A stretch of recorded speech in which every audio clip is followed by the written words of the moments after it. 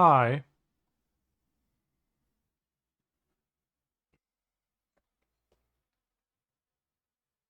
Brazil national anthem English lyrics, huh?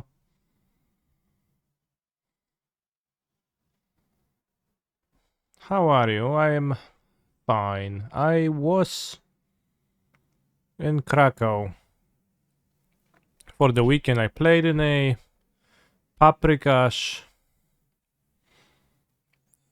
series open, I guess. So just like a regular, I guess, like local Polish tour of tournaments. And I managed to win a sealed tournament on Sunday or Saturday and a modern, I guess it was an RCQ on Sunday. Just pretty based. Pretty good times. I came back with two trophies from that.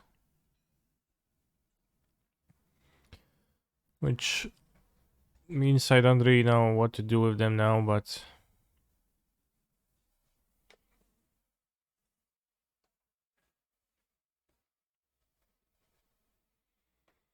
on a huge bag of random ultimate guard gadgets. Some of them viciously unnecessary, right?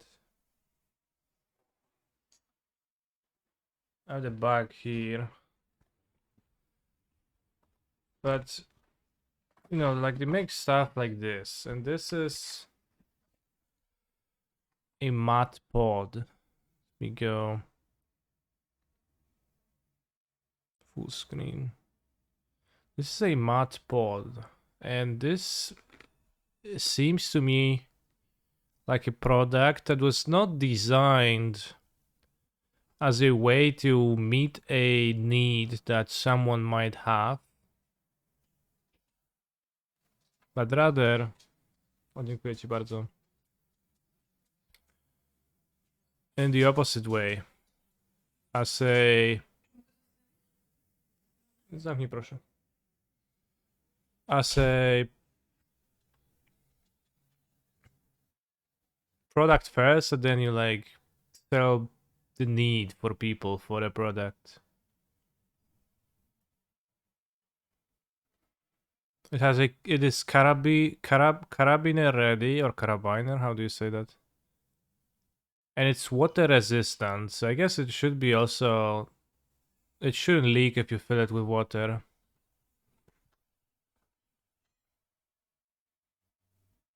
But you can also use a carabine to connect it to your belt and just walk around with it dangling from your waist. Keep all my foils in there, fits perfectly to the walls. Awesome. Funny comment. I got a hat, Ultimate Guard hat, which I will never wear.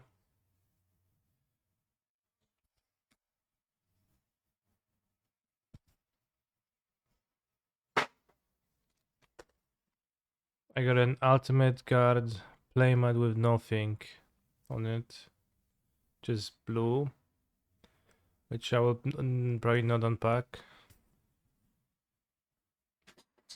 These look like NBL prizes to me. Good work, yeah. I got an Ultimate Guard binder, but has no pages. So I'll need to get the pages. Now my stream looks like a huge ad for Ultimate Guard, but I guess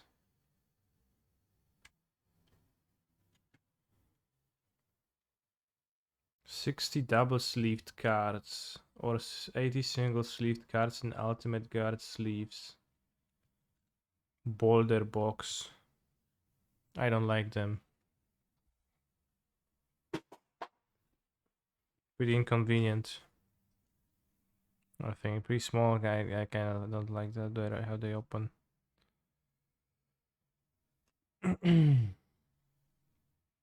Sleeves. Mate Supreme UX sleeve standard size. I think they're brownish red, but I can't tell. Can you tell? What color is that, bros?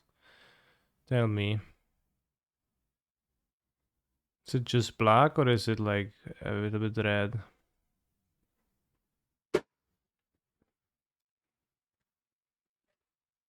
Shit brown? Yeah, it seems pretty shit brown. It was very glary, so I didn't see. That's true. Digital LifePad 5 inches. Electronic writing tablet, and it says limited edition on it. Which I have a few of those, and I prefer pen and paper.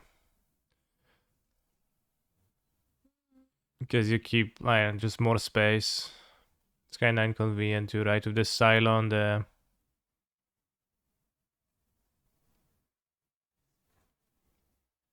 You get to keep your entire life point history on paper, so it's better in tournaments. Now you have 2 things with 5 inches at home. Sure. It does say limited edition on the screen, so like if you press the button it would erase it. Like 5 inches is like...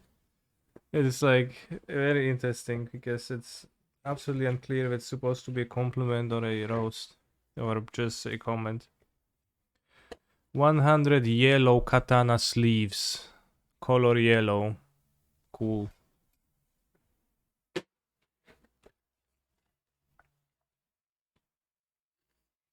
Ultimate guard sidewinder. These are convenient. I won like 10 of those and they're convenient to hold cards in. Actually, one useful thing.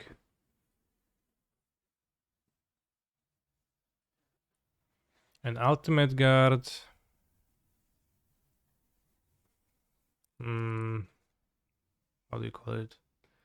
A leash. I don't know what I'm supposed to hang on this.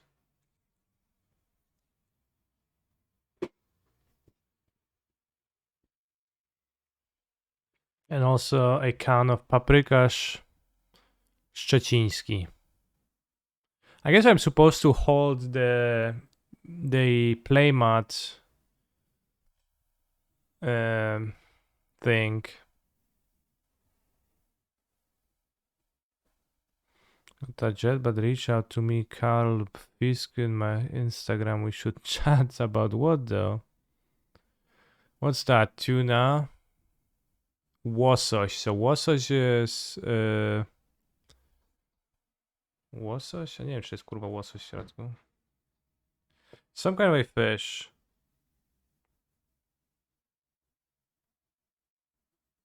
Ingredients. Rice. Salmon. Atlantic salmon. Onion. Tomato concentrate. Is that a word in English?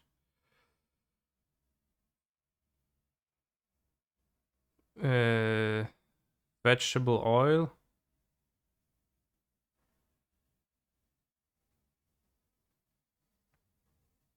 Soy protein. Kashaman. I don't know. You say kashaman in English. Water. Fibers.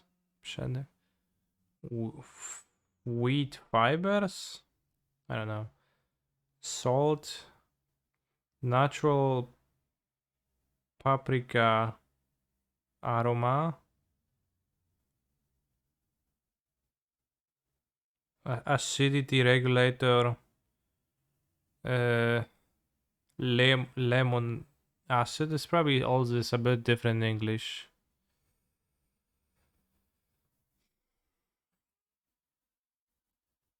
So yeah, this is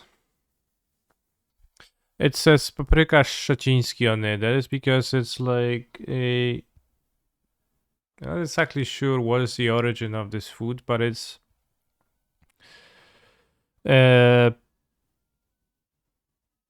just canned fish with rice with something else you think you're supposed to put it on bread and eat?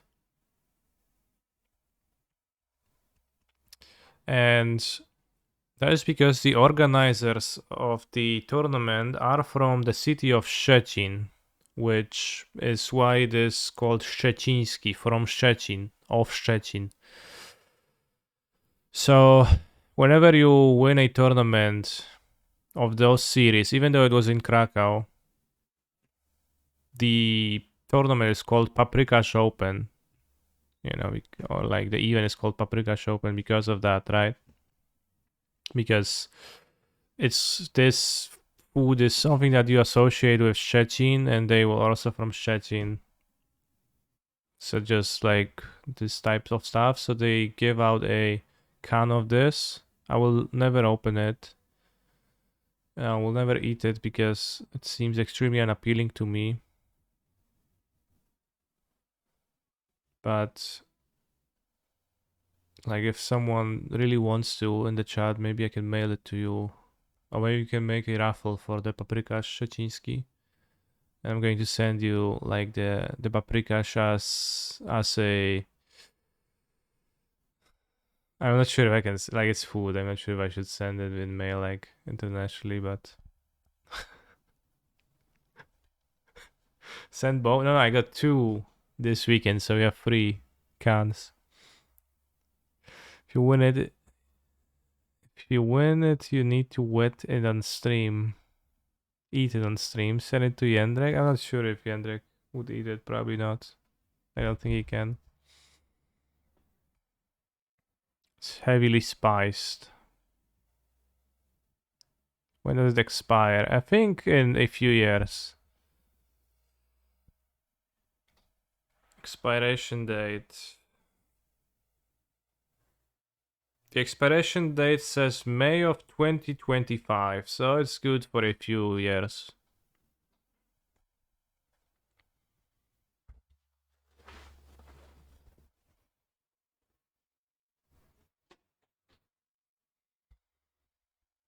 Is it anything like sardine pate? Maybe. No, not. I don't think so.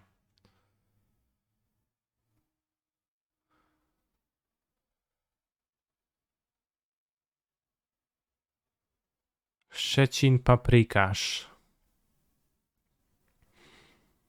It's a Polish canned fish spread made from ground rice, fish, rice, tomato paste, and vegetable oil, seasoned with onion, salt, and spices, has the form of a reddish brown paste with visible rice grains. The recipe, inspired by West African dish sampled by Polish fishermen, was developed in the 1960s at the state-owned Farsi Fishing and Fish Processing Company based in the port city of Szczecin in northwestern Poland. It is a popular snack, especially with students, and remains a symbol of Szczecin's local identity. Exactly.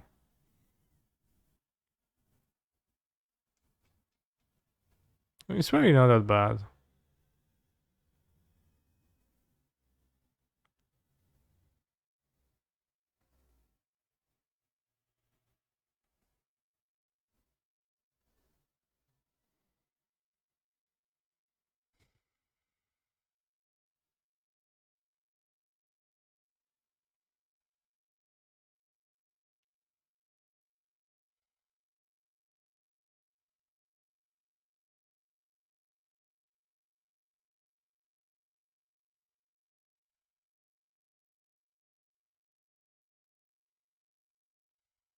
Oh, you know. The term paprika szczeciński is Polish. The word paprikash refers to a spicy stew seasoned with paprika or powdered chili pepper.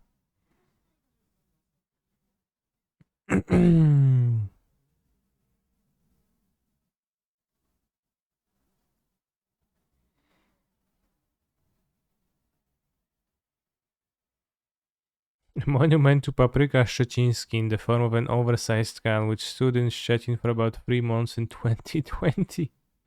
Why only 3 months? What happened to it? What the hell?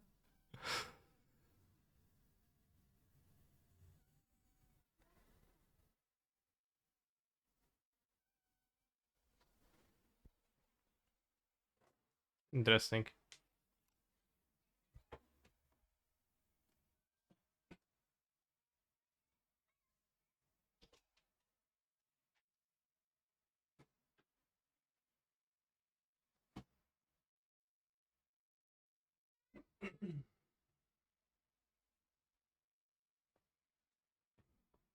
I also got 2 big trophies for that. For the weekend. Which are actually like grotesquely humongous.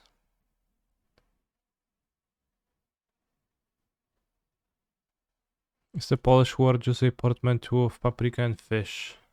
Paprikash? No, Polish for fish is ryba. This one says... What does it say? Let me read on the screen. Ultimate Guard Big Seal Deck. Dominaria United Paprikash Open number 15 Kraków 10/9 2022. And then the other one is bigger. It says... What does it say again?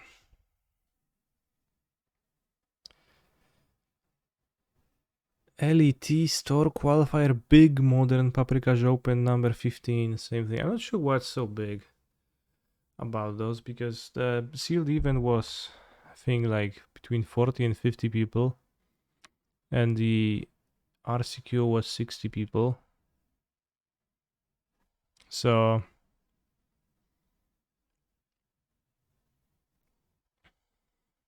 I'm not sure what they're called big, but yes.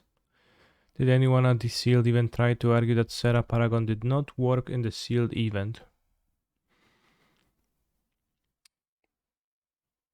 No, but I had my draft opponent in the top 8 play the Sarah Paragon against me.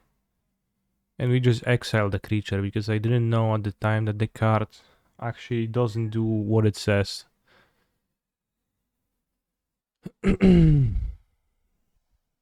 So, like, when the creature that was returned by the angel died, we just exiled it and then they gained life. Or we also... Although in the other game, I think we might have forgotten to exile the card because the angel got destroyed after it returned one thing, and then the creature might have died, but we didn't exile it, so it worked properly for one of the games.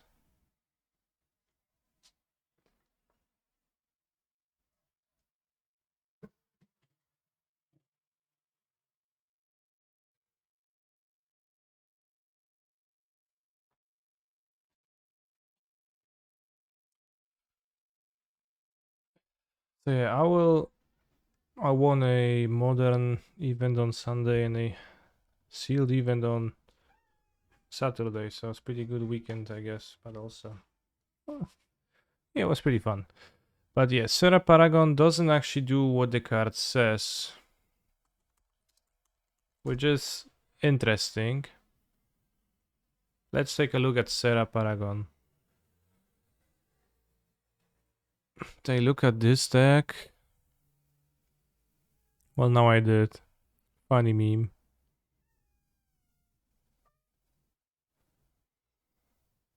So Sarah Paragon says... Once during each of your turns, you may play a land from your graveyard or cast a permanent spell with mana value 3 or less from your graveyard. If you do, it gains when this permanent is put into a graveyard from the battlefield, exile it, and you gain 2 life. So it's a static ability. And it grants the ability to a spell that you put on the stack from your graveyard. Of permanent spell of mana value 3 or less, right? But Then, as the rules function currently,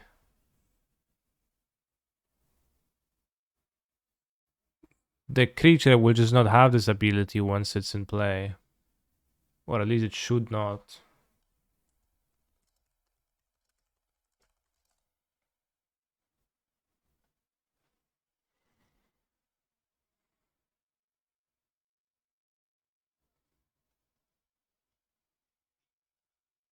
And we have a Reddit post to prove that. As worded, Serra Paragon doesn't actually work as expected or intended. So Serra Paragon says what it says. This is supposedly to allow you to cast a spell or play land from a graveyard and then exile it once it dies. Serra Paragon grants the ability to the spells you cast with while they're on the stack. Functions as normal, but then the spell resolves and becomes a permanent, and the effect is no longer applying to it. This because Serra Paragon does not fully fall under any yada. Does not fall any under any. Oh, this is because Serra Paragon does not fall under any of the exceptions listed in 400.7a that would allow the ability to carry over the permanent that spell becomes. So, effects from spells, activated abilities, and triggered abilities that change the characteristics or controller of a permanent spell on the stack continue to apply to the permanent that spell becomes. Effects from static abilities that give a permanent spell on the stack an ability that allows it to be cast for an alternative cost continue to apply to the permanent that spell becomes. So why doesn't it work again? Because it says static abilities. Not a spell ability or triggered ability is a static ability, but it is not granting the spell an ability that allows it to be cast for an alternative cost.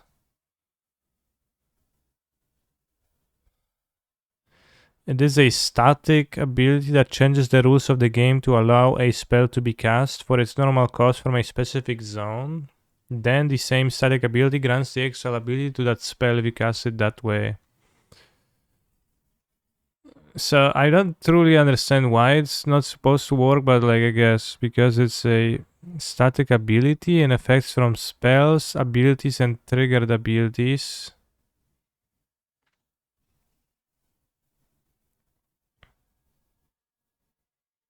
The effects from static abilities that give a permanent spell on the stack and ability that allow it to be cast. It's probably because of layers.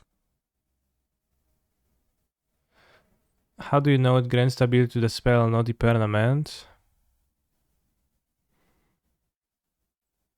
Once during each of your turns, you may play land or cast a permanent spell from your graveyard. If you do, it gains when this permanent is put, so the spell gains.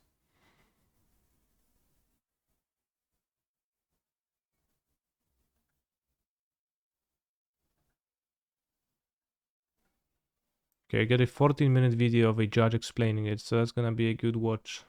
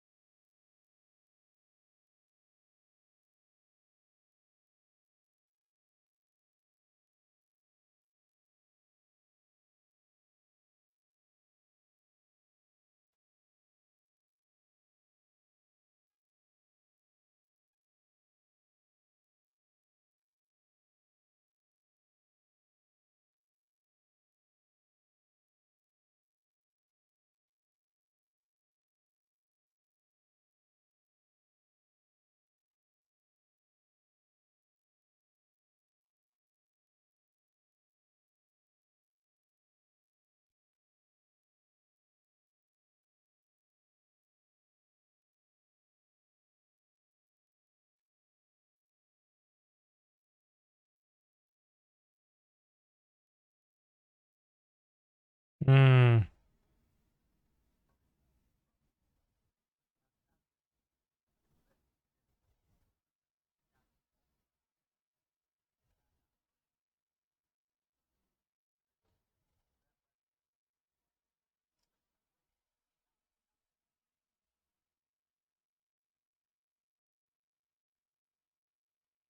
Remove target non-taken impairment from the game, then return it to play under its owner control.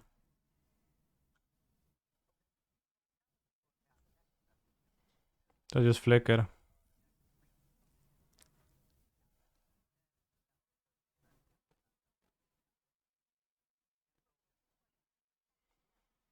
Bros, that makes so much sense. Why do they...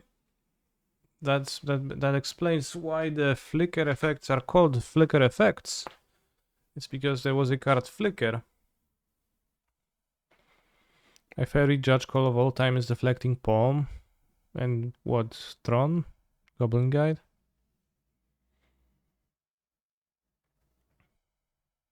See every box of every magic set there? It seems like there seem to be in order. Only going to Cans of Tarkir though.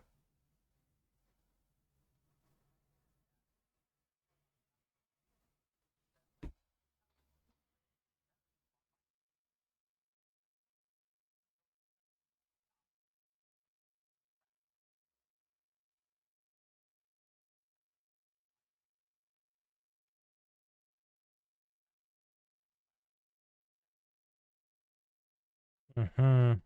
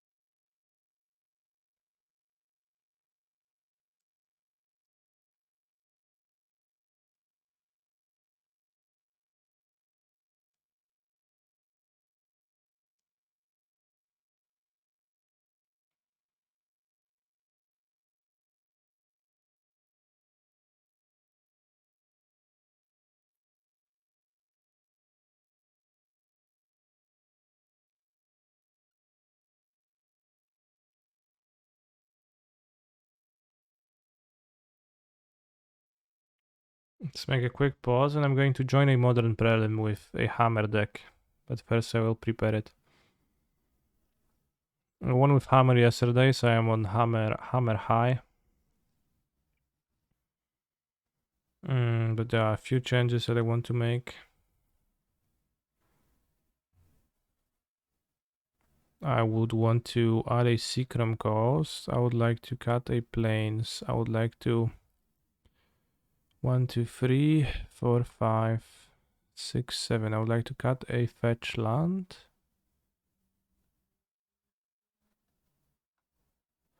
And I would like to add an Ornithopter and a Springleaf Drum.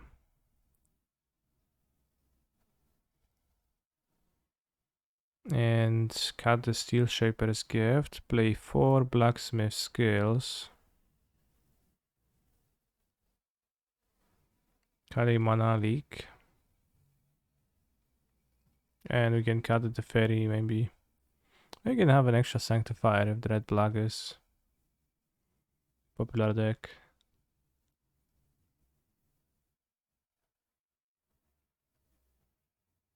Honestly, I'm not sure if Reality Chip is that good at all.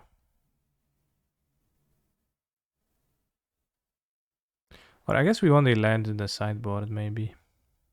But not really, like 22 Hammer Gamer landers. So many.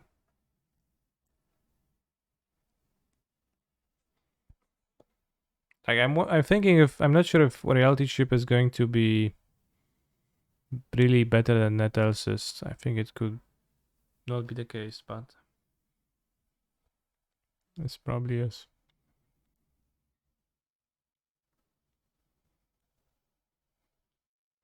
How did my challenges this weekend go, Kaneki? I did not play the challenges, as I was in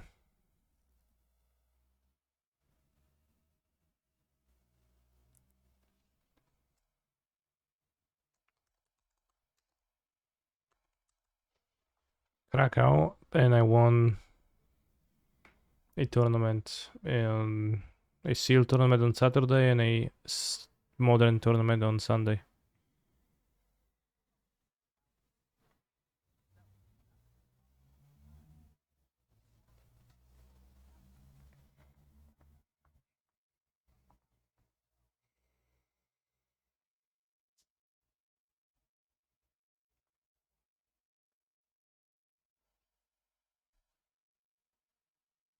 An ability of a permanent can reference information about the spell that became that permanent as it resolved, including what costs were paid to cast that spell or what mana was spent to pay those costs.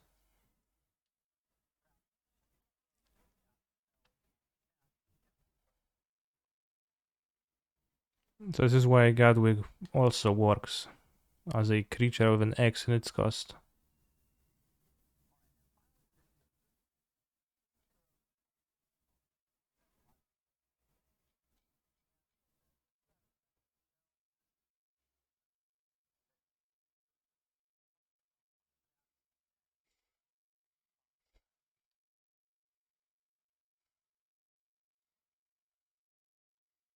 Hello, it's me, Canister. I need you to send me $300 in gift cards now.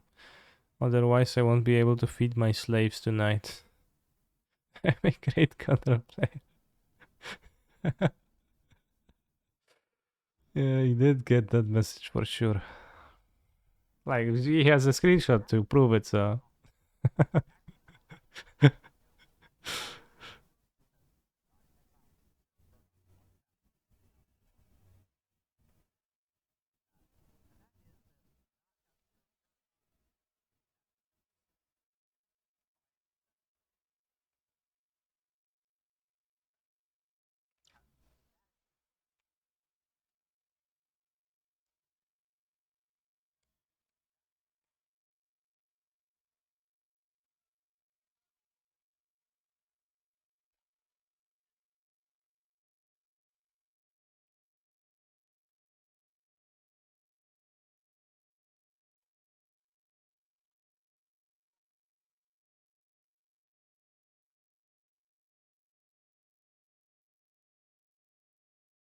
Handsy something. So you work in a bakery and swap out breads for booster box when he makes the videos? Yeah. Each creature spell you cast with mana value 4 or greater has Blitz. The Blitz cost is equal to its mana cost. So this is a commander card, but I think this somewhere said that Tori Hanzo doesn't actually work either because I don't know, something. But the spells, if it gets scaled, then the spells no longer have Blitz. You can Blitz a creature and sacrifice this, and then they're cheaper. They're not cheaper. They don't Blitz away. This guy is cheaper. They're cheaper because of this, but that's not relevant. But they just lose Blitz, so like you can attack, sacrifice Enzi, and then they have no Blitz anymore. Not exactly sure.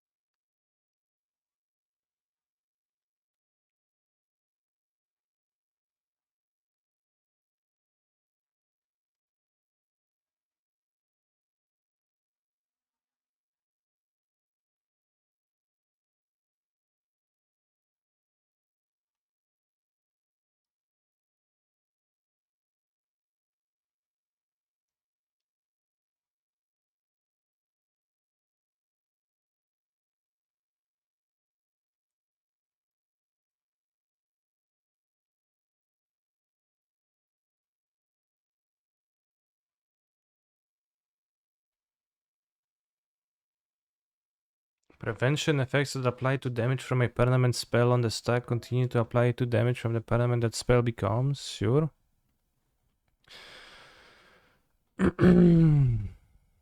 It all has to do with how a creature's smell translates. Smell? Spell, I guess. Translates from the stack to the battlefield one granted an ability, yeah. They're probably just going to like add a line somewhere and it's gonna be fixed. Or I don't know, we can probably also errata this in some simple way. With the functioning the same maybe.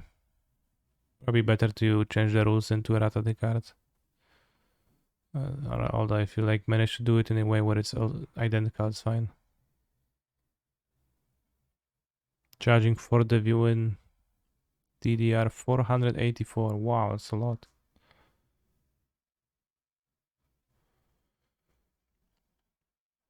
So Bob, she asks me if I'm going to play the Disney TCG. I will if they will release it online. I think I will play it a bit at least. Broken on Modo or actually breaking the rules engine? It's breaking the rules engine. I'm not sure if it works on Modo, but the post was saying that it works as intended on Arena.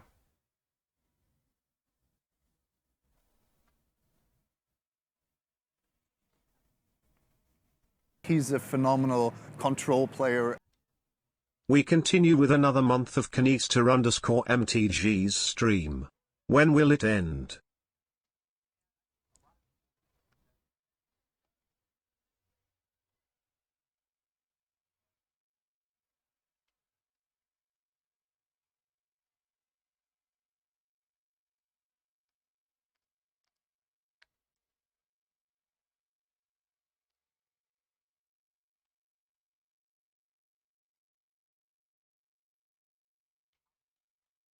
It's pretty odd that the cards do the same thing, but they word it differently.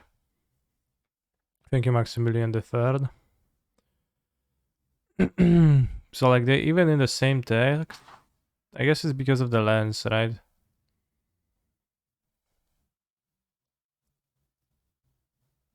Because then it would be like hard to neatly word the second ability to gain life.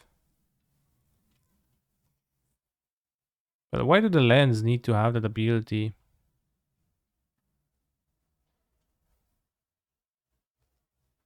Like lens don't often die, so just well, I guess because you don't want them to replay the same land over and over. Okay.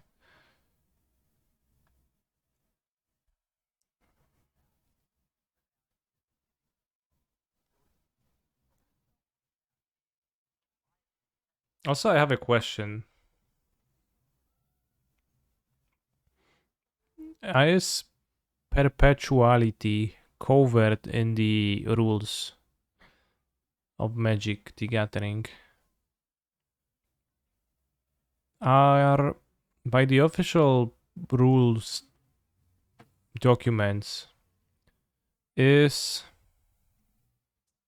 are alchemy cards actually magic cards?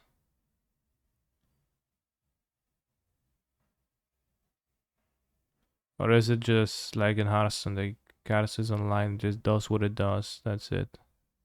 No rule book exists.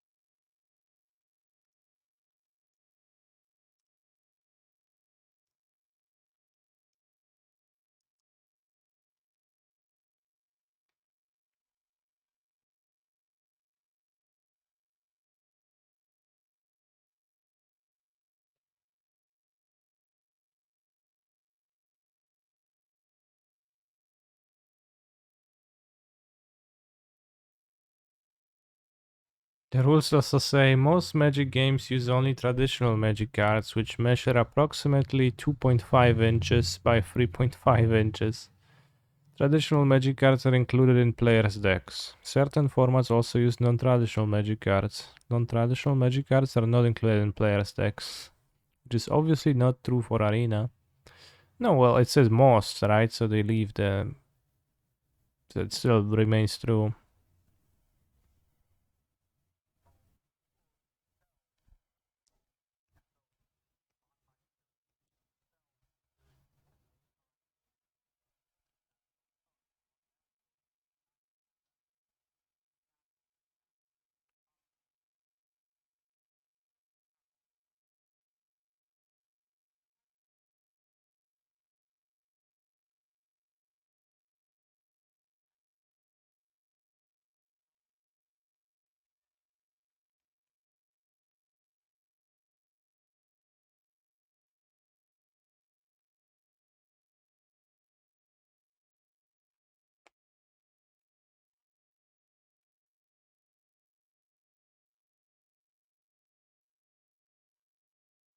Hmm.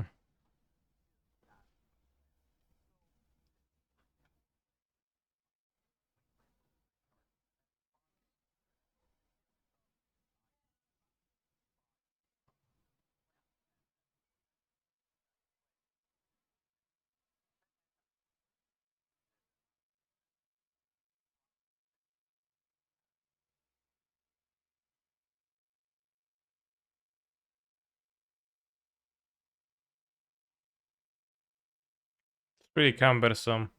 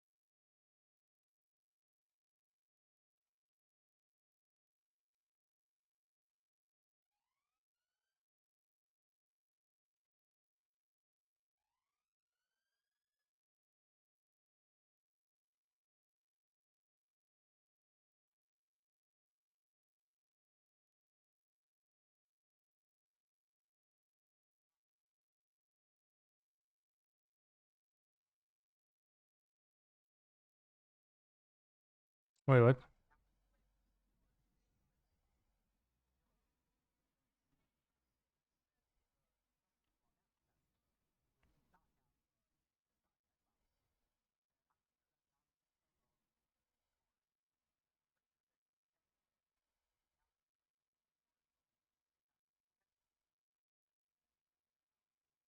He said the word perpetually.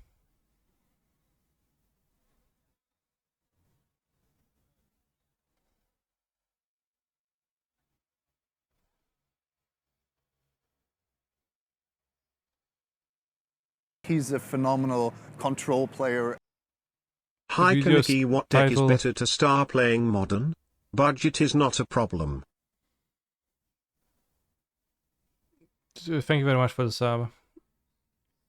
What's the deck to start playing? Hammer, Yogmoth, no, Hammer, Yogmoth, Blue Red. Just don't play 4-color. It's not good to start playing.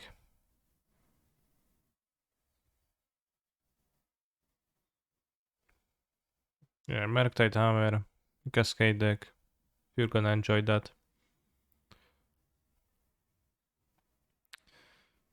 Crushing Footfalls, okay.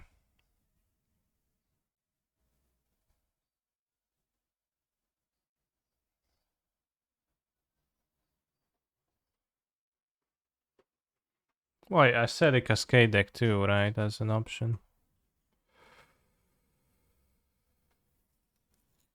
Oh, bro, I really hope you're not going to Force of Negation my Springleaf Drum. Awesome.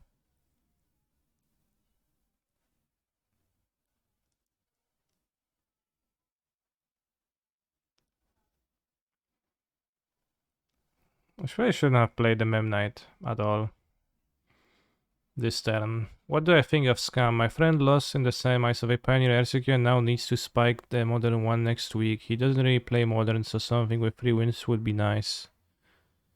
I don't know if Scam has 3 wins, but it seems like a playable deck to me. Like an option that you could go with. Do I want to play Inkmob or Seachrome Coast?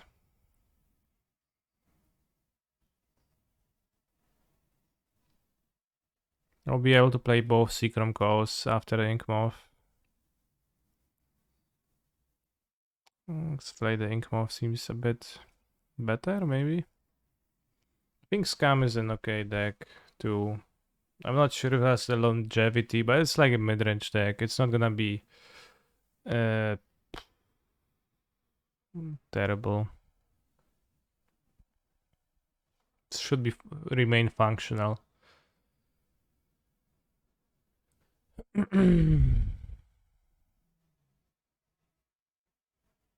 Yeah, Rhinos is a solid deck you could play. It's like relatively, I guess, simple.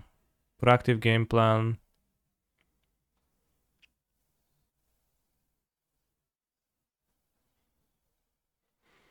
Did I enjoy Paris, Mr. Streamer? Paris is in a week, so not yet.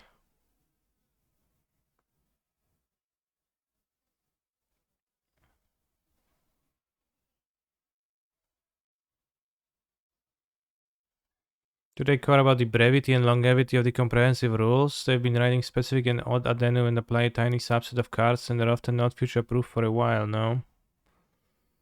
It doesn't seem like they care about the rules, comprehensive rules being short. So like seems like not a we drew the third Seachrome Coast punished. Seems like not a big deal, you could just make it longer. It's like just one more lane, bro. Trust me. Meme. But instead with car lines, it's with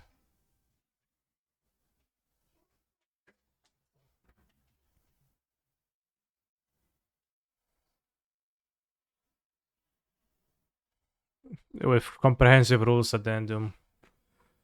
Just one more line, bro. Trust me, we're going to just make sure that Terra Paragon works. Just one more line, bro. We need to cover the specific case of Tori Henso, the toolbox.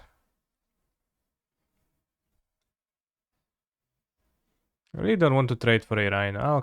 I pass. Does Rhinos have an okay Merktide matchup? There is a ton of Merktide around here. I think they don't.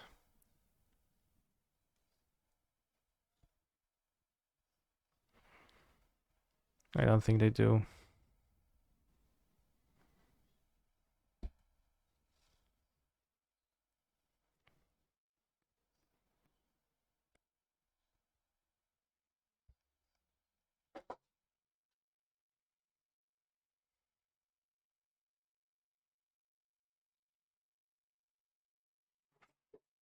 Wasn't Rhinos supposed to be good into Merktide at the beginning? I don't know. But I don't think Rhinos is particularly good into Merktide. I would prefer to be hammered into Merktide instead.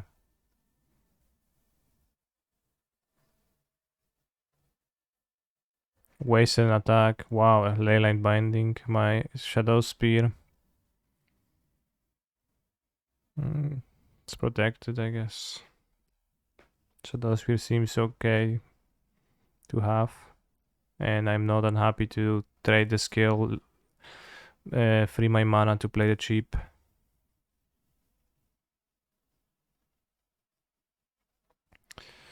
Their canister. We played yesterday. I was in Key Scepter. Did you have Mana Leaks or Spell Pierce in hand last game? I had a Mana Leak, which was left unspent because there was no good occasion for me to spend it, as you always had enough mana. So it made sense to play around it. I think. I'm pretty sure I had a Mana Leak last game.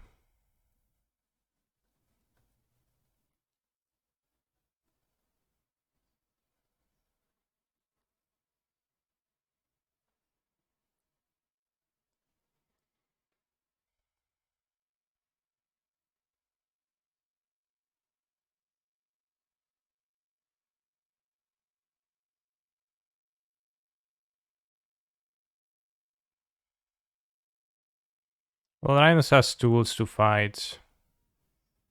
That's true.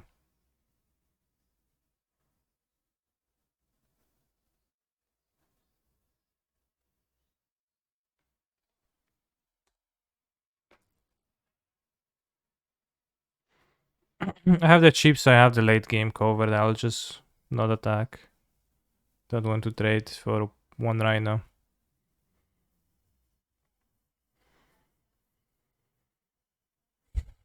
But yeah, so many matchups in Modern. I think are pretty heavily player dependent rather than cards in your deck dependent nowadays.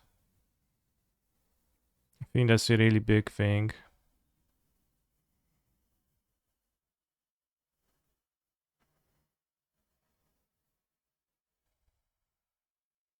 There's so easy to get an impression that your deck has a good Murktide matchup or a good Hammer matchup, then like you or a bad 4-color matchup, but then you play more with like more skilled players and it all swings so wildly into the other direction.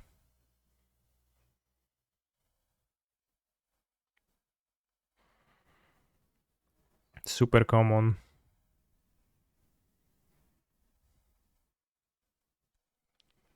I think.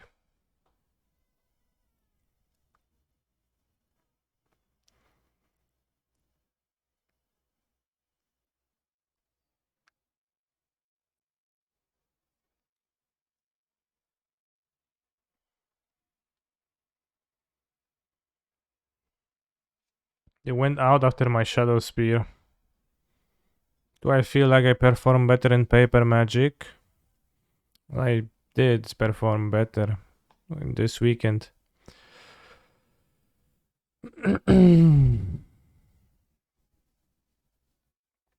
Certainly, so to an extent, yeah.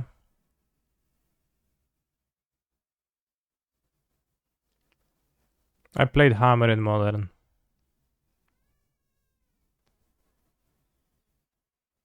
Don't look behind canister, okay.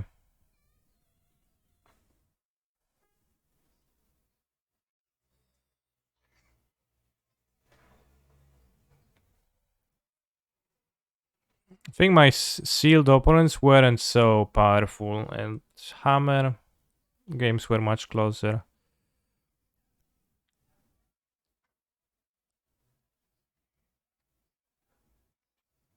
It's interesting to think if player skill co-varies with deck choice significantly. It is definitely interesting to think, yes. So I have a Paladin on top. If I equip, I'm in a fairly weak spot. I take 8 damage. 10 damage. Not sure if I want to equip. Stoneforge and Search is a bit stinky too.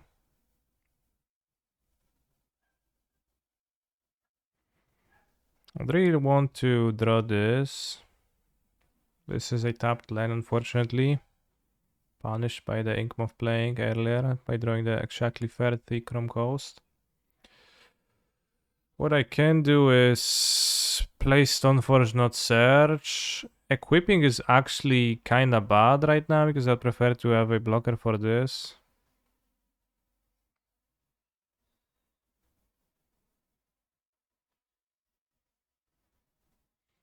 I don't know if I'm bad, but when I tested Blue Red versus Mono White Hammer, I felt like the matchup was not just unfavorable for Blue Red, but fairly bad. Sure.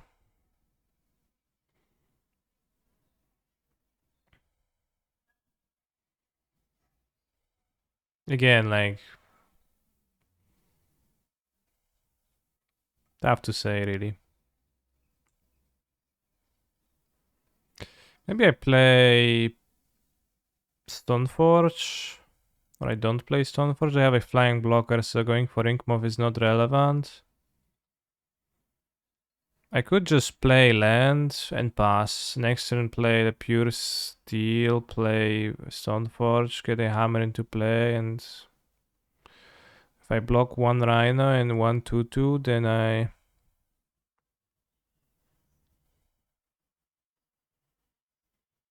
Yeah, what's the disaster scenario? If they have another bounce spell, bounce my construct.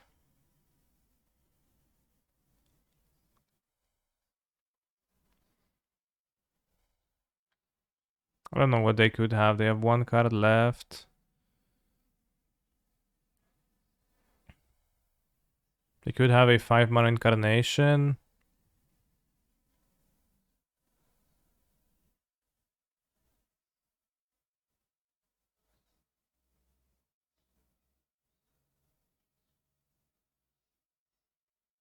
Let's say they go Land Fury.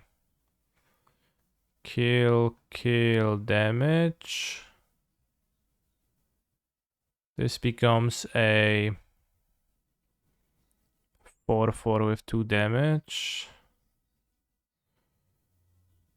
But playing out a Stoneforge doesn't help. Equipping does not really help. They just play Cascade. They just play Shadows. They have 3 blockers. I will not have 3 lethal airs, but I should be able to Inkmoth next to them by going Paladin. Activate Inkmoth. Equip. Reactivate Inkmoth. I don't know if they have this many cards. My point is on a 60 card deck. I think what I like the most is passing.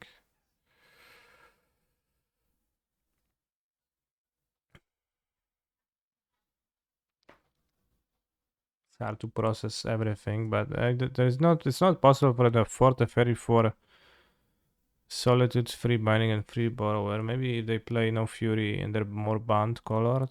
It's possible. Maybe they have Omnath or something. They would have probably played an Omnath instead of going for bounce and attack. YOLO deal 4 damage.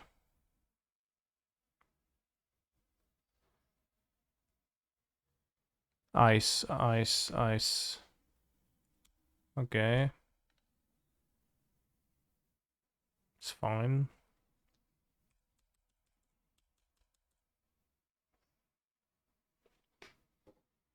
No, they have no Yorion.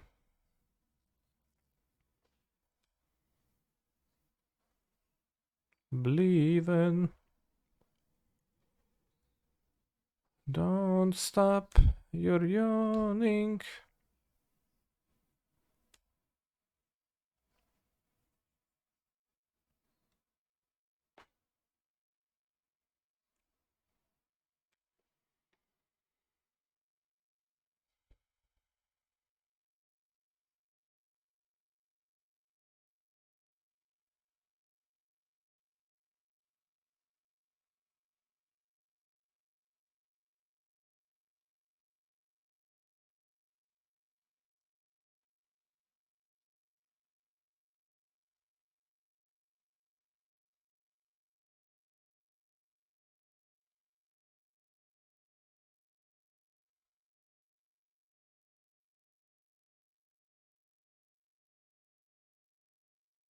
Okay, we won. They could have had another ice to tap it, and then I would have re-equipped, and I could survive, so I'll be fine. This is an AI generated teen angst songs. Yeah, it does sound like it. So we probably want to use Lavinia, Azorius Renegade. We want Blacksmith Skill. I think Mana League is too expensive against free spells. And I think I want to spell pierce both the cascade and their interactions. Does not quite work against Fury, but...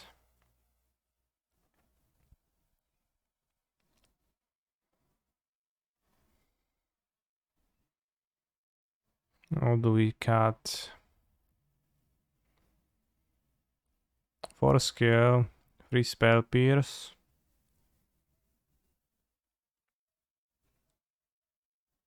Cut Memnites and a Springleaf Drum. Maybe 4 skills is just too many skills even to play. Because that is plenty. I added an extra 2-drop.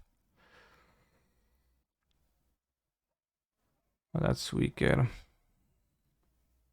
I definitely keep Caldra, I think. Do I keep Caldra? Because they actually have pretty decent answers to Caldra. Bounce. They have a large amount of good Caldra answers, so I'm not actually sure. Bounce. Well, it's still okay to grab into an expected Force of Vigor, I think. Maybe I just need to sack it up and play only 3 Blacksmith skill, which I will. Giver of Runes as percentage seem fine to me.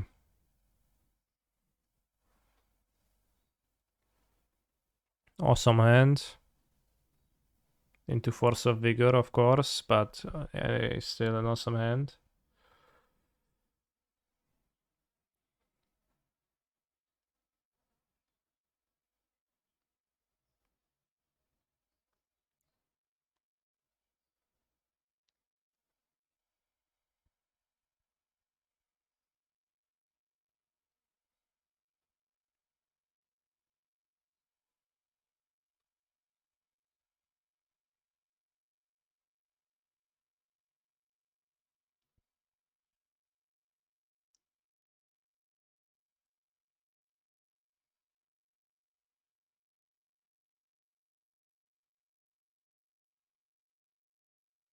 Drawing Caldra makes me want to He's a phenomenal not control lead on player. Saga, I think.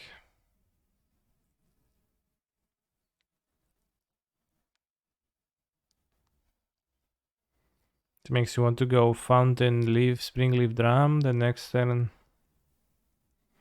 Stoneforge Mystic for Hammer, covering my Caldra. If I get Force of Vigor, nothing significant happens. It's less of a blowout, seems.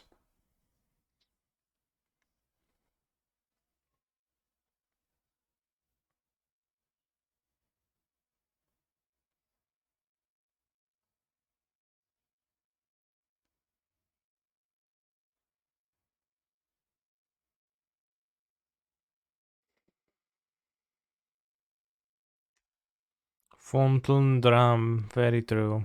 Very true.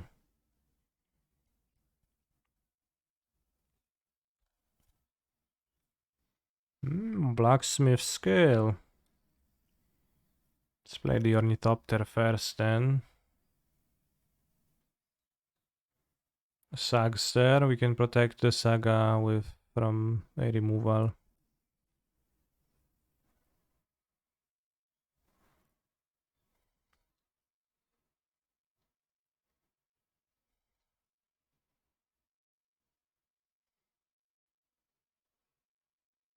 Ah. Well, I want to redraw Stoneforge Mystic.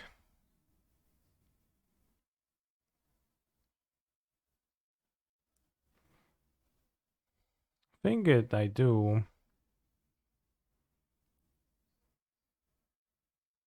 What else do I want to draw? This seems kinda fine.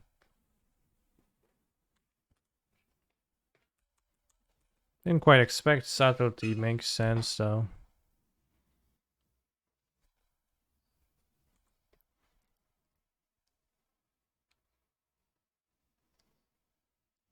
Will not have time for Caldra now though.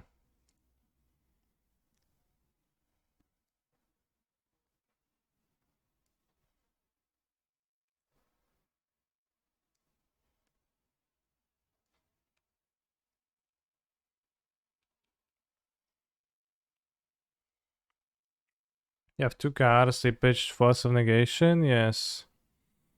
So what I will do is I will play Stoneforge Mystic and put a hammer into play.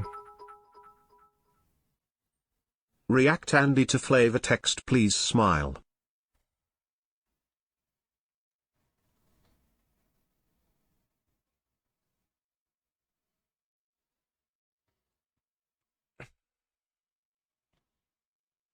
I think blue-white hammer is much better than mono-white.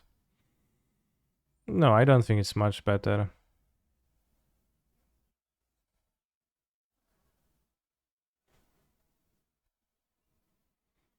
React, I need the flavor text.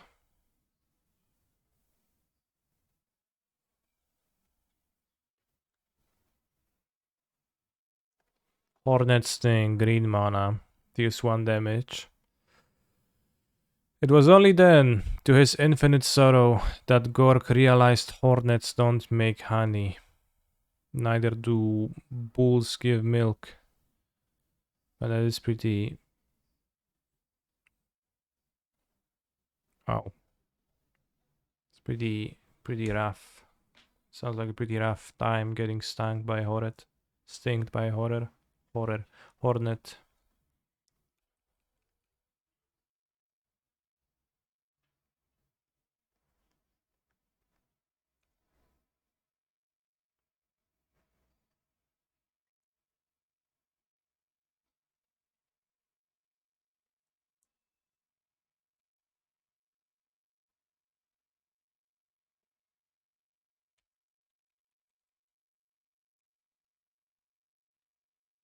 React Andy and Pepengus beating Poland in volleyball World Cup final.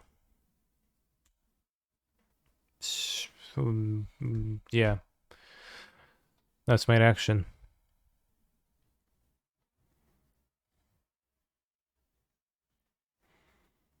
I think we have to YOLO it with the Shadow Spear.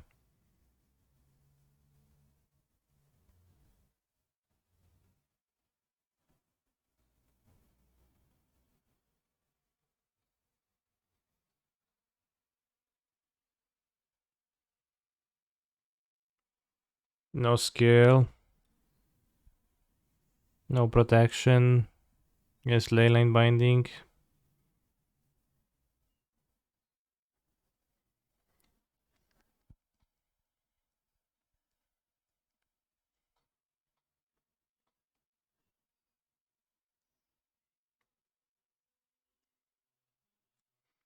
Pulse on make milk. What have I been drinking? Probably milk from cows. Simply.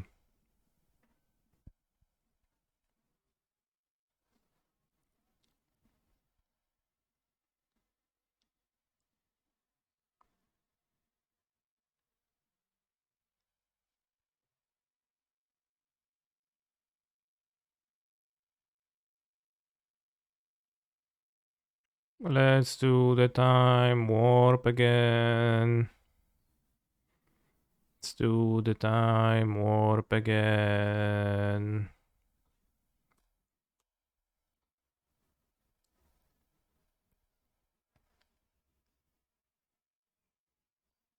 Any responses?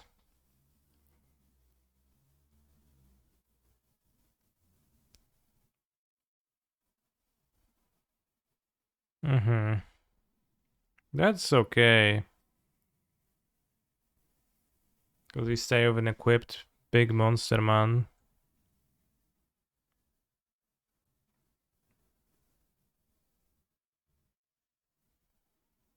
How much better would Pure Seal be if it costs 1 white instead of white? Much better in this deck.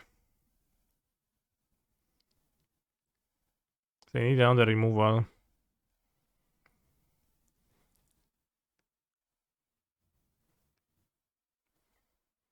Let's don't bounce my Pure Seal Paladin.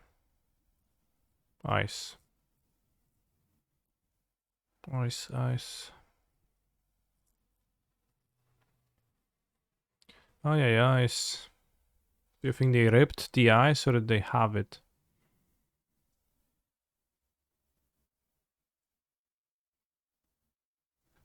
Honestly, whenever I draw Springleaf Drum, I win. Whenever I don't, I lose. On the play, Caldra. Not sure if I want to Caldra. They also have eyes. It really doesn't seem that good. It's nothing special compared to the amount of stuff you like have to put to work it. Don't you like Hashbringer? No, I failed to see the reason to play Hashbringer, so I don't. Toy Mem Knight to fuel my drum. I don't see a reason to play Hashbringer, that's it. Ripped it because they have used it instead of theft. Hacking Laxacarinos.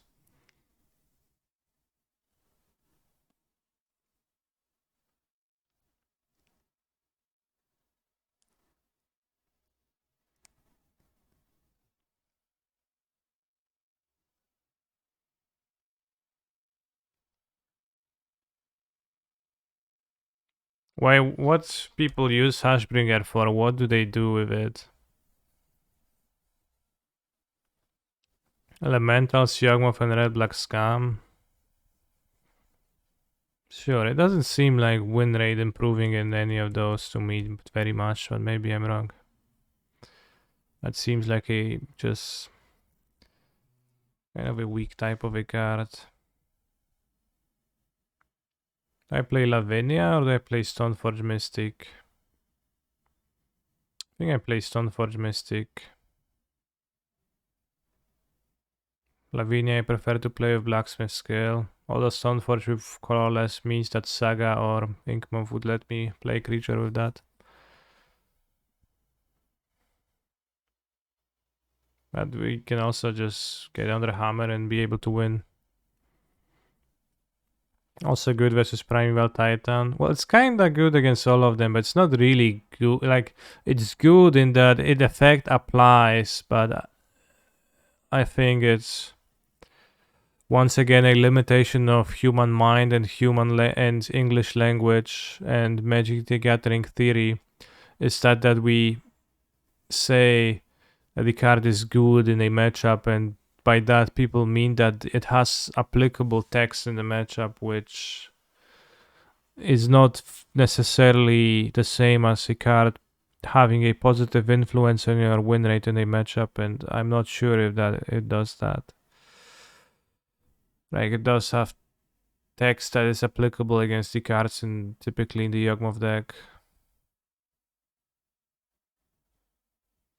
Been playing Modern. Does Serra Paragon work or not? As rules are currently written, it doesn't work. I guess I could get Leyline Binding on Sagarda's Day. That would be punishing.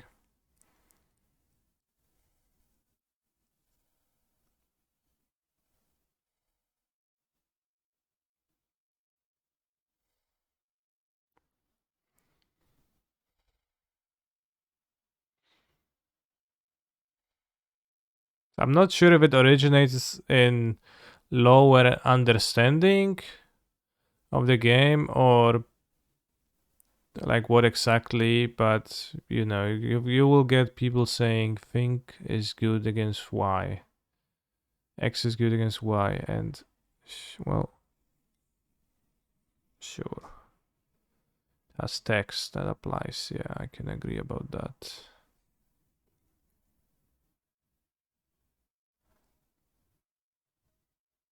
Or maybe I'm just too smart for my own good and it's not even that case. Got on my Sigarda's aid. Let's go subtlety into Rhinos and to lose the game. Because often it is also, you know, oh, card is like endurance is good against matchup X because opponent has a graveyard card. But it's, I think endurance more so than like the Hashbringer is probably win rate like improving in those matchups. Although by I would assume a small margin. Pitching Dead Gone to evoke a Fury into my Lavinia. Beautiful opponent. Beautiful. I'm very thankful. Fuck. It's so good for me. And now if I untap with 2 skills. Pitching Dead Gone. Oh yeah. They just cast it and I'll be kinda screwed because I bought it out Caldra. This would be a situation where Caldra would be excellent to grab. Maybe I was supposed to get a chip, but it wouldn't even be that good here.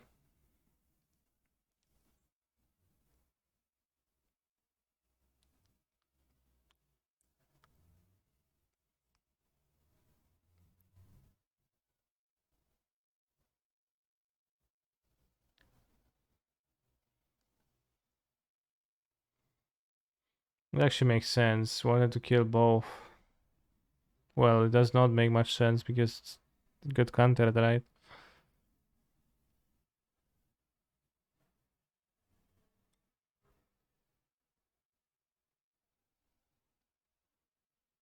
Alright, this will let me win.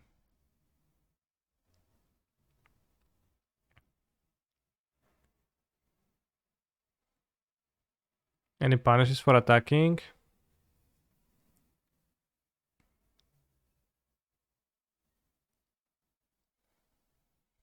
It's just finally pitched Dead Gun because like the Dead Gun would actually be pretty good at killing Lavinia.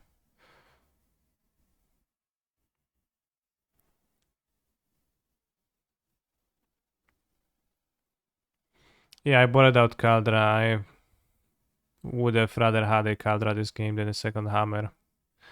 So got punished for it.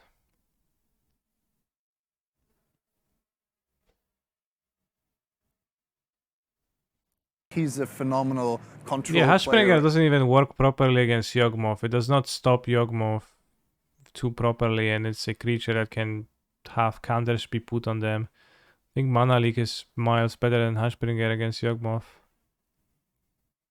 And I also think I prefer Sanctifier on Vec against Red Black too. Seems pretty good, right?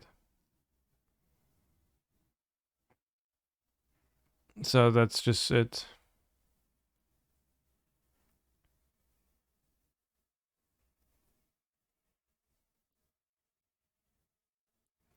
The 2 free to cast if control forests and plains is punished for attacking. True.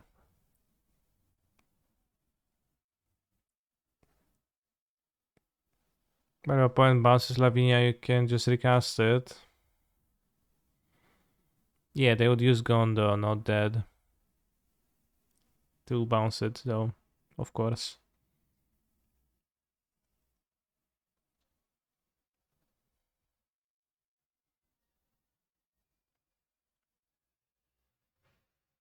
Sunfudge Mystic is kept back for mental support.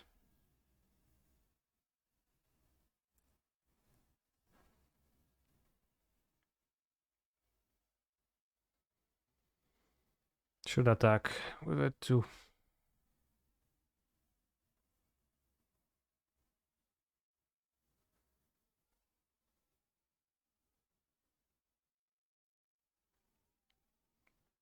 Yeah, they could have had subtlety, that's true.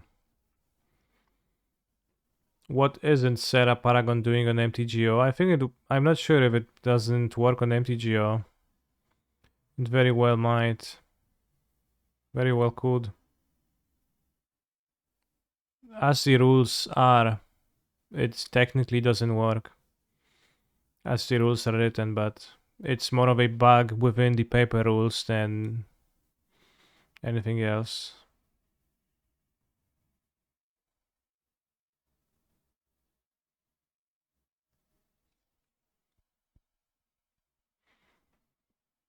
Which is funny. When disconnected. Okay, I rejoined the game. Poor op. Well, they did kill my construct with this fire, effectively.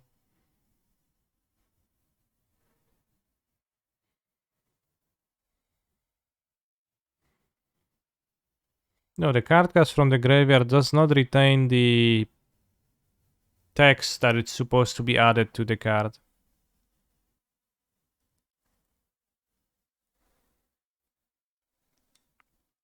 With Serra Paragon, because there is no rule technically in place which says that it should retain that.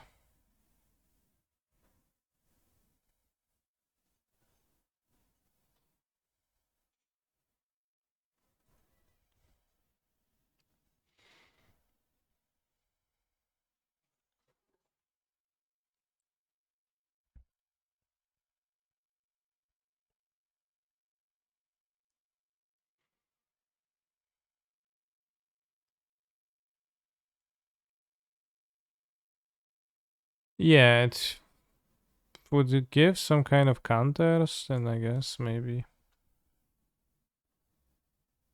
would function better.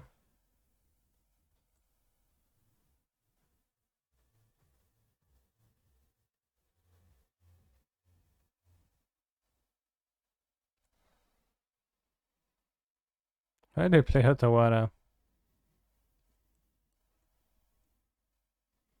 Also, Hatawara leyline binding. Impresses.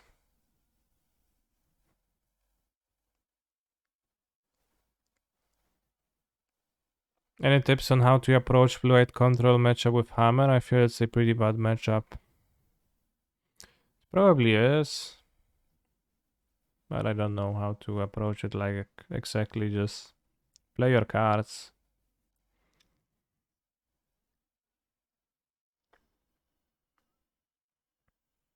Maybe they would kill them. Sorcerer speed subtlety. Okay.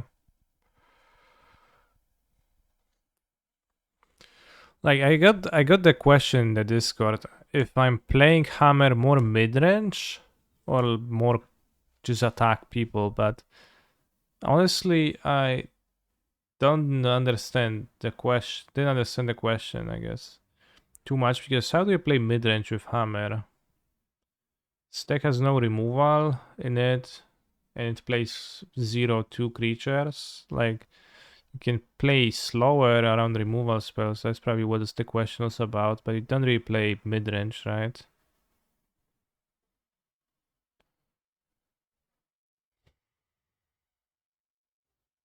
Leyline Binding was 5 out of 5. Great card.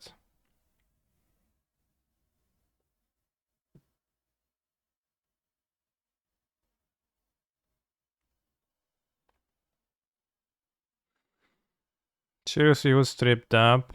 Tripped Up is Justin Cohen, who top 8'd the... got second in the PT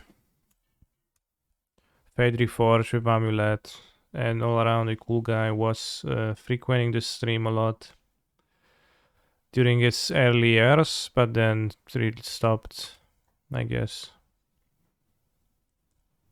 Not lethal if I play the blacksmith skill, but I also have lethal if I don't. Sure, so like you have a few removals in the sideboard, but you can't really play mid-range game. I don't think you have like 3 removals in the deck.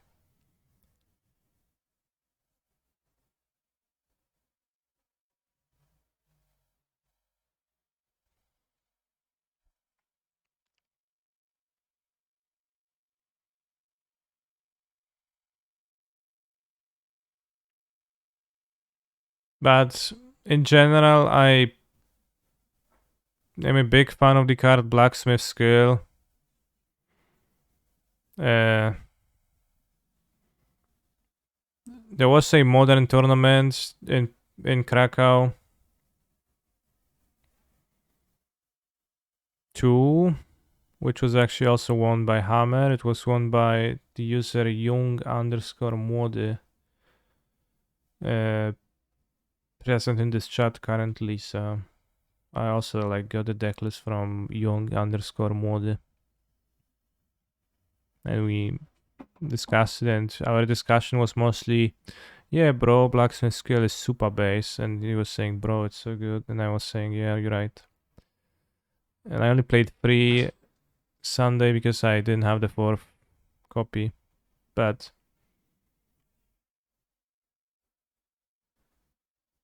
it's I don't know how like people play this deck without a protection spell. It just seems so strong. A protection spell like Apostle's Blessing would also be very good for a deck though. Apostle's Blessing can be cast with colorless, but like this is mostly just better, right? Blacksmith Skill uniquely protects everything from anything from everything, and it also counters creativity, funnily. GG, good draw. You didn't have that good of a draw, bro.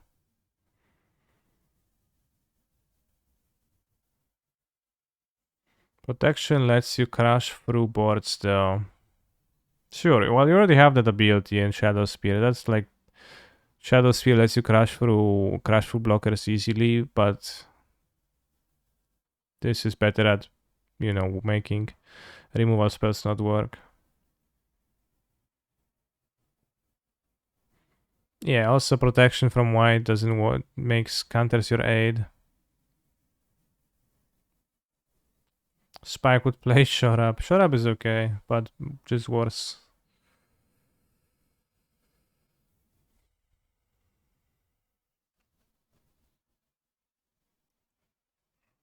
Have 12 hammers. Is that right? It's pretty easy to whiff with this hand and die. One last seen 9 days ago with Grinding Station.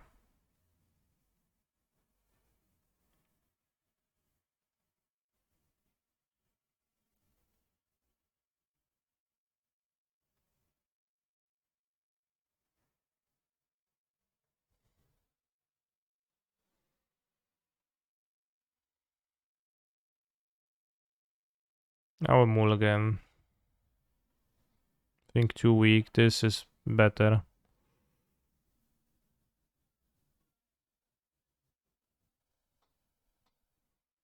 Thoughts on playing a turn 1 Saga? In this hand?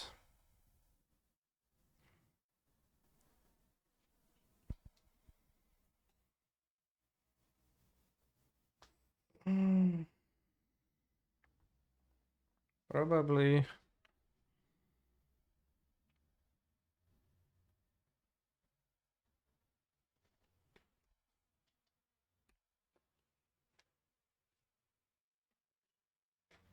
Ah, nah, boy.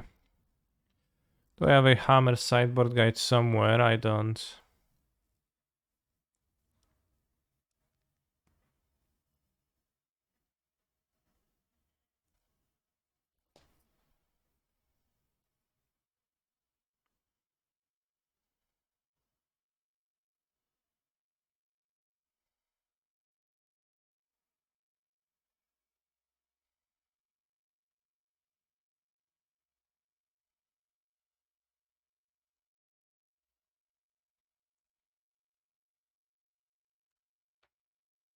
Well, that's true. I thought that Lavinia is going to die to Leyline Binding, but it actually doesn't, which is convenient. But yeah, I have no strong opinion on like Third Lavinia and this type of stuff. What made me come to the hammer side finally? I played the deck in the past. I just lost a lot. But it's a strong deck. I enjoy all decks. All 60 cards decks I enjoy. I even enjoy 80 card decks sometimes, but they suck by the nature of playing less consistent decks. Even Eldrazi taxes. I take back what I said. I do not. Disgruntled Elk and a few of the other Hammer gamers have been going up to 3 Lavinias. Damn.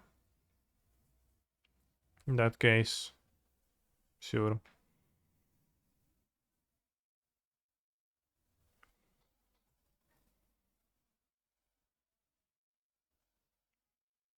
Sandwich. Ura. What do I like about Burn?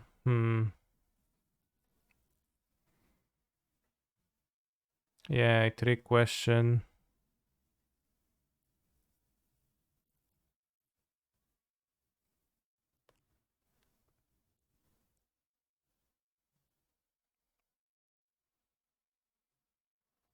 You can connive, bro.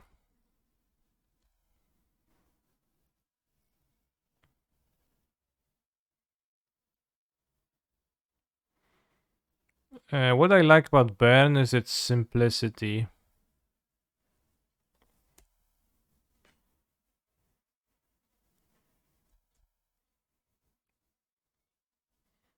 And commitment to the plan.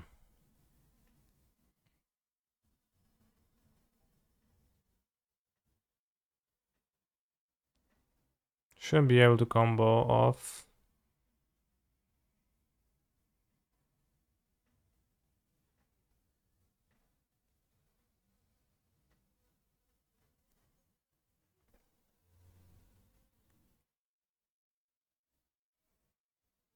Uro, turn 1 Saga play paid off. Could have Thermod script, but I think it doesn't actually stop their combo successfully.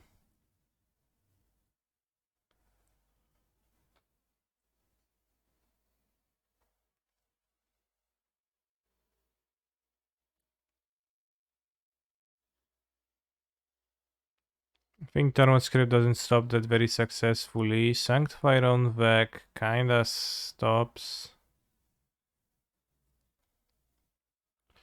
Crypt Exile Thassa as GG. Not really, because that's not the literal only thing that their deck does, and I don't think I want Tormod script.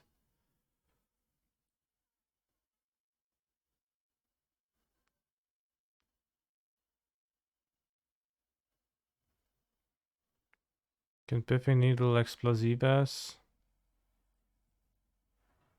Why are you interested in Lavinia? What does Lavinia do?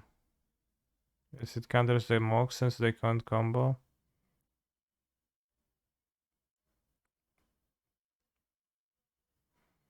Lavinia and Sanctifier all good. Sure, but I don't want extensive amounts of 2-drops.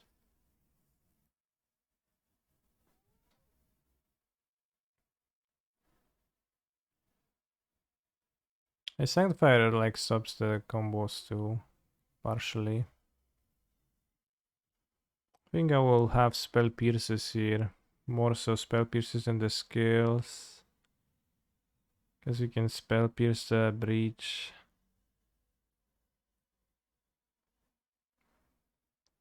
I'm not really sure why I would bring in Sanctifier TBH, because it's a freaking red removal deck and it's a unkillable creature. Can Needle combo or explosives?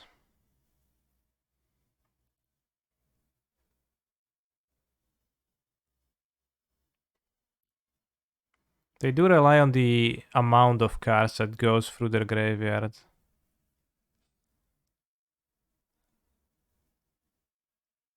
I don't think I want to fight them with expensive cards.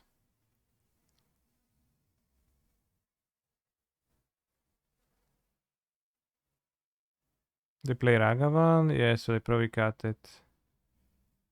Bring one Sanctifier and submit because I have 6 seconds. March seems... I guess they play Saga, so it's not terrible to have it. That's a positive interaction. You can stop the Breach combo with it. They have the Constructs, which makes Sanctifier not attack through creatures. Yeah. Ledger Shredder. Not very desirable. I guess March is probably a good card in the matchup. I forgot there is Saga deck.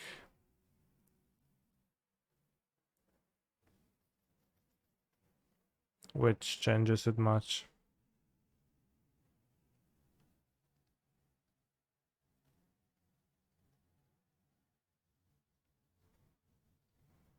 I mean, hitting Rather, that's not a reason to bring it. I think it's almost negligible, but it does help. That's, I guess, slightly flexible.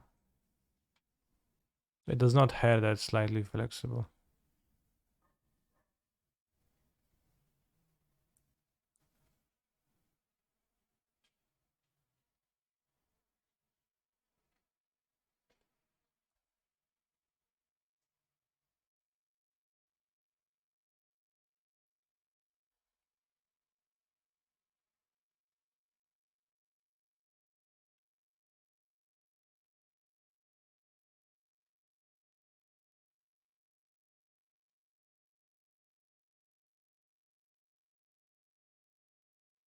I'm not sure why I kept my hand, by the way.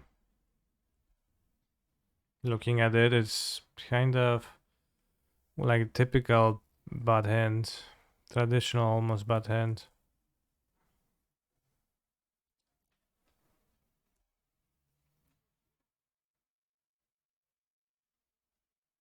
No reason to keep it, and it's also one-lander, so I think I just got distracted.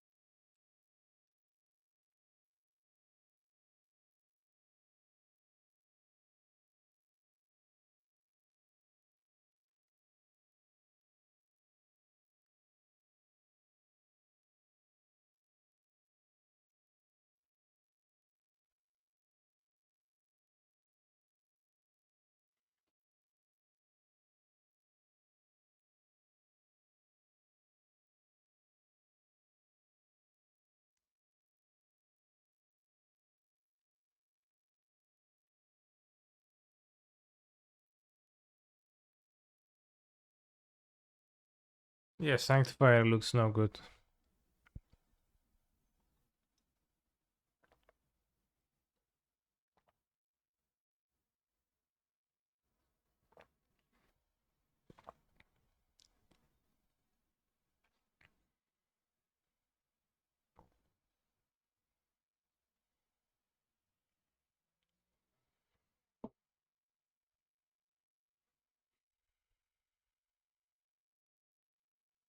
Needle this, needle that.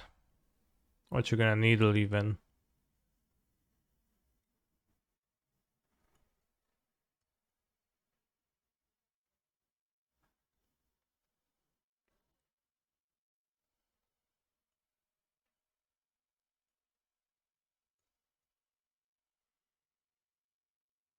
Colossus Hammer.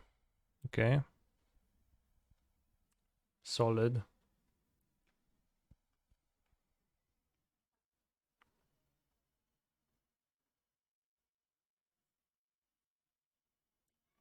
Good game.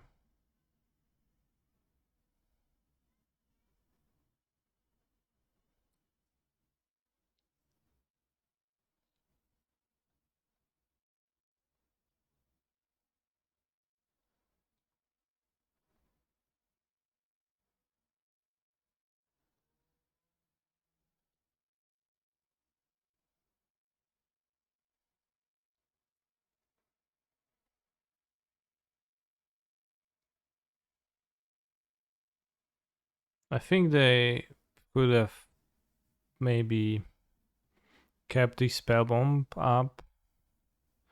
That way they would have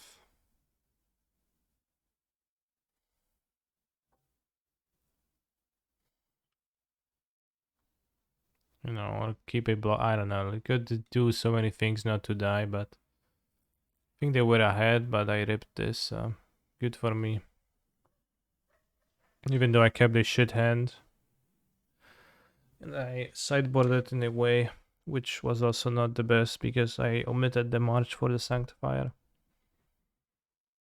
I think they thought Needle would have stopped this. No, I don't think so. I think they thought the Needle was going to stop the Paladin. They thought I don't have Sigarda's aid. Or maybe I think they didn't think. Just click buttons for the most part. That's the truth. Which is fair, sometimes you do.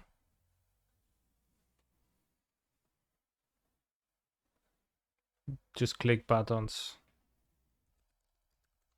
Magic is not a competition after all, it's just a fun pastime. With 8 in play, why would you name Hammer? Well, there was no 8 in play, right? I top decked it, drew it, and played it, and then I played my Hammer. Let's name Colossus Hammer. Wow. It's from the year 2019, it's cheaper than 1, so 0 mana. 2019, newer than this, so Corsa 2020. One of the MDFC lands. Yeah, it could be a land, it's probably a land. Rare land from Throne of Eldraine. Let's name Castle Garen Brig. It can really be an X card, it's not an artifact. Alright, well now we just guess which castle it was, bros. Castle Ardenvale. Castle Vantress. Yes, we get there. It's passage for sure. Yeah, passage for sure. 4th try. We hit the year and pretty luckily I named Hammer from the medium, from like relatively new set. It's always optimal to set with Colossal Dreadmore, true. It couldn't be passage because that has no color identity. True. Good point. Is gray no color identity?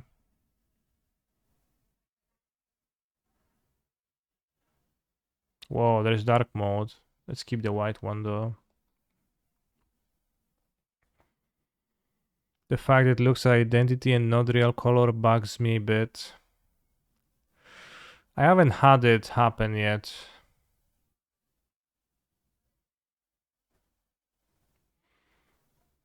That we had a blue-green card with green color identity.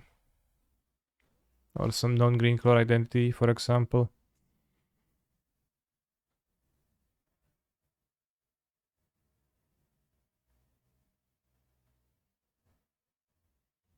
Yeah, identity is pretty cool for when it's a land. It's pretty rough when it's random abilities, but I guess. There was one time that the card to guess was, I think, Simple Pure. So it showed that it's a 6 mana value Naya card. Which was, I guess like you have to classify it somehow, but this one I didn't do on stream.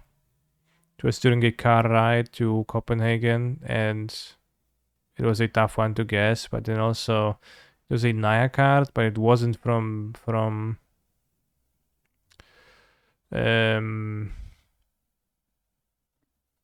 Alara. So I was like, what the hell, what is it from? There were no Naya cards otherwise, right? And then turns out there were. It was just this type of a Naya card, which is not really a Naya card, but sort of.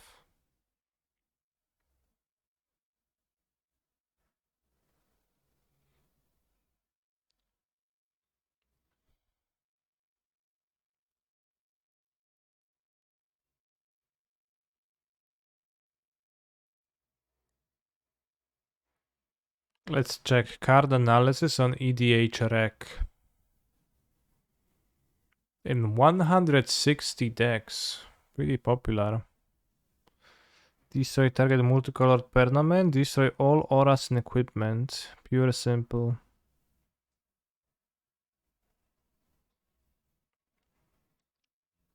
Alright, any decks? That's literally the only 6 mana Nyan common in all of Magic at least, yeah.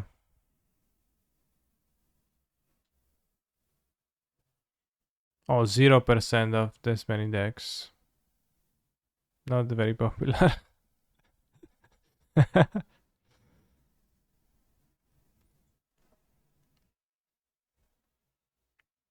Names are switched on this card. Green white should be pure and green red should be simple.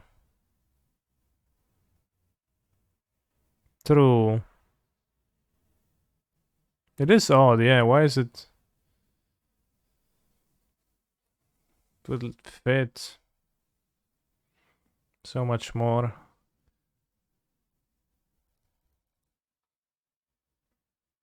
I don't know, the card names of 2 effects would fit more, kinda.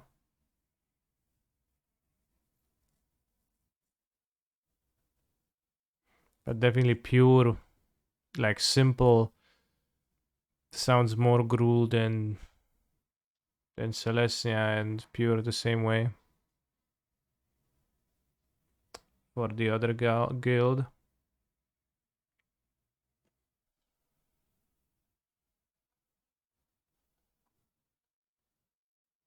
Alright, going to take a bathroom break, after which we're going to look at deck lists. So see you bros in a few minutes.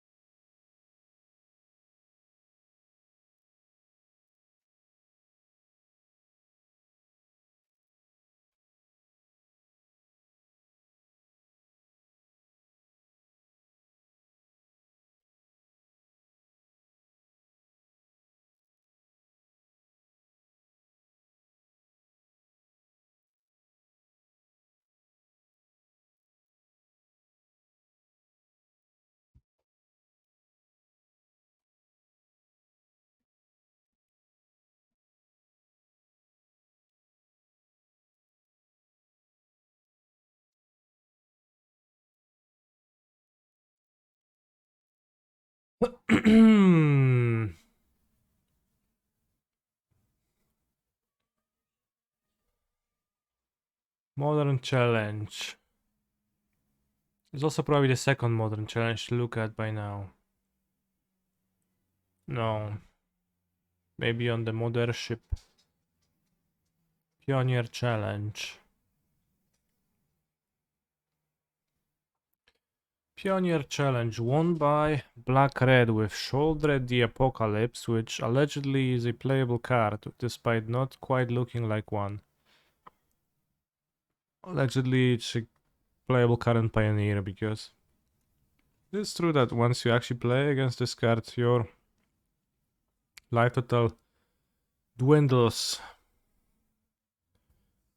more rapidly than you would have expected at first, by the look of things.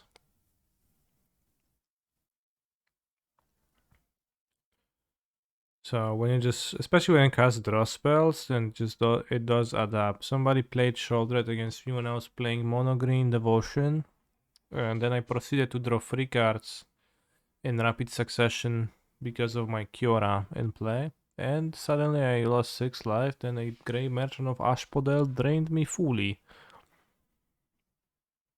So that's interesting. As the High Mind decreed that Chandra Forest cheat. I don't know if she's cheat. For Extinction even. I guess that's a plan against Mono Green. And you attack the Planeswalkers. So that's why Shouldered is good, because she's a creature that survives, I guess.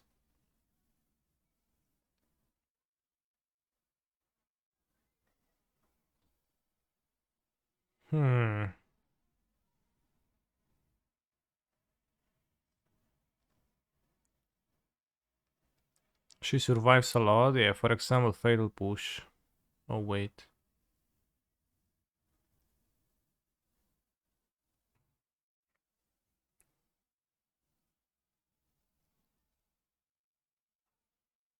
Nyctos Ramp, 2nd place.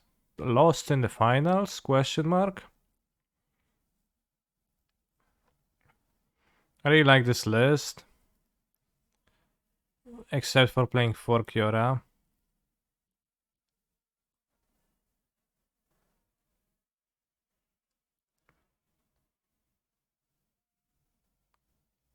But in general, having the light white splash to be able to play removals out of the sideboard, very based.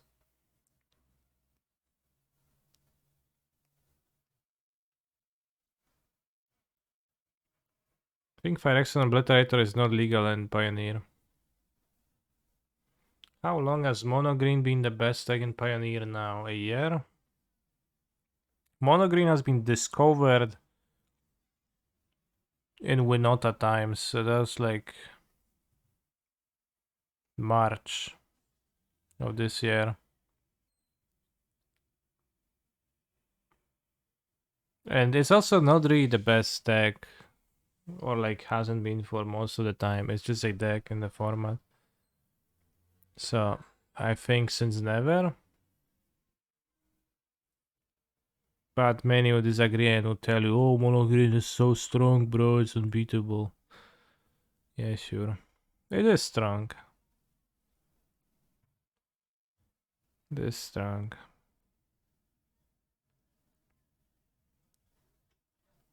The extent to which it's strong, I think, tends to be exaggerated.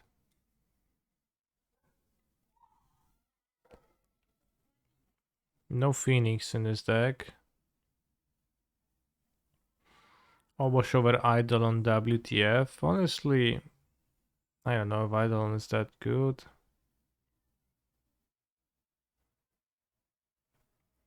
And this deck has a Phoenix trick available, so it's pretty good.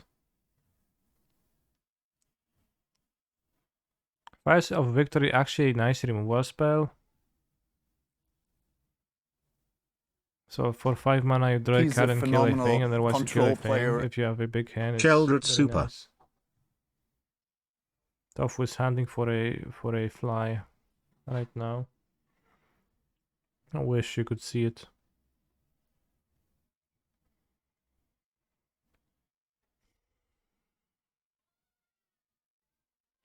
It's definitely carried by Cruz being legal.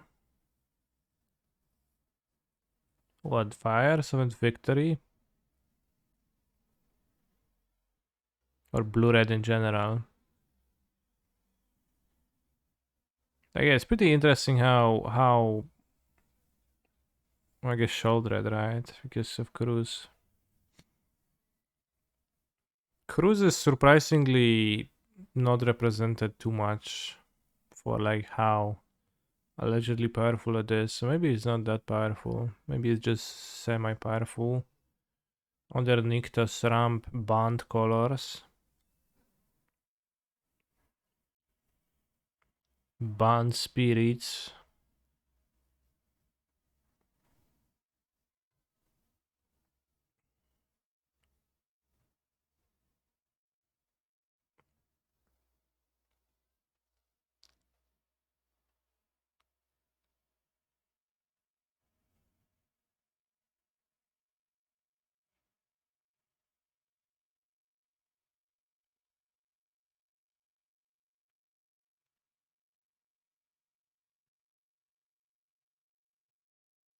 Nyctos rampini.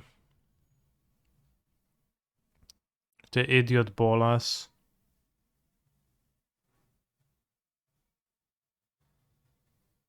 So bad. Current Silex. Current Silex is probably okay, but like if you grab it and don't play it immediately, it's really bad. So I'm not in love with it. I guess you can untap it with Kiora technically, but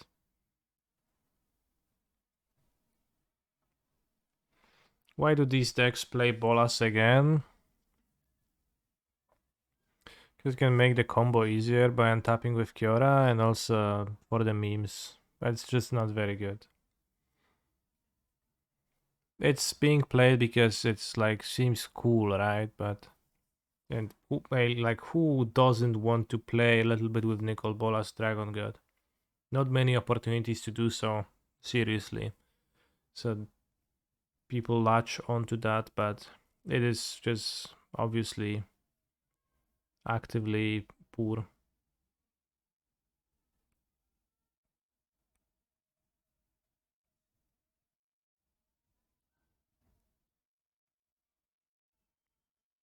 It's not actually good.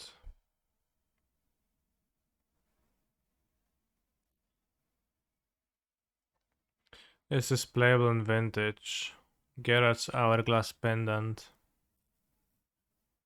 Maybe? But what for?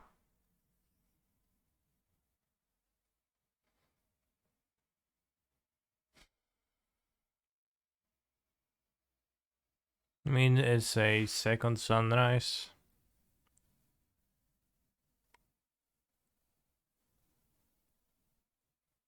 Does any deck play the new Snapcaster Saga? I haven't seen it. I have played it in my draft deck, game 1, this weekend, and I cut it all the time because it was so bad.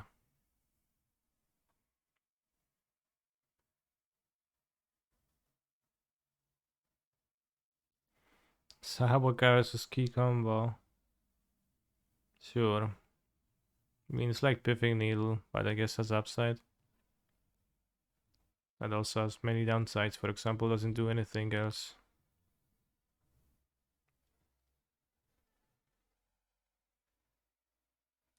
Free shouldered again in 9th. Wow.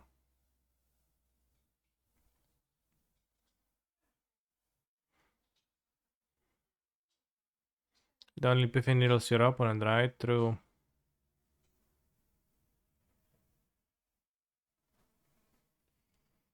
Control with Leyline Binding. Do they have some triumphs? Rafin, Rogrin, Spara.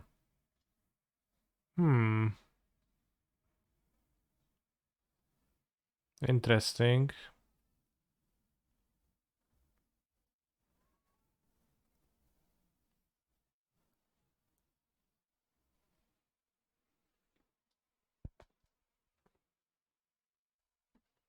What do you think of it, bro?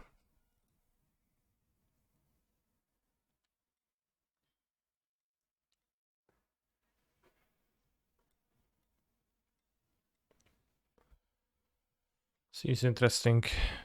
Doesn't work quite well with Farewell, which is not even played anymore in this deck. It's not a new card anymore. No, it works fine. You just exile enchantments and then creatures. Oh, no, because creatures come before enchantments. Interesting. How was the order chosen on this? Why is artifacts, creatures, enchantments, graveyards then? Really interesting.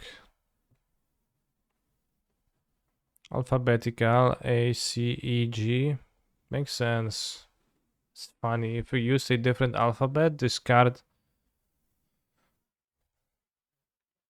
What about farewell in other languages?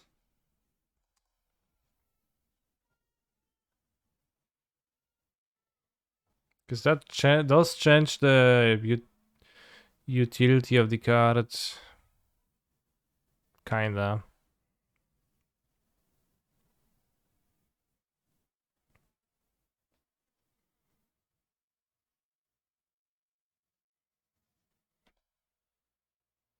The Ice Age.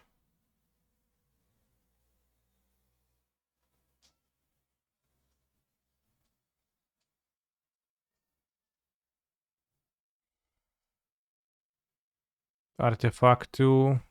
Creatura. Charu. Grobu. Yeah, I don't know what to read this. Isn't it always in the order it's printed? Yeah, well, you resolve the effects in the order it's printed, but the order chosen is alphabetical.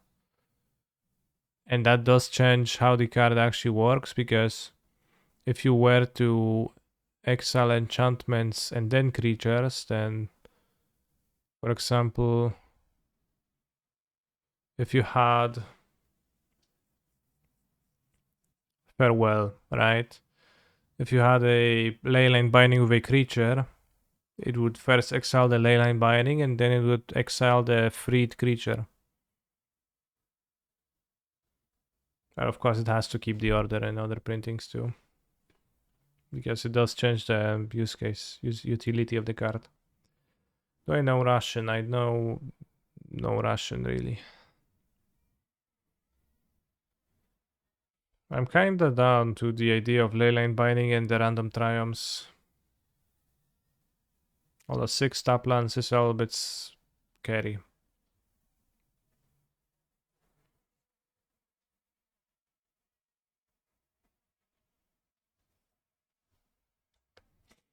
Nyctos Ramp, just green black.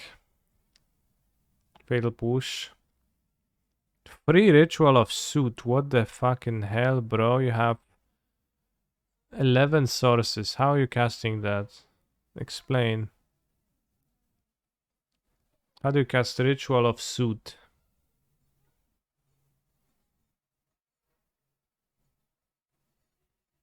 Black, black. Oh, I untap it with Kiora. Solid. 2 Nissa shakes the world. Solid. I think the Nissas are underappreciated in mono green. But yeah, I guess Kiora like is +4 sources because it works as an extra source. That's true. Is it even better than Calling Ritual? Calling Ritual kills Woeful of Haven, Oath of Nissa. But that's actually good that it kills Oath of Nissa for the most part. Splashing with Oath of Nissa and Storm. You dead the sorcery. There's splashing with Oath of Nissa and Storm. For sure, bro. But it is true that Kiora works as extra sources because it will, if you have Kiora in play, it will work. Interesting. It will always give you another black. 5 color Fires of Invention.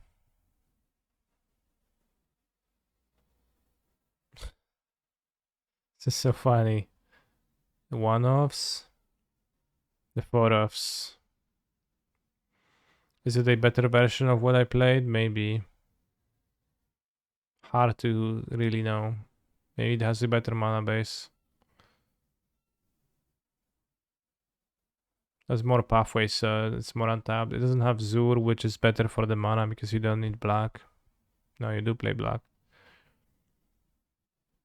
5 color. Is it all colors? White, red, black, blue, green. Yes. Seems like a better version of what I was playing though, but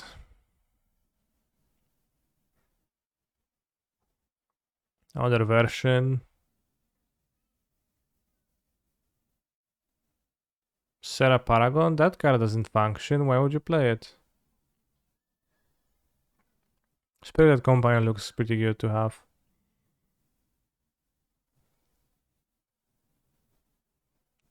So you can sacrifice Chain to the Rocks for a card draw that you can sacrifice further.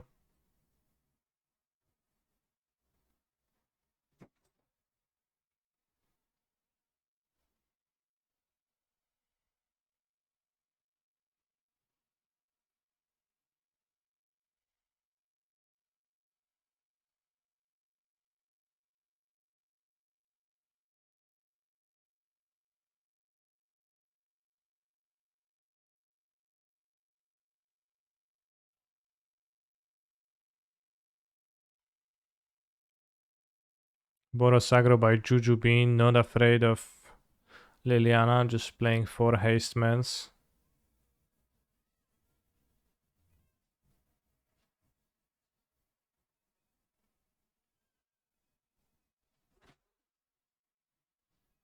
No new cards. I think if not for locking away Giganta, Jaya would probably be better than could maybe be better than Shodan of the Scouts.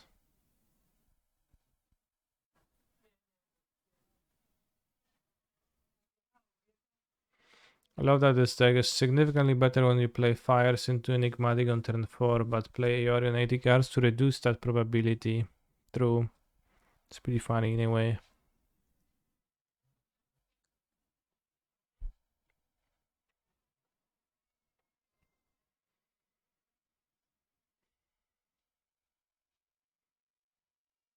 Isn't the issue Serra Paragon works better than intended?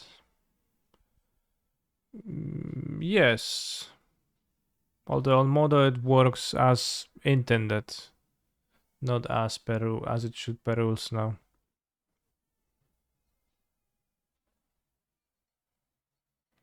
There's the funny 2-drop that spews 1/1s. I don't know which one are you talking about.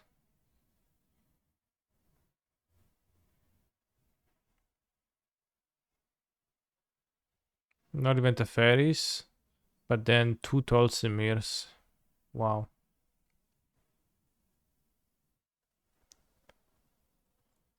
Oh, the funny 2-drop that spews 1/1s. Yeah, I'm not sure what you're talking about, but there assuredly is a card like that.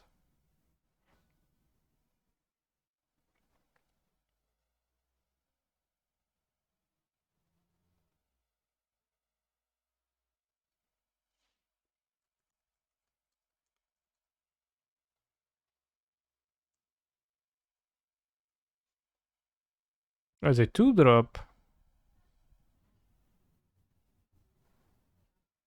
It looks pretty bad.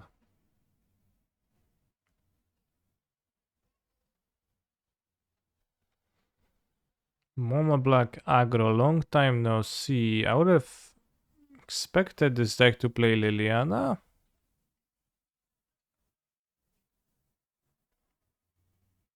Wouldn't you? Liliana seems to go okay with Black Sword Champion Dread Wanderer type cards, reducing the resources from both players. Yeah, or maybe Sholdred to deal damage too, rather than maybe Spawn of Mayhem. Ranko, not sure. I tried Mono Black. The only good card was Sholdred. Are you biased towards liking Sholdred? Bumzing. Tell the truth. But not even in the sideboard, Liliana is not present. Trespasser? Trespasser is a beating against this deck. You don't have a good way, like it answers your small shit creatures nicely and you don't have a way to beat it. Sheoldred has larger hips than Kiora, I believe. Sheoldred has pretty significant hips, that's true, but they're also fairly non-traditional.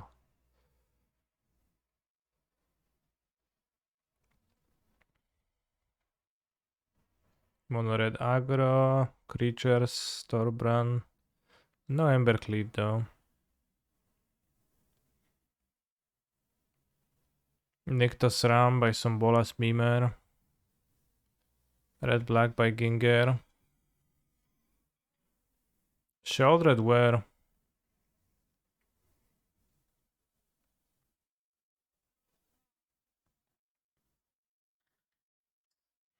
No Sheoldred. But Ginger is also a type of a player who never thinks a new card is good over the existing options. So he's probably gonna play Sheoldred, but in like 2 months, I expect. Be my guess. Kaneki, please opinion for my Pioneer deck. He did play Sheoldred yesterday. Alright, it was quicker than I thought.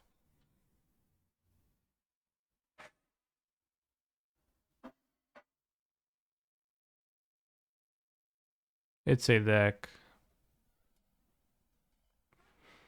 Looks like it does a vaguely powerful thing when it ramps into big mana, but you have no cheap cards, and Gilded Goose sacks in your deck. Yeah, free shoulder, it seems a little bit puzzling to me. That seems like too many. Ooh, Golari Elves. For free.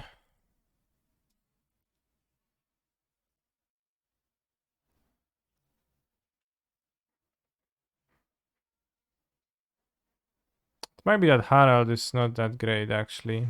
And better to play other. 19 lands, that's so low.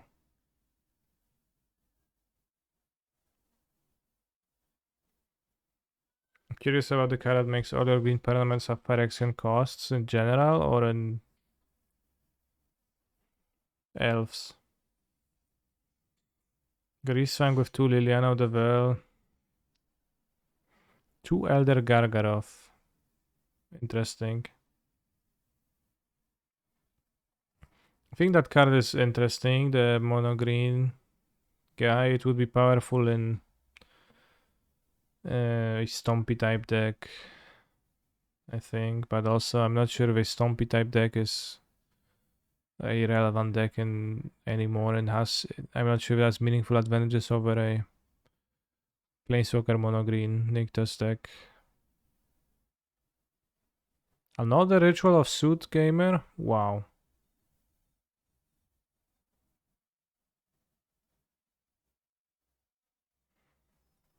Three Sheoldreds, 23rd place again. So many Sheoldreds. No Lilianas in this. Interesting. Let's go play our match for the 3-0 against Crusherbot BG.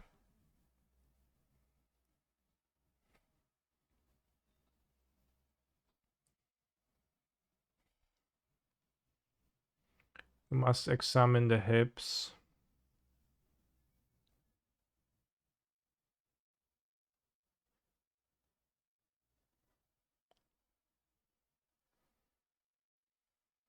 She's kind of hipless.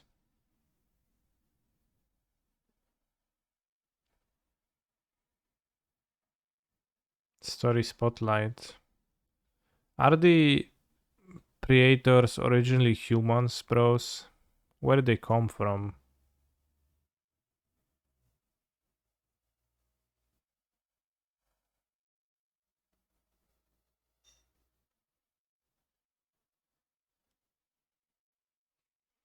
Can find hip diameter listen to MTG Monster Girl Encyclopedia. MTG Monster Girl Encyclopedia.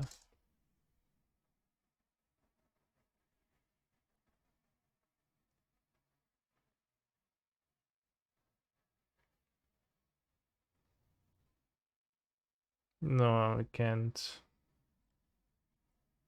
From Phyrexia. Well, no shit, bro, but I'm asking how, not about, like, they're from Phyrexia, but where they come from, if they, like, are completed versions of other beings, or something else.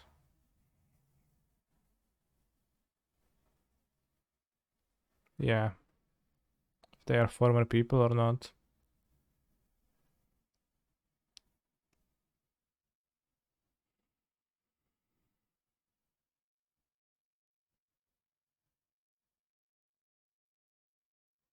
In that art where she is hanging by cables, it's interesting that they aren't protecting her exposed wounds, but they did give her a metal bra. Well, how do you imagine it otherwise? Memnarch captured creatures from outer planes. So are there creatures from outer planes?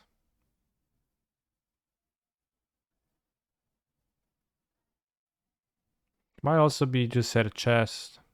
Maybe because they can only move the metal parts and not the organic parts or something.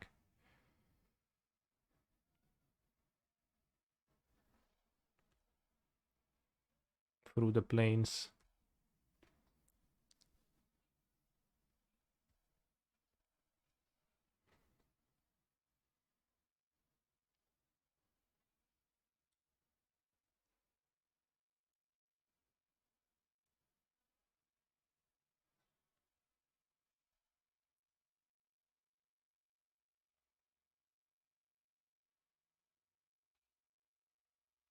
Let's get Caldra.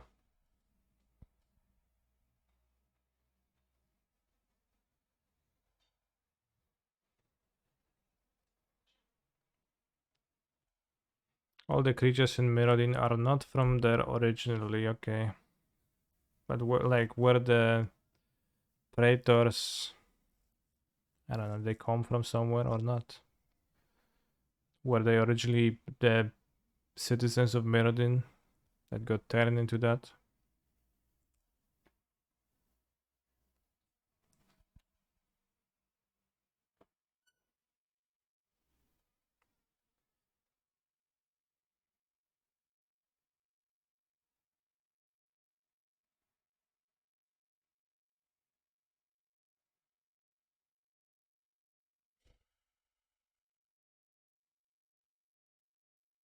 How did Sheldred need to be resurrected?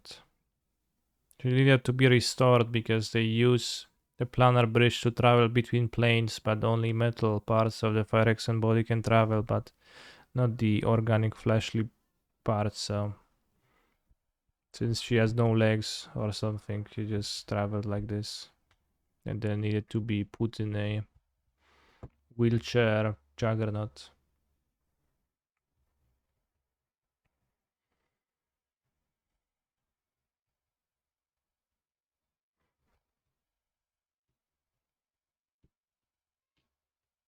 I think I need to accept that I will die to 2 hammers.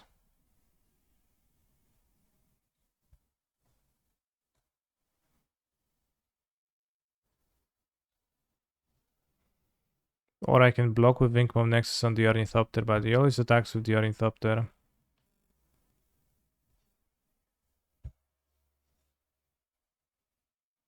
When summoning sick, it's super bad for me to do that. If I played Caldra and attack with it, I can attack next turn for 15 with Caldra. Or I can attack for 15 with Wingmom Nexus.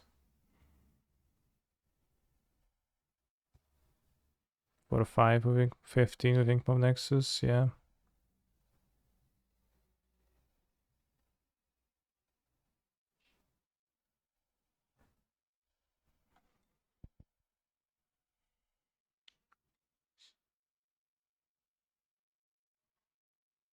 Better to play Urza Saga, doesn't really matter, I guess. Does it matter to attack with Caldra? 15 and then with the extra hammer. Because I don't have the access to an extra hammer.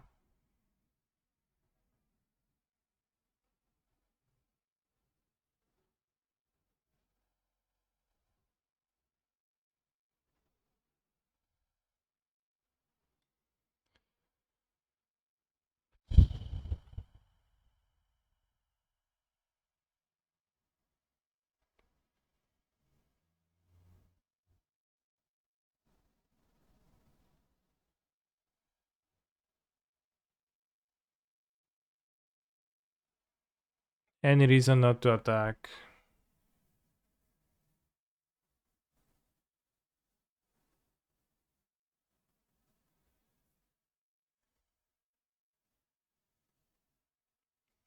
I don't think there's any.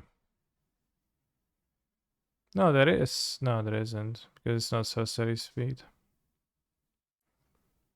I don't think blocking with Ink Mob is a winning move. Although I could do that, and that way I beat 2 hammers, but then there's like Shadow Spear comes through and it's really bad.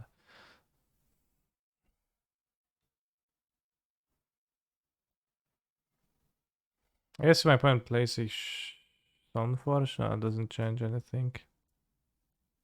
Maybe I do block with Ink Mob Nexus. Right, then I skip putting Shoulder into play. Not Shoulder, I say Shoulder Caldra into play.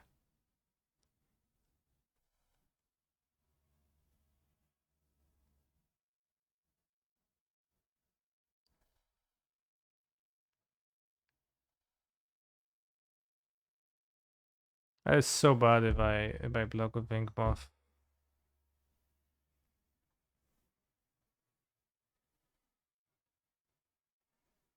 I guess if Steel Shapers and I block. Okay, because he plays 4 Steel Shapers or something like that. Let's not attack with Caldra, that's a reason not to attack. So if he plays Steel Shapers pre-combat, then I'm forced to block with Ink Mob. What do I think about the deck with Shoulder that cascades into Wheel of Fate? It sounds funny, but not so good. If not Steel Shaper's Gift, I will not play around the normal hammer in hand, I think, because just too bad.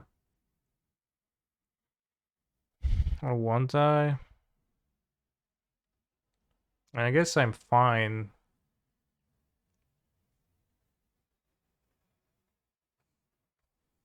My opponent does that otherwise.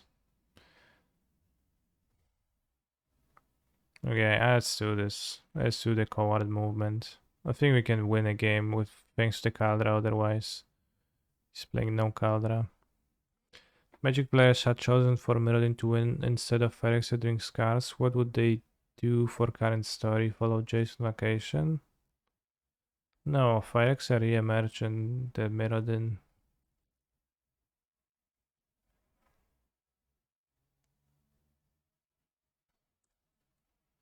Interesting.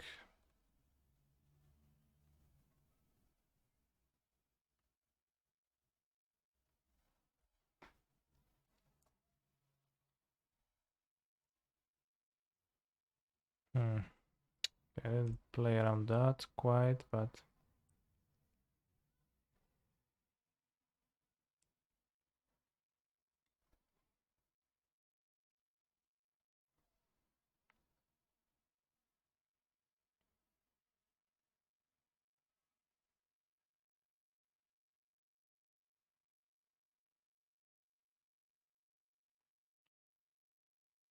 I need to get a Spring Leaf.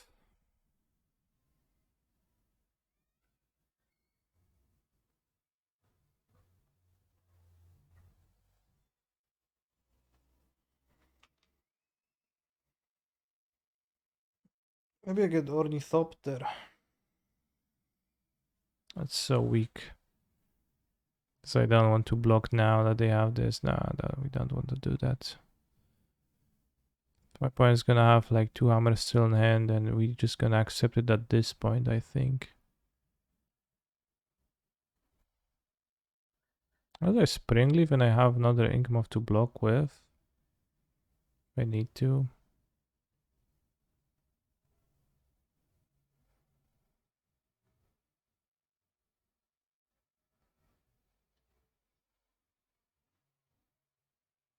I guess my hand is super strong and I drew 2 extra cards. Let's play it uber slow.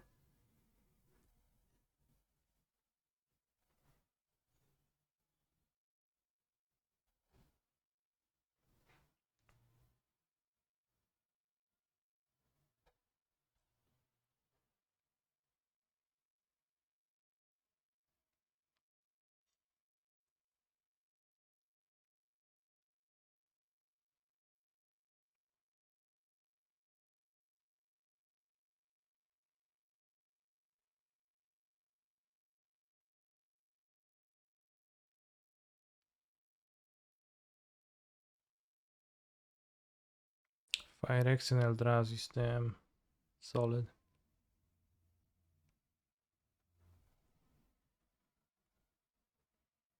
He's a I phenomenal see 2 control hammers player. are in his hand. Do you think Twitch makes their advertisements so bad so more people sub? Very well could be. Well, I mean, yes. I just had 2 fucking hammers because he's like, oh yeah, such a good player.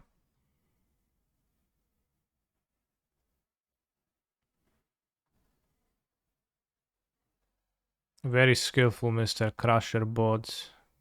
BG.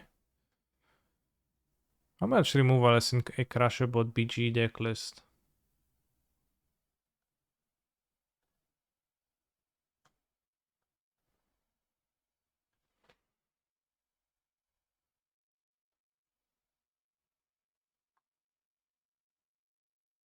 You should have blocked with Winkmoth and activate Stoneforge Inked after.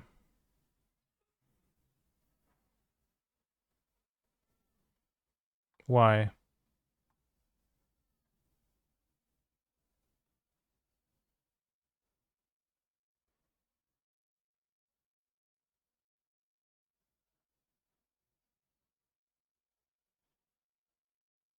What was better about your play? Get color on the flyer to block everything. I didn't have Cigarra Zaid in play. It was in my hand. I think. Maybe I did, then it was a mistake, but I'm pretty sure I haven't played it. And I didn't have enough mana. Also, Inkmoth was summoning 6, so that didn't work for multiple reasons. He doesn't have much removal. Blacksmith skill is kinda... It's kinda memnitas. I haven't played drums, so Pierce is great. I'll keep 2 skills to trade with monsters I don't want 4. I guess let's cut the givers, because they're kinda bad. Okay, another skill. Wow. Needle I hate. But I couldn't have done the play you are suggesting, bros. Now that's a hand.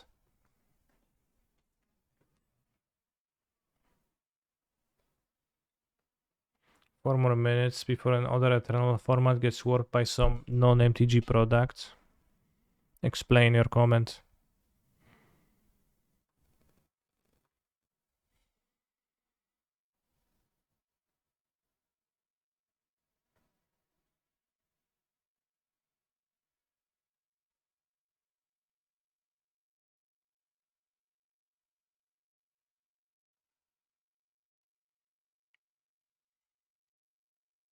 Warhammer 40k spoiler start. I thought it was already released.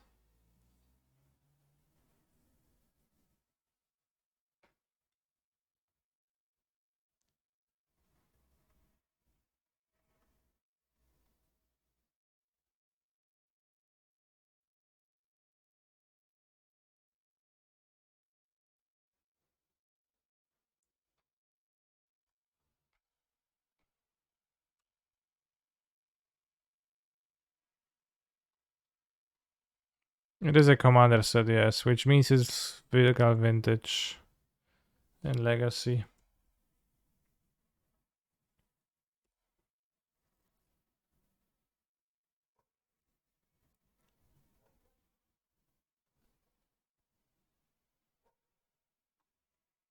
Wait, he does play Springleaf Drum.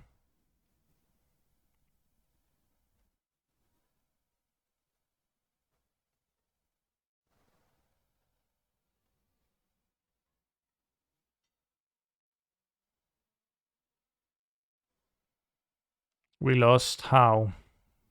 We had 2 hammers equipped on the 2 ornithopter. So I guess how I lost, I just simply lost.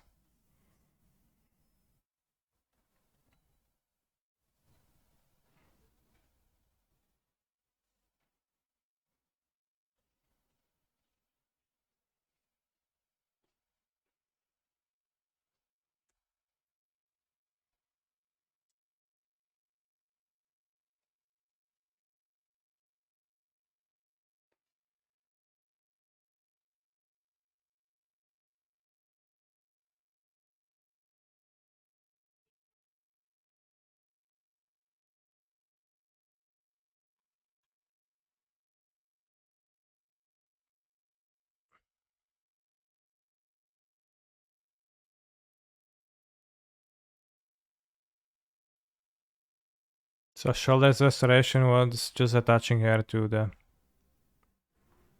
robot.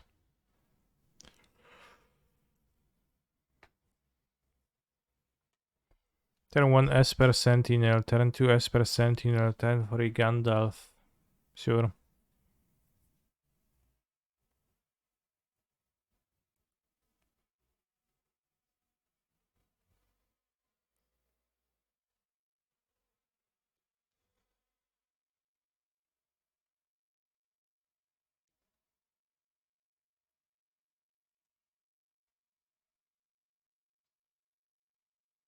Paradise Mantle.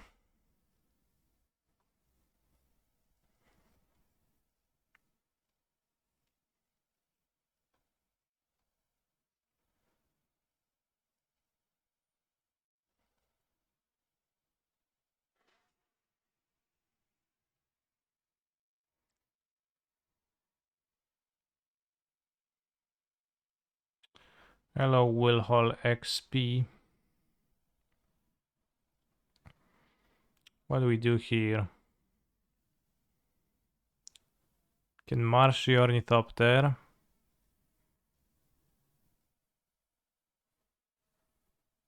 Don't we just get them?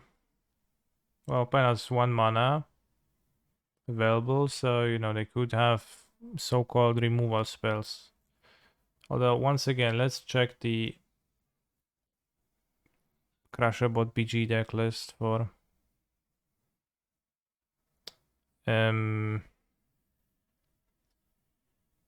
Expectias Paladin. Why? March.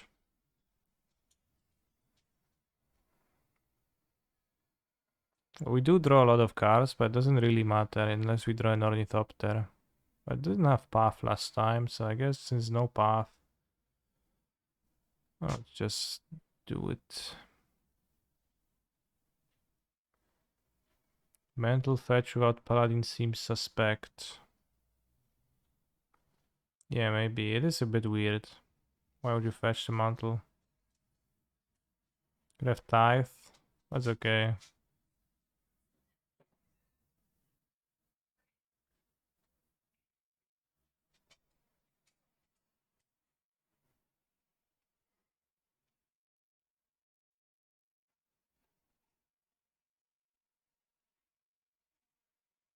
But you know, we die to a hammer if we don't kill ourselves.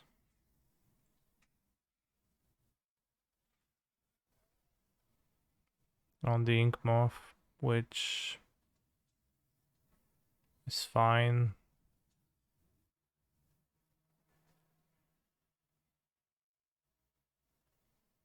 So otherwise I just sit there with the march and beat beat my horse around, as they say. Canister wins, where'd you tap it then?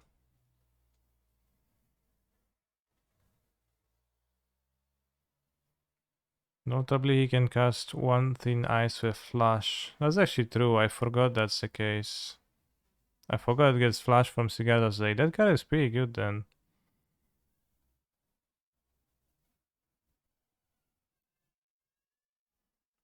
Damn.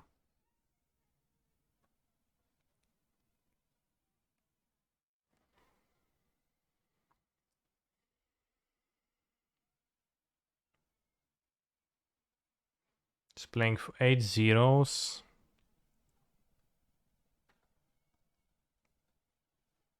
Have March and get Caldra. I'll keep this and then Saga. Ink Moth too. It's not the greatest hand, but it's a hand I'm willing to keep. Cigarda's 8-0 drop. No, no 0 drop. How sad.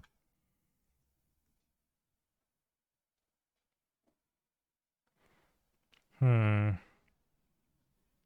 play Seacrom.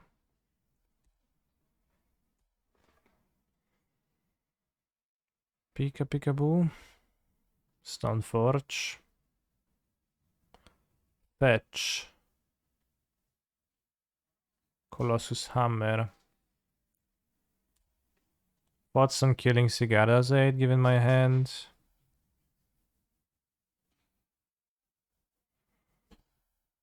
I could play Stoneforge, grab Caldra, have be ready.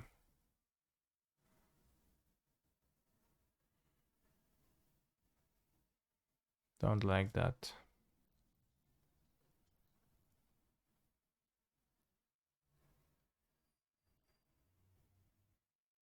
It's unwieldy to keep it up and not cast it. I'll cast it. No.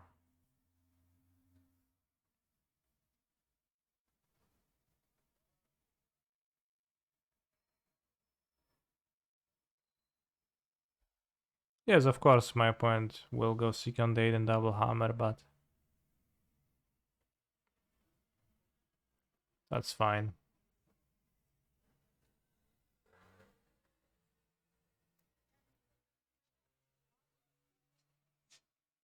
Paladin Steel Shaper's Gift into Paradise Mantle. Wow. Sure. Wouldn't you rather just play a hammer?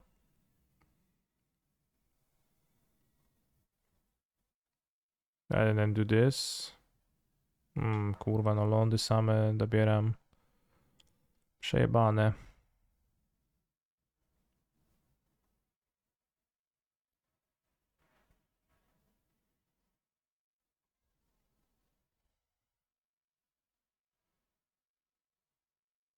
Caldra needed.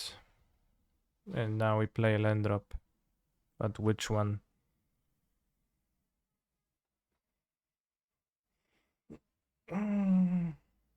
Don't have great cards to find. Of the Saga, maybe an Ornithopter. If he draws 8, then it's better to hold the hammer.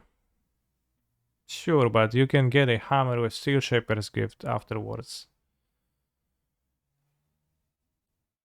So, right? So, let's say he plays a hammer, then untaps, gifts for another, plays a hammer, then some 0 drop that he draw off the thing, equips 2 hammers attacks. That seems better than getting Paradise Mantle, but I understand that Paradise Mantle has a nice drawing of a lady on it, so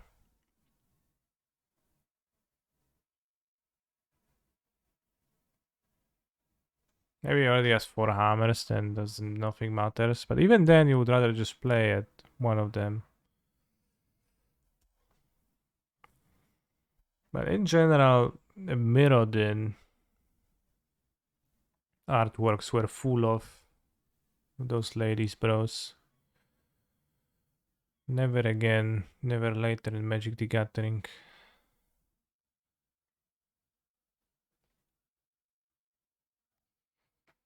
Fetch Shadow Spear. No? Why not fetch Shadow Spear?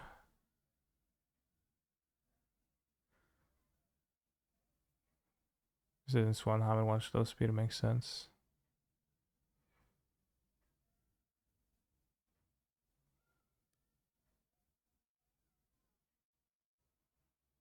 Play on thin ice, sure.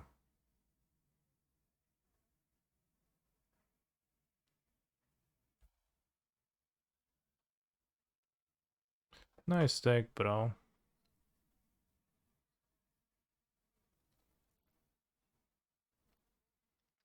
The 40k set is just a pair of commander decks, or maybe more than a pair, but it's just commander decks. You don't actually need to look at the cards, bros.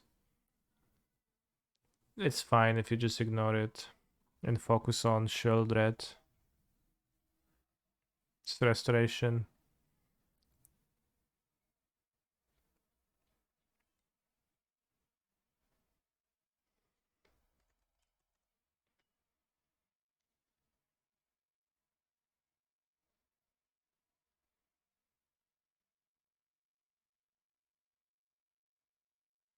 For example, Oriok Transfixer is a pretty scandally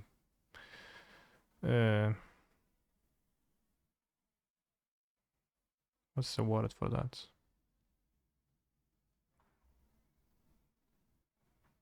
Worn, not worn. There's many naked bodies on those cards, that's what I'm saying. And there's many leonin boobs too. Good stuff for those who enjoy it. Not much on blue cards though.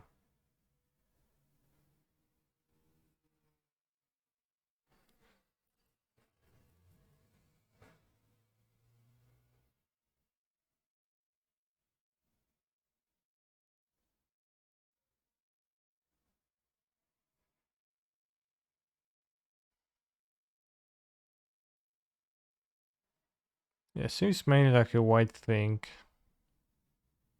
All those Vulshrogs.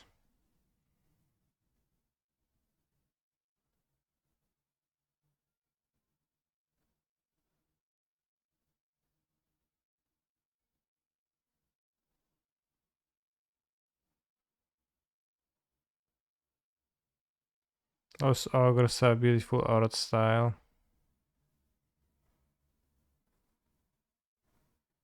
Which ogres? 1,000 eyes. What is it called? 1,000 eyes. 5/5 green beast. Or put 5 insects into play. And the beast only has 1 eye. Well, 2 eyes. 1 pair of eyes. I don't get it.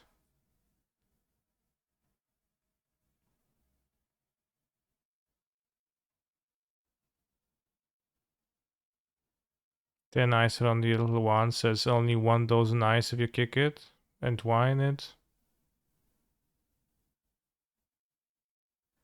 It's kind of says like you say I cast 1,000 eyes and you like put 2 eyes into play. Kind of unfair if you ask me. Withholding the truth from your opponent, but sure.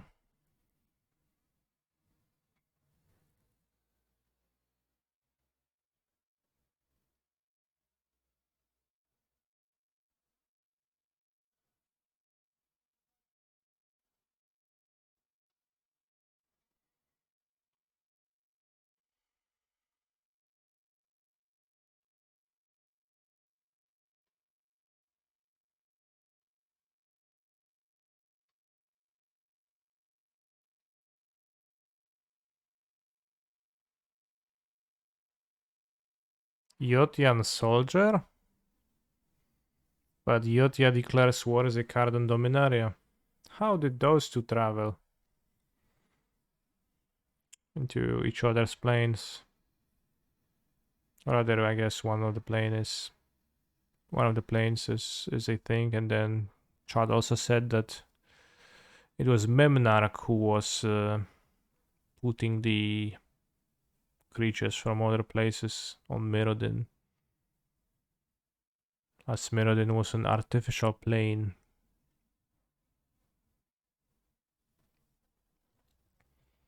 Alright, any other Pioneer decks to look at? What's black, red, green?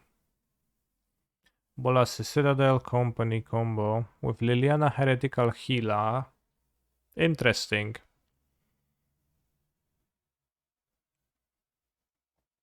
First place, Xenagos, Wolfspin Worm.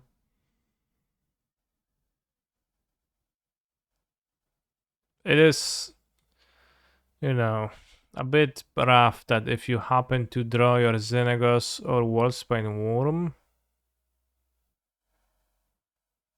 I guess you can just discard Wolfspine Worm to Unexpected Windfall, which is rather nice.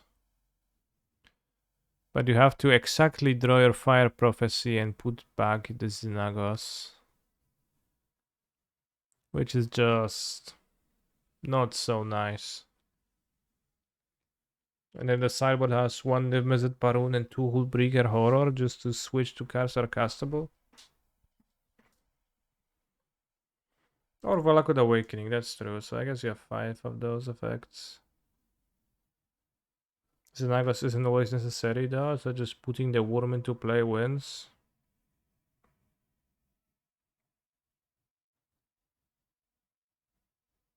Every time I see Worldspine Worm I miss Oops in Pioneer.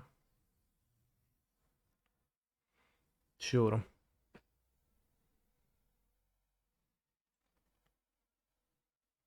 Oops All Spells was an interesting deck in Pioneer.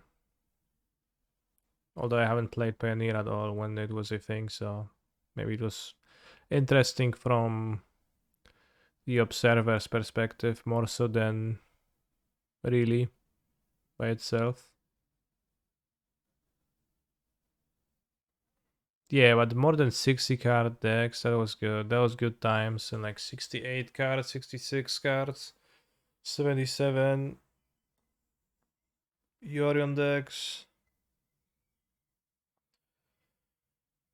Would Seaman Spirit Guide see play in today's Pioneer? For sure.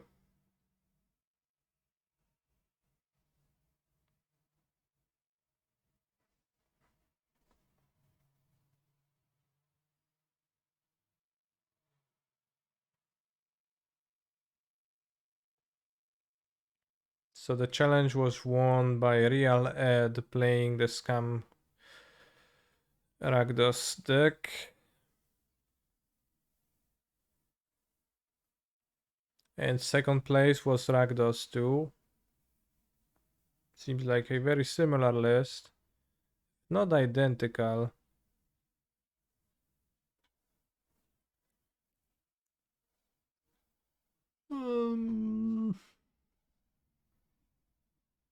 Is it the same list? Seems to be the same list. Card for card.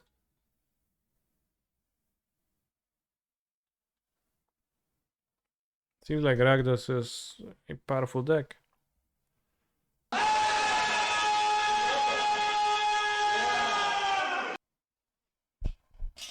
Thank you for the raid, Gab.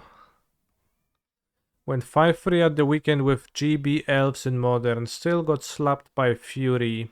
Sad face. Yes, what did you expect? Not to?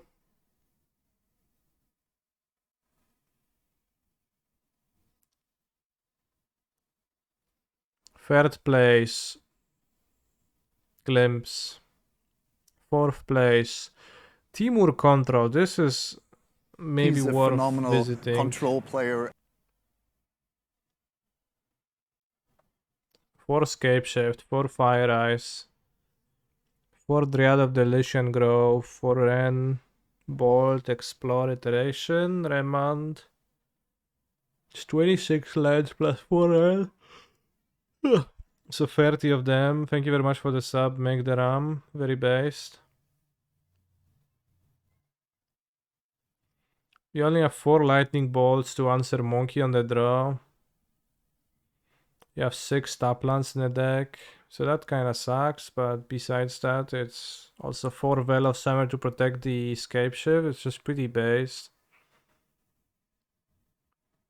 Boseju for Ren loops. So it has like plenty of nice things, I think, this deck. And it also has Remand, which can be nice at times, let's say.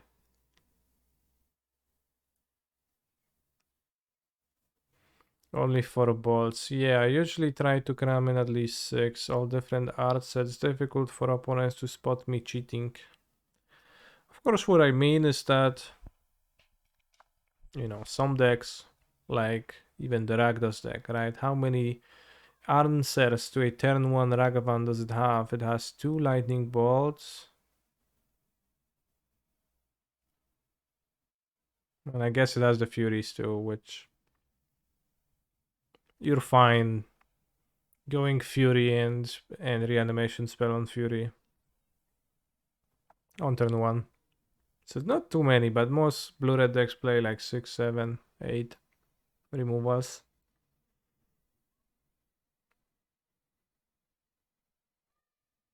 Like this is prepared for Ragavan on the play, but not really on the draw.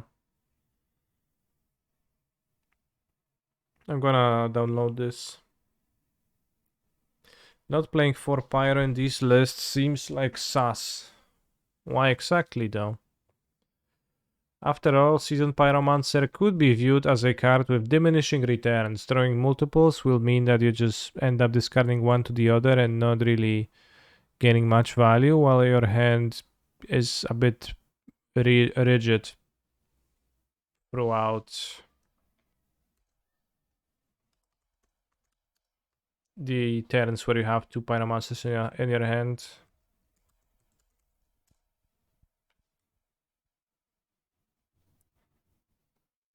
New base Tameshi list with new WinCon. Let's take a look. What is appealing about Timur Scapeshift for you? Scapeshift.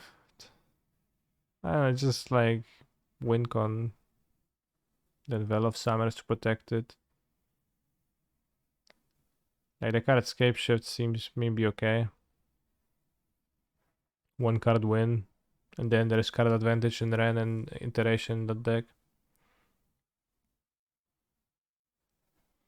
Just drawing and churning decks and putting a clock out ASAP is super good, right? Well, but it's a card with diminishing returns, so that's like, it is a good card, but the extra copies are less good than the previous copies. What's the win con again? Dryad of the Listen Grove, okay.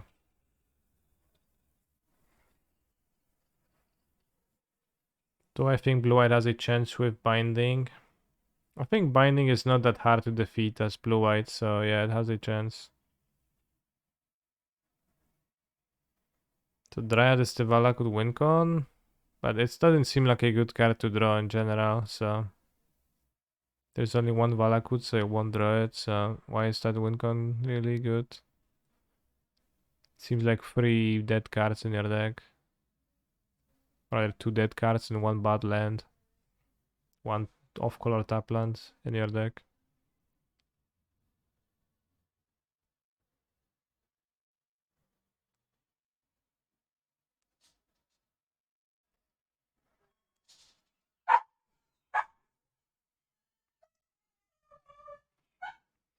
Well, bad land isn't legal, but plenty of bad lands are legal.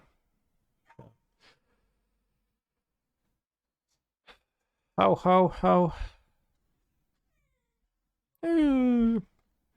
Sometimes he wolves and then he goes. It's a funny sound to make for a ferocious dog like him.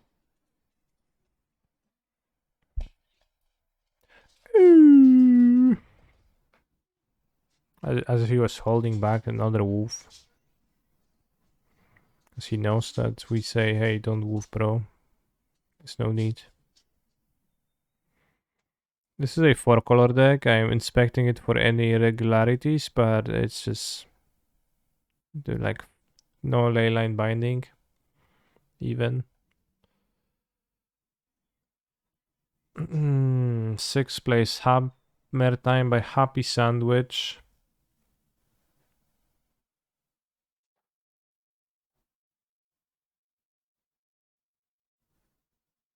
I'm not a fan of how weak the Happy Sandwich list is to Ragavan, which is why I play Mem Knights. I think it's very non-based to just die to Ragavan for no reason. Oh bro, but Mem Knight flies. Ornithopter flies. Yeah, sure it does.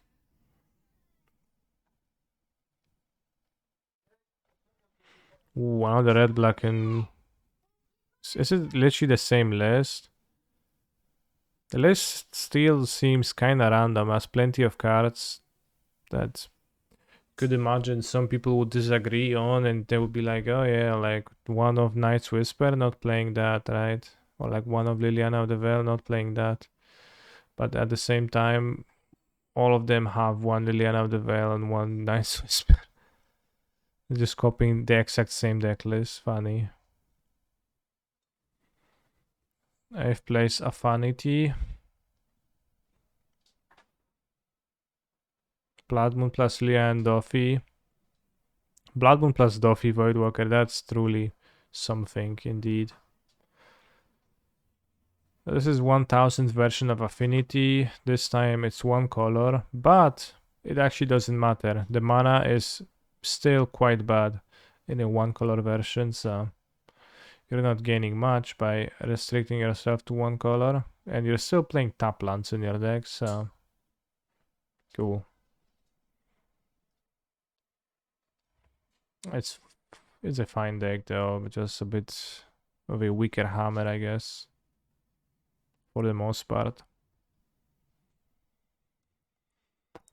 Another 4-color Omnath, an Ephemerate Enjoyer, Oath of Nissa,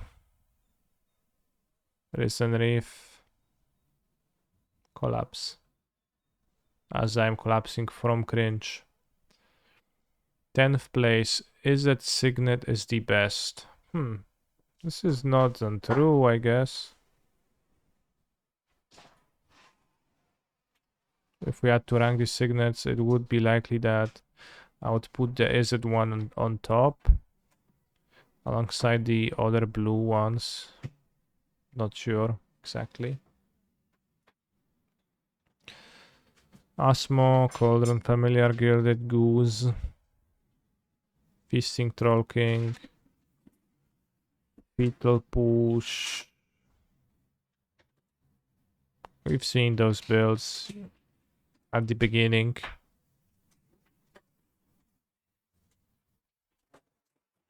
It's definitely a deck.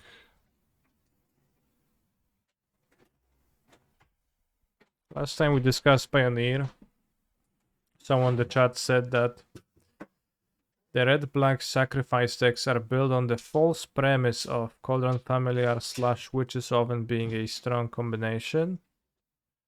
So, well, it's probably not. It's probably the same amount of true in modern, and it's also 3 Cauldron Familiar, 1 Witch's Oven, which I find to be a little bit inexplicable. And not something I'm a huge fan of looking at the surface of things. Only 3 Saga for the mana base. Yeah. Saga also doesn't really have much to be spent on. I guess you have the 8 artifacts.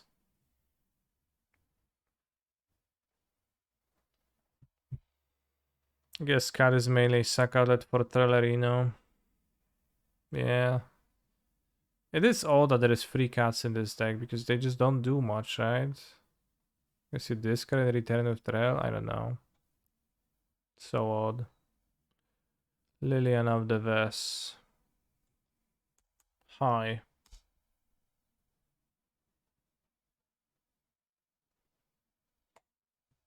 I think Red Black Sacrifice decks in Pioneer are built on the premise that Main Devil is Pow Pow.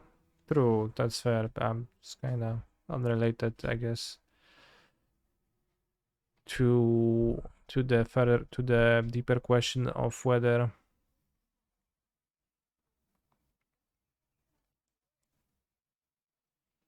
Cauldron Familiar is still great.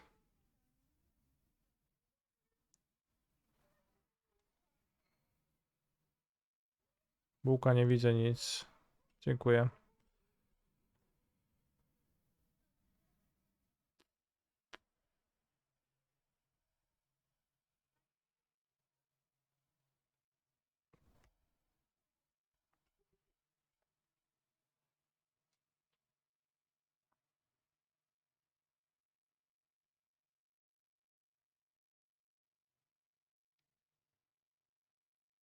Takes one to know one.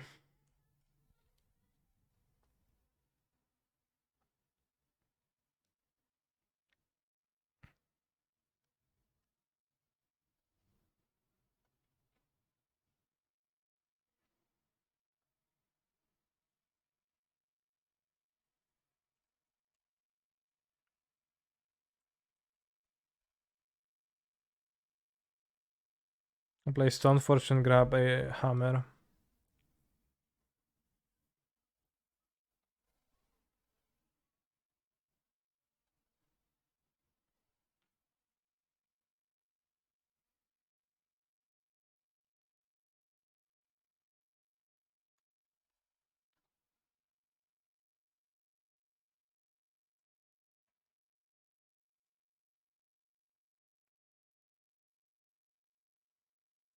How different would DRC be in Modern if it had one toughness, chat?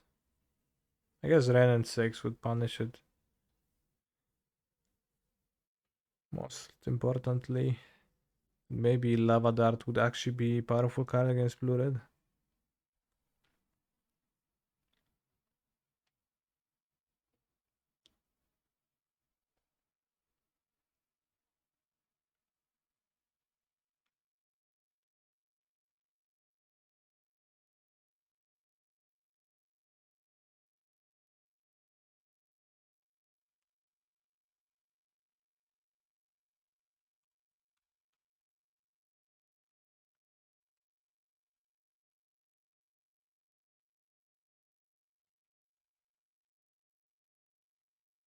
Unholy dealing 4 damage. Damn, that would make Primeval Titan better. By a decent amount.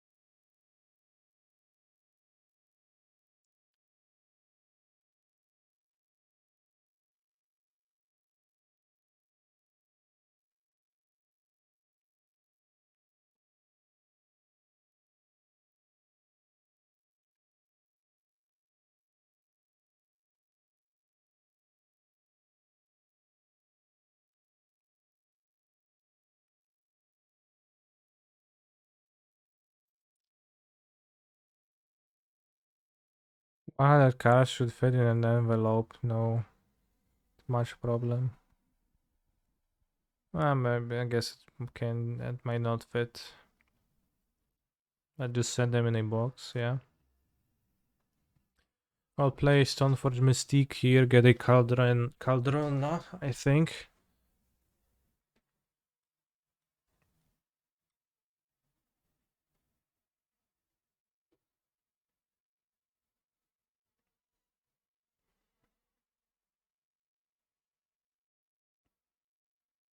Two Stoneforges, high chances, and a Giver of Runes. Seems pretty possible to get Caldrona into play.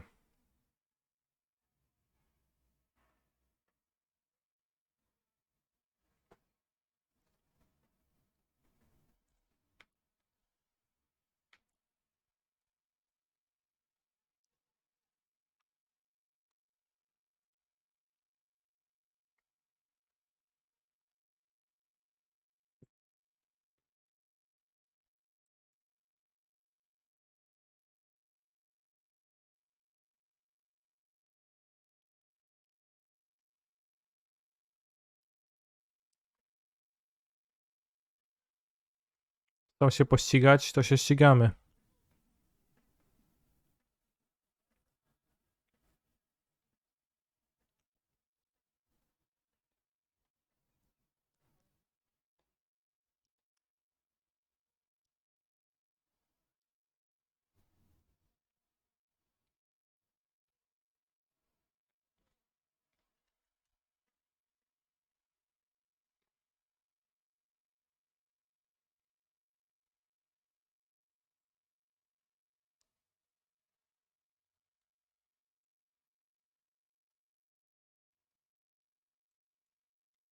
Is it better to Caldrona or put a hammer on a thing?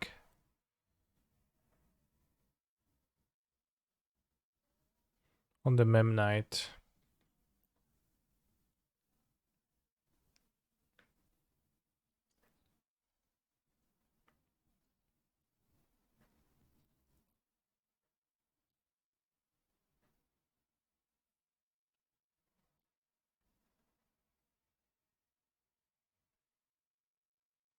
Well, Caldra will have face on the next turn, so probably...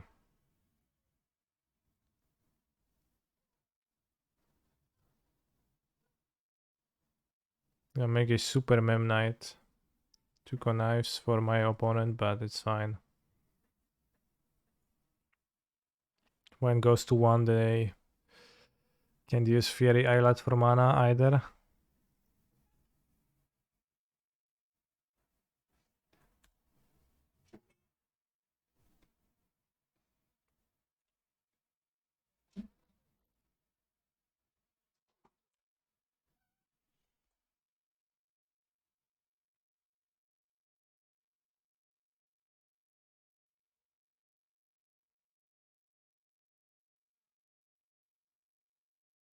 And like, hopefully I will not die.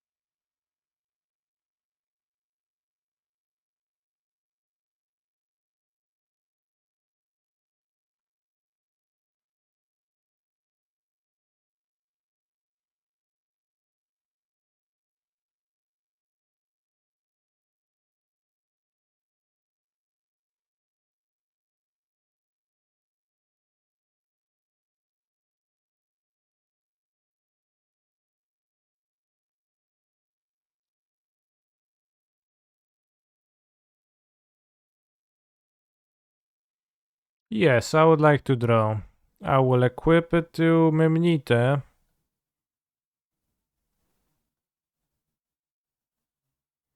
I play Colossus Hammer.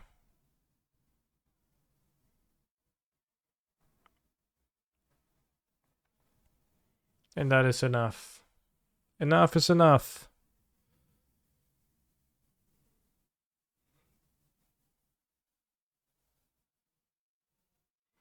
So against blue-red, we want 4 skills, explosives, and let's say 2 sanctifiers.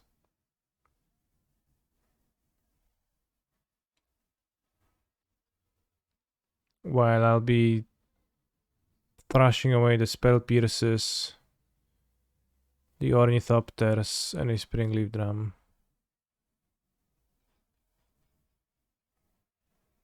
That sounds good. So actually don't need blue mana, so we can also just fetch planes, which also is better against Blood Moon.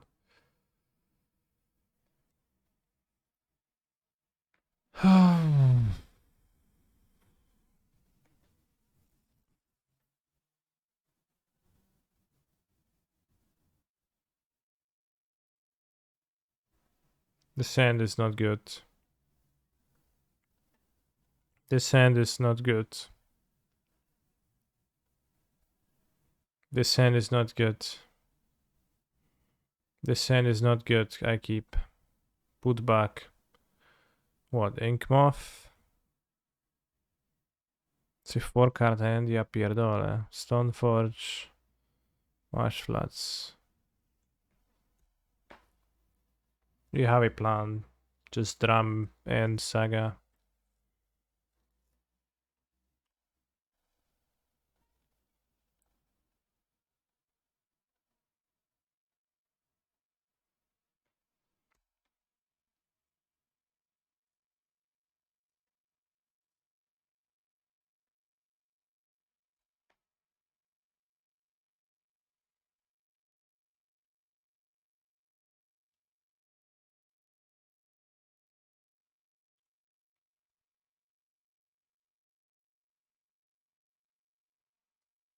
We have a plan.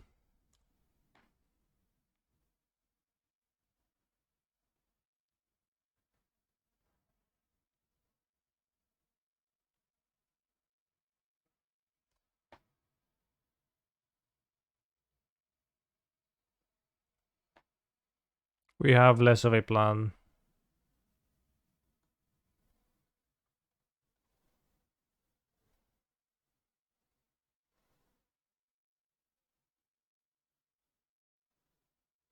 It's fine, we have the needle, so we do still get a construct. Prosperity first.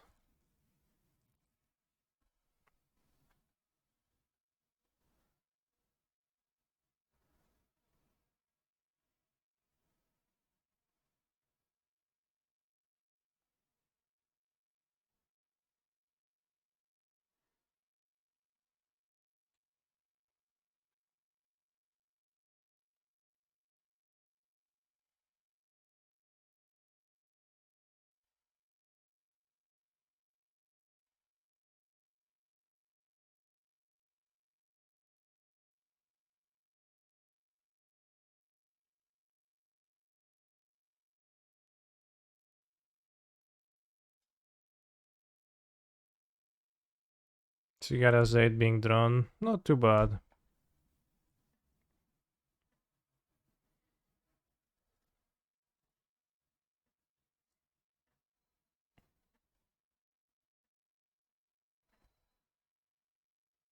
Actually, we're not in too bad of a spot for a mulligan to 4.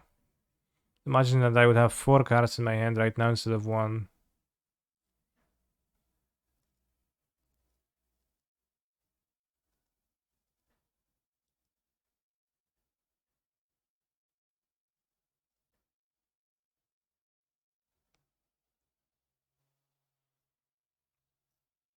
At every Magic event, before I sit down and introduce myself to my opponent, I ask them if they heard of canister_MTG. And if they frequent the channel, they know of Bob's. Yeah. What? Yeah, you sure, for sure you say that, bro. Alright, actually we're not doing so well anymore. So you can connive.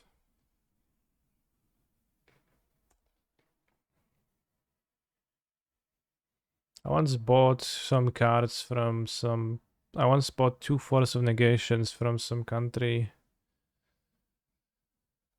I don't remember where it was from Norway maybe? And they filled out the form and they put like 100 euros, the value of the cards. And then the fucking postman made me pay like some 100 more zlotys for them, and that sucked. I hated that. Just lie on the forums, bro, it's fine. Just say it's worthless. Those are cards anyways, they are worthless indeed. After all.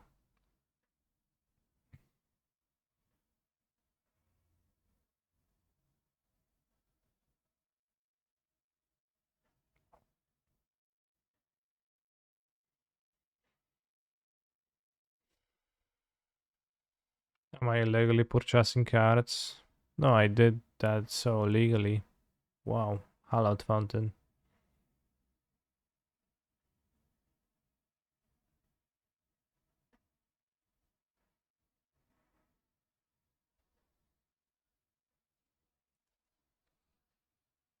Eight drag on.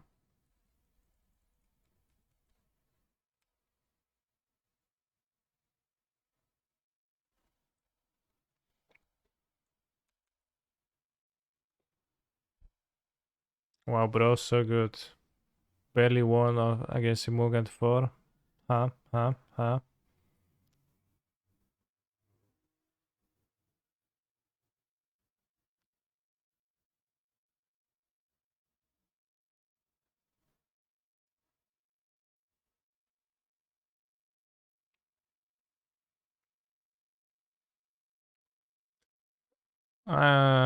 Yeah, I think I had notes.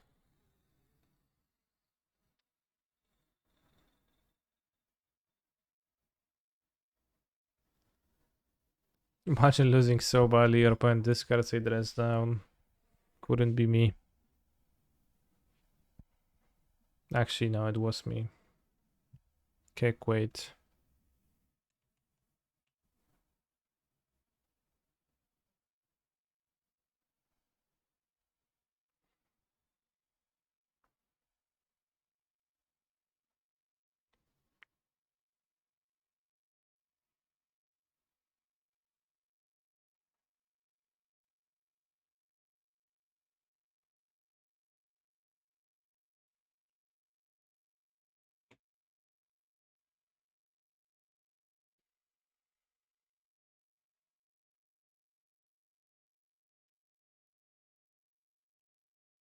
I can play 4 cards on turn 1.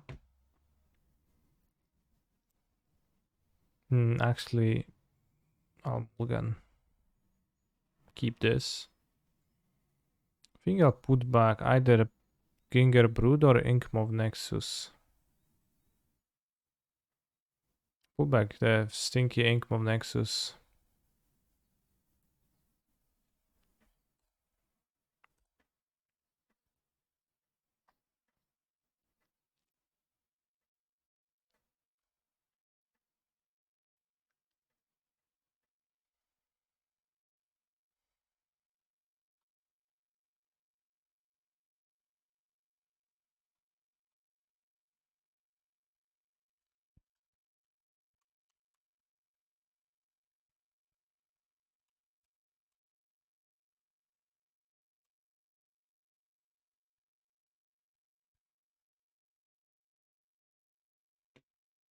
Can I get one that says I wish I was a mod for canister underscore MTG?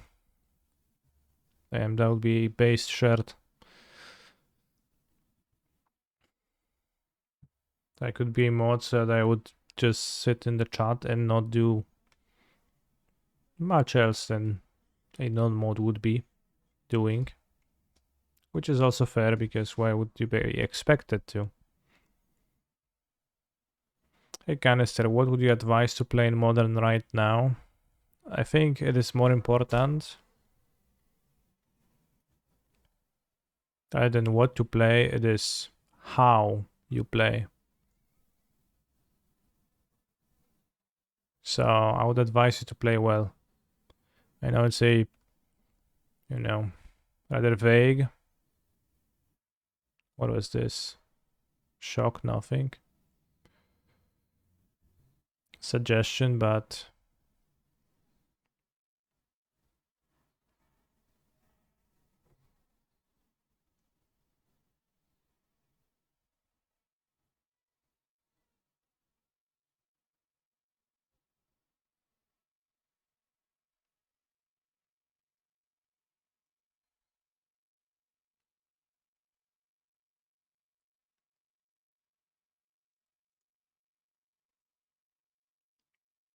hey Canister, what would you advise to play poorly in Modern right now? 4-color.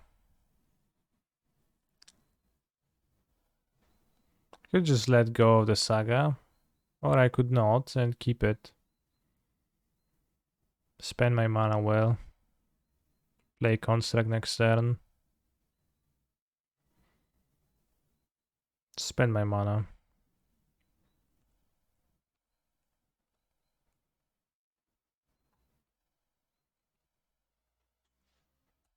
Get good really is the answer, I think.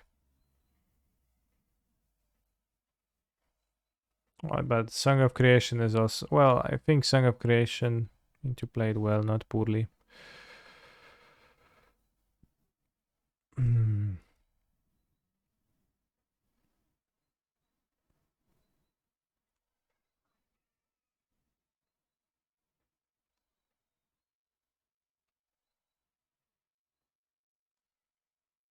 Good draw. I think it was rather poor actually.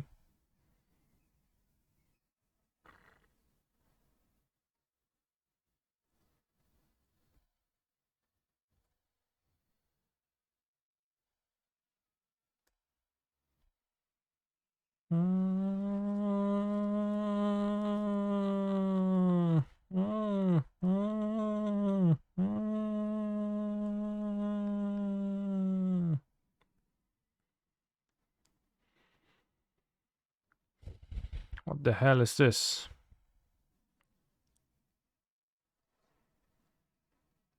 Kataki followed up by an artifact, huh?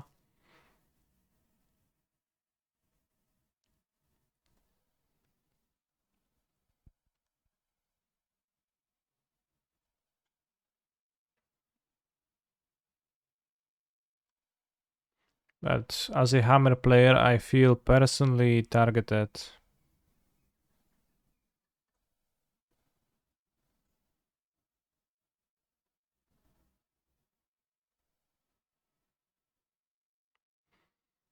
Chochi Adam, you forgot the part where you have to pay for 5 packs on the next turn.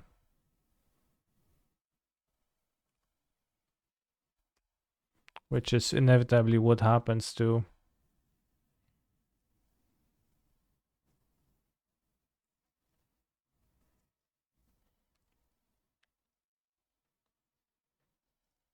Babe, wake up. Canister is losing to Blue Red again.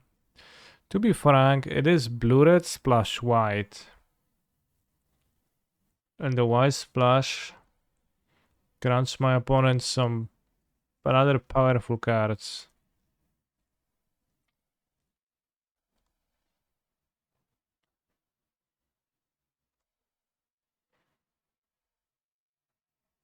I hope Rakdos is good so I can lose to Rakdos a little bit too.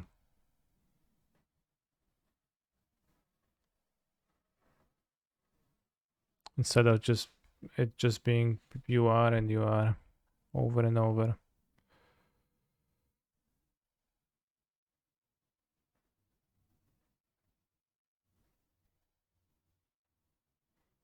Level.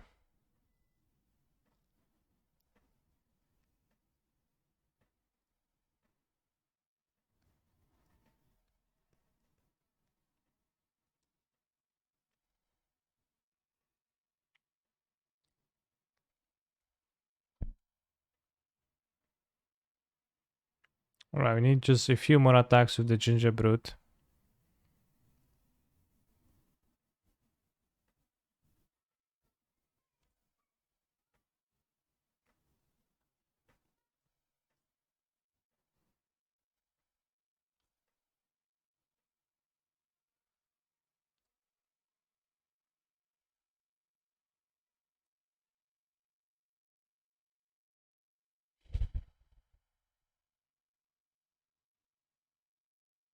Will we get there, bros?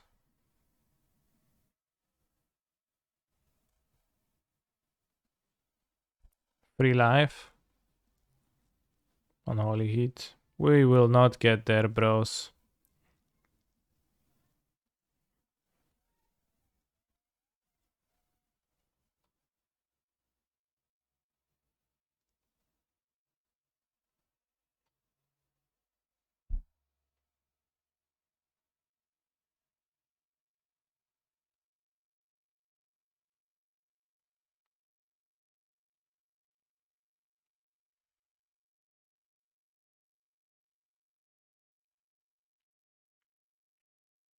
Can equip the cheap.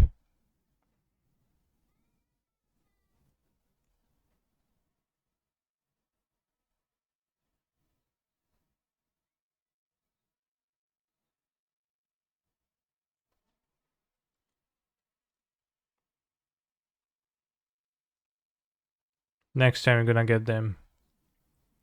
Get him.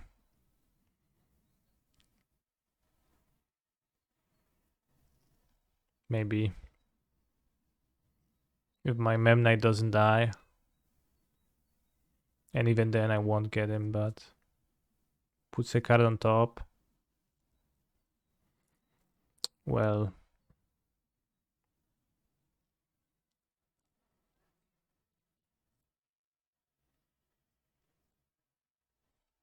Yes, I'm playing as Ria, who seemingly specifically targeted me with a hateful choice of a...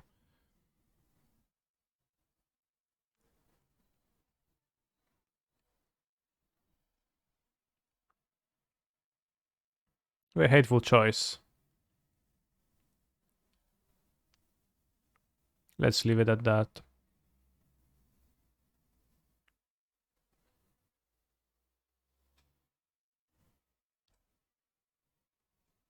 We actually played versus 3 hammers in the prelim. Solid.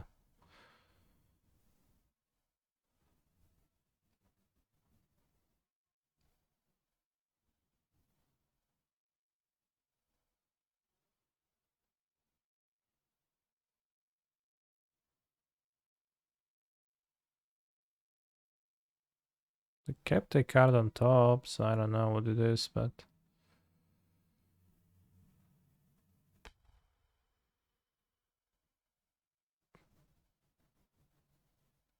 Counter spell on top.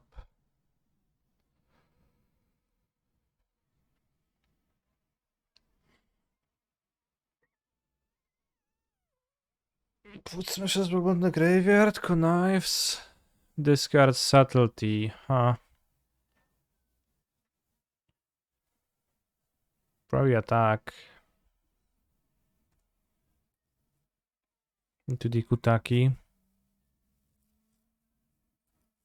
Is this gaming? For sure it is. I have 1, 2, 3, 4 artifacts to pay for. A useless Seacrom cost on top.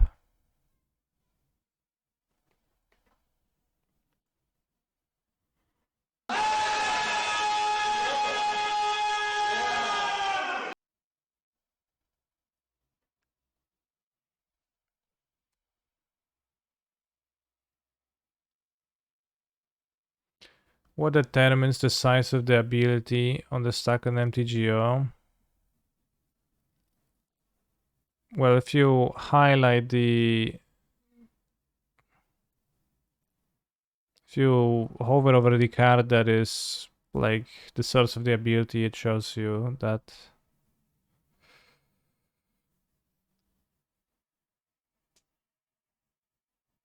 I think I will not make a construct in a game that I win, so...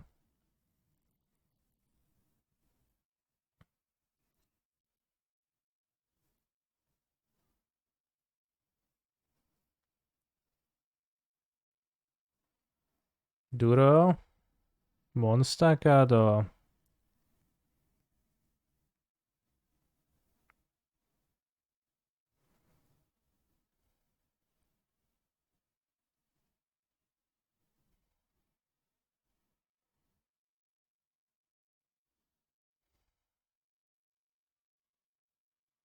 Any explanation for the current uptick in Timur's scape shift? It won a tournament. So people play the deck list that they copy the lists from somewhere.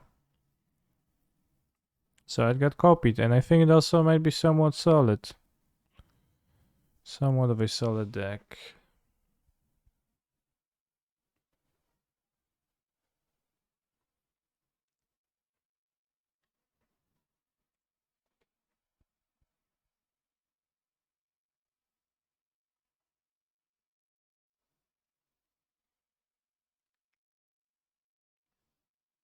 Don't want to let my opponent connive, that seems rather poor.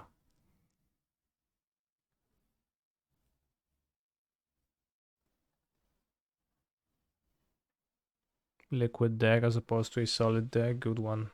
Really good one, frozen underscore ape. Really damn good.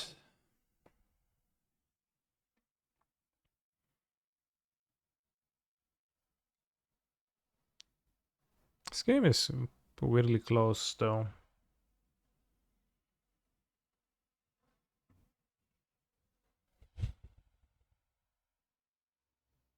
I cut the ornithopters, I think I did, right? Yes. Oh, not close because...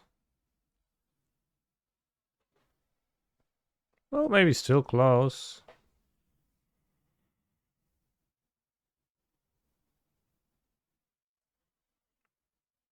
Needs to add 2 power, so into connive here and then again. Then have a removal for Inkmoth.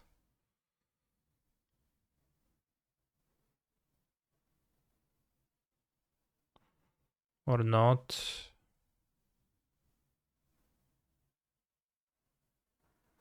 Maybe I shouldn't have attacked the Memnite, maybe that was a mistake.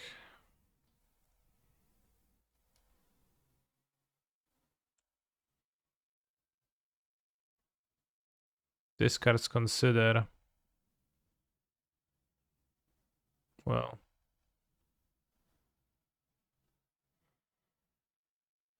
If discards consider, then we probably gonna die.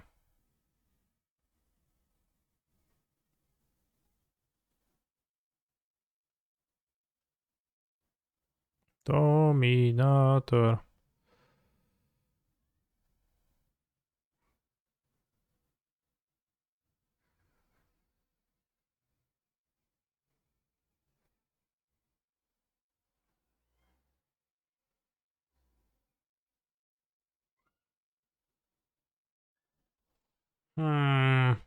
Well, Surveil they card the graveyard, so I'm not dead yet.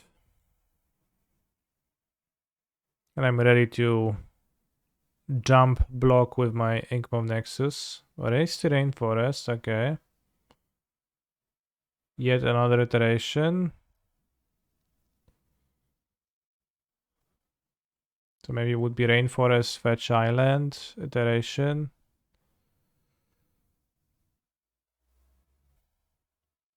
Dead? No, I am not dead yet, as I said, right? We have the blocker ready to block some of the power. I think attacking the Memnite was a mistake, though. But not really a huge one. Maybe it was fine. I don't know. Probably it was fine, actually. So there is, you know, Surveil, Connive, Iteration. For sure my opponent will not find a removal spell. Right? Haha. Right?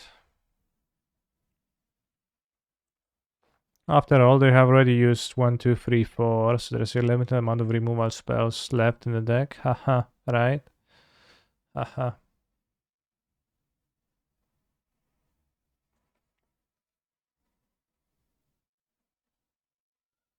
Your opponent punt by hitting the paladin. It's kind of unclear why the paladin was heated, right?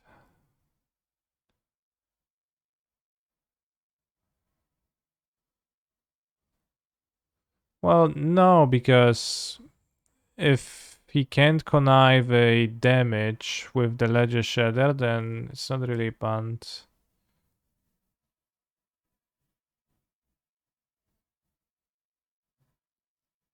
Okay. So he survived. So no removal. Interesting. How? Question mark. How do we survive? Well, we just did. So we pay for what? Pay for everything, or do we pay for just one of the things and keep more mana? What do I need? I could have more mana this turn.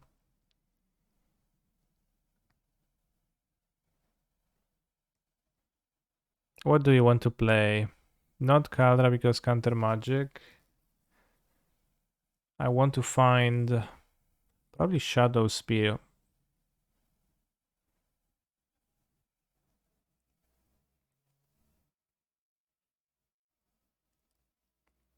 Can kill off Dram and Sentinel and just pay like 1 mana and a second mana. Then you're going to have max mana with the Memnite equipped.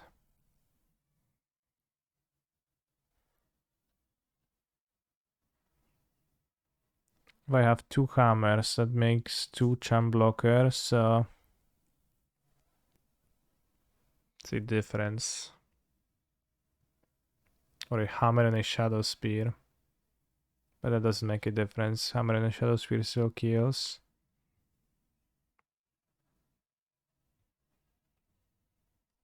Let's just pay 2.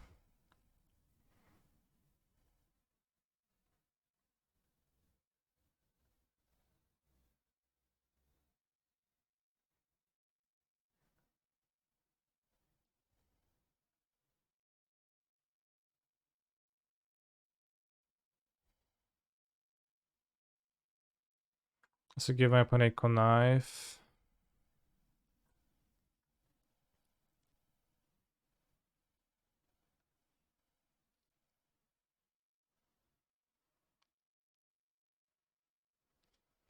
Yet another giver.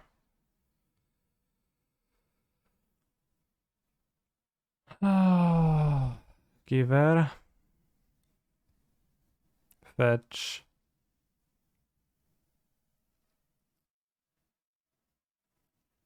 Alright, you got knife.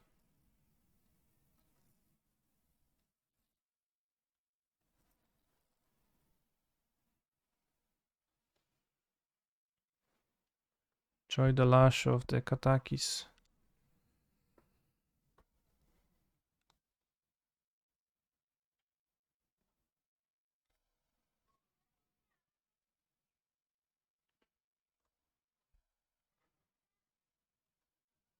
Fetch. Oh, he finds a bolt now with the knife. Well, too bad. Too bad. A lame way to pass, but a way indeed. And we 2-2'd with Hammeroni. So this is what it is. Could you have cast Hammer off the top with the Saga trigger on the stack? Yes, if there was a hammer in there, I would have cast it. Yeah, it was a pretty good knife. But I didn't have a hammer on the top of my deck. I just had another giver, right? There was no, I didn't see it. Let's take a look at the VOD. Because I didn't think there was one. If I missed it, then I should have cast it.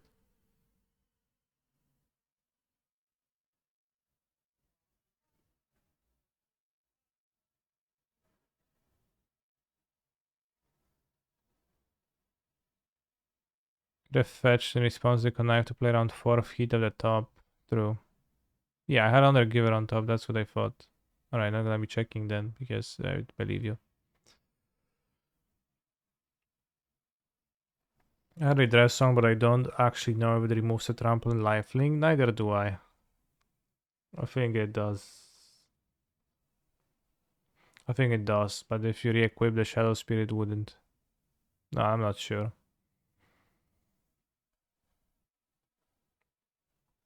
Any judges? But I have to say that White Splash for Kataki and Werther is quite a bit unfair out of a Merktide deck. A blue-red Merktide deck.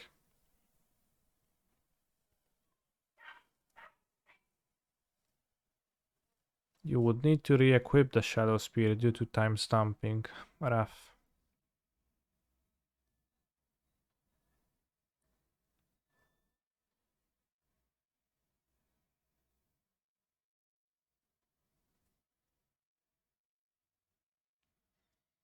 Wouldn't dress down stop the flying from Inkmoth 2 since there was no extra mana? Question mark. What are you talking about?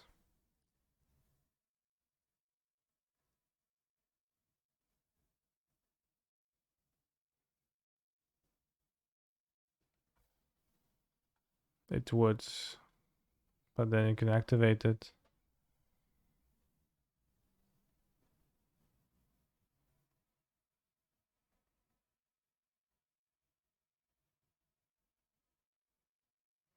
Yeah, I could have blocked with the Inkmoth.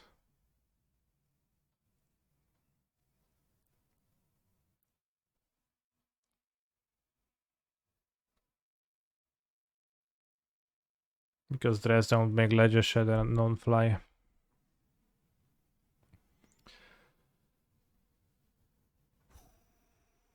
Okay, lost to blue-red. Prelim. Prelim successfully played through 2-2. 12th place, Timur Control again. With Scape Shift. That's just the Scape Shift deck again.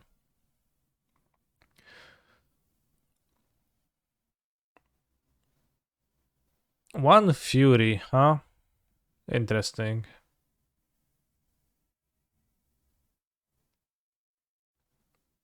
And a third one? That's so many, bros. Why so many Valakuts suddenly?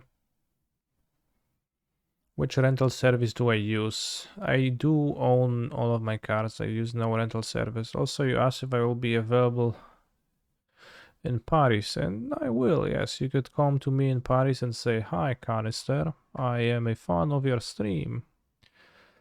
Or, like, I guess if you're not a fan of your stream, you could come up and say, "Hi, Canister. I am not a fan of your stream."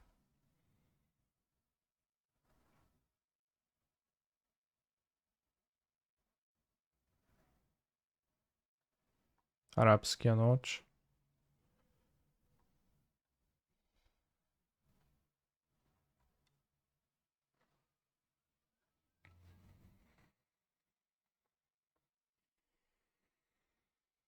What if I'm ambivalent about your stream? Then it's 2 years well spent.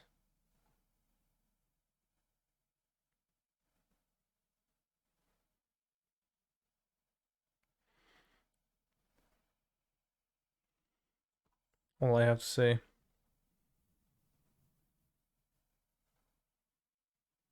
Or just 2 years spent. True. True, bros.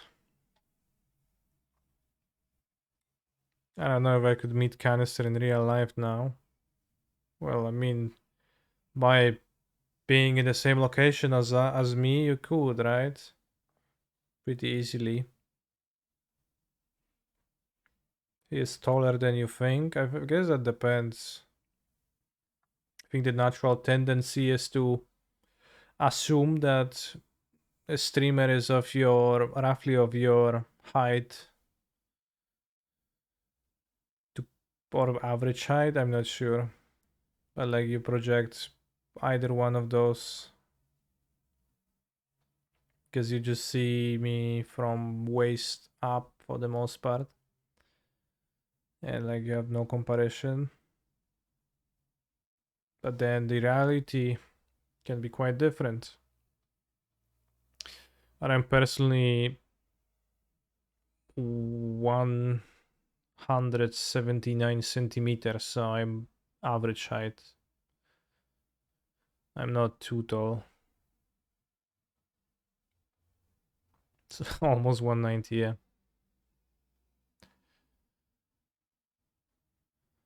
I might look 190 in the like MPL shot where everybody has my face photoshopped on. But that's because plenty of the like I might look tall here, right? But I also look short, so it's kind of unclear.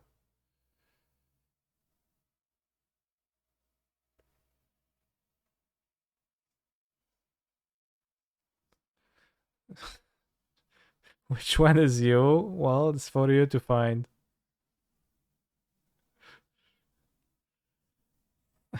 Which one do you think?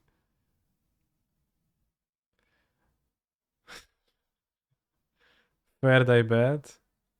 1, 2, 3. No, that's Sev Manfield.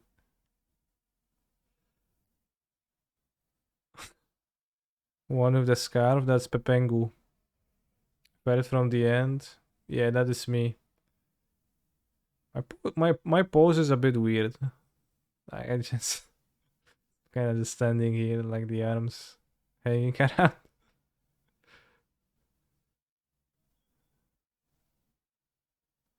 Yeah, this is not good posture, bros. I'm going to straighten my back now. Sigris Javier Sef Mengu. No, this was Nelson, Brad Nelson, I think.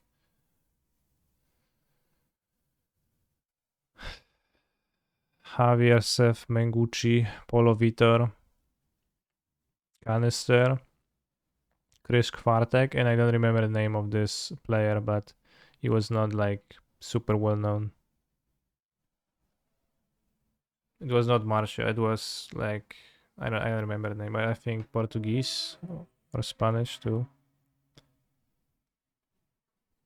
Yeah, Javier is always clenching his fist so hard. He's like, Brad, don't touch me. I'm gonna fucking punch you, bro.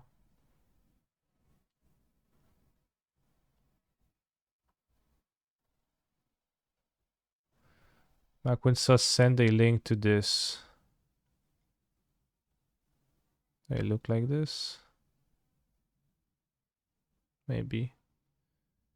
Do I lift, bro? Not often.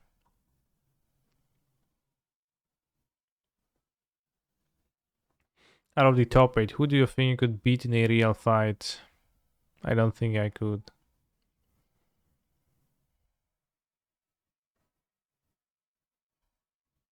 I would have, that's because I would have mental blocks before I would hurt other person with my fists. Even if I could have. And I'm not sure I could to begin with. Pepeng once said that you would be able to beat him up.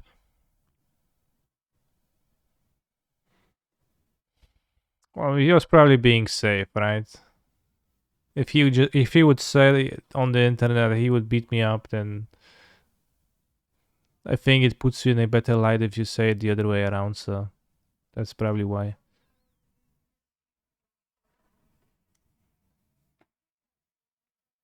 It was Miguel Simoes, exactly. I think neither of you could beat the other up. Yeah. Exactly.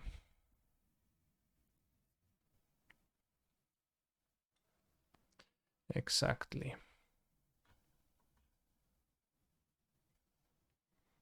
Simic Harden, Scales and John Sacrifice. It's all in the modern challenge.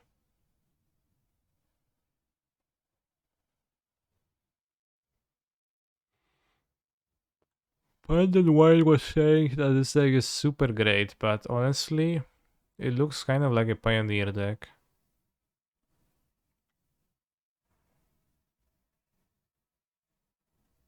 I think you would both pass out from exhaustion, exactly.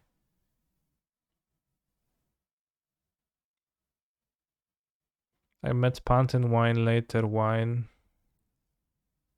I met Pant and then later Wine at the SCG event last weekend. How was it?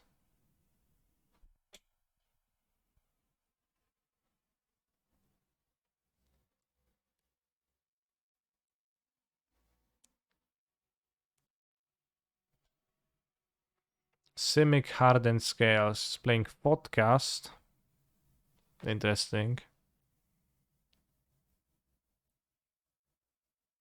We talked about your collab together because I know none of his content. Did you explicitly let him know that that is the case? Sometimes you do talk with somebody like else who does a similar thing to you. Like, let's say you're a Magic streamer and you talk with like someone and they will cordially tell you, hey, Canister, love your stream. I haven't been able to catch it much, but it's really good. And then like you talk for them with them for 2 minutes and you're like, yeah, this guy never see, this guy is clueless. It was just a, how do you say it? Cordial, no, not cordiality, convenient, not convenience, courtesy. Yeah, courtesy, which is fine, but I don't know. You can also say hi, canister, like it's also fine small talk. I typically tend not to tell people that I love their streams when I don't love them, although I also neither do I explicitly tell them that I hate their streams, so it's fine. Is it weird being a celebrity of a niche hobby? I'm a pretty niche celebrity, a pretty niche hobby, so not really. Like at Polish tournaments when I play against people that I don't really know sometimes, and like they sometimes watch the stream and they like don't mention it, and then they kind of like know me from me streaming, but I know nothing of them. That's like maybe a little bit of a weird disparity, but only very ever so slightly, and like I don't really get recognized other than that. Have you ever got recognized at the tournament? Yes. Have you ever got recognized at the grocery store or at the restaurant? I once got recognized walking on street. There was a group of what seemed to be some like maybe exchange students or some students from, they told me from, it was a small like thing next to Australia. How's it called, bros? It's New Zealand. Yeah, it's New Zealand. So they said they were from New Zealand, and like the guy yelled at me, "Hey, are you canister?" And I said, "Yes." And then I was pretty excited about that, the guy.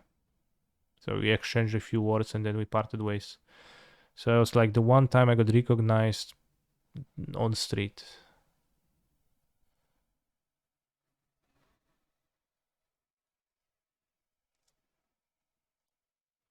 Have you ever pulled a "Do you know who I am" at a grocery store, for example? If so, why? Don't you think it's a bit rude? I never did that. Was it me? Well, it wasn't Poznań, so it was probably you if you're asking. Or maybe you're not, maybe you're just asking but like lyingly. But it wasn't in Poznań, yeah. What card have I signed the most? Inverter, maybe? I think.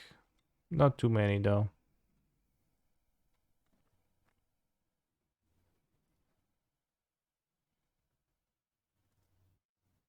It wasn't me, but if it was, I would have said hello. Fair. Alright, let's take a look at something else. No Lantern or KCI cards. Those decks, well, I think those decks I was maybe, I don't know, more known for, but also I was less known. So, and they're less popular, and Inverter was quite popular at the Inverter PT, and many people who play Inverter played it because of the fact I posted the guide the day before, so that's kind of like the intersection of all the important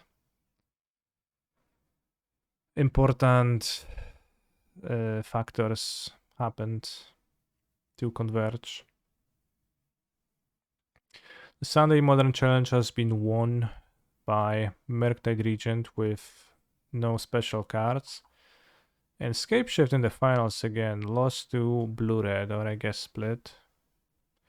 Creativity. I see like the Scapeshift seems to be taking the trajectory of the Indomitable Creativity deck.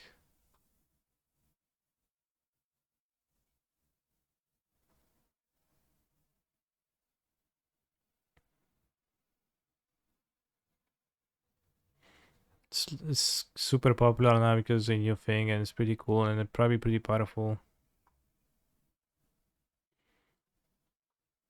And creativity is, I guess, third and fourth, but Stag is fine, but kind of sucks. Another Timur, wow. Well, Timur, another Scapeshift. This time with Grazer. Not sure, but I guess Grazer is a Ragavan answer. It's a little bit of a brick card, though. We're gonna try it tomorrow, I think, if we get to. I'm not gonna stream for a long time tomorrow, though. Because I'm going to Warsaw to attend a music show, bros. I'm going to a concert of the band Vola, which I greatly enjoy. So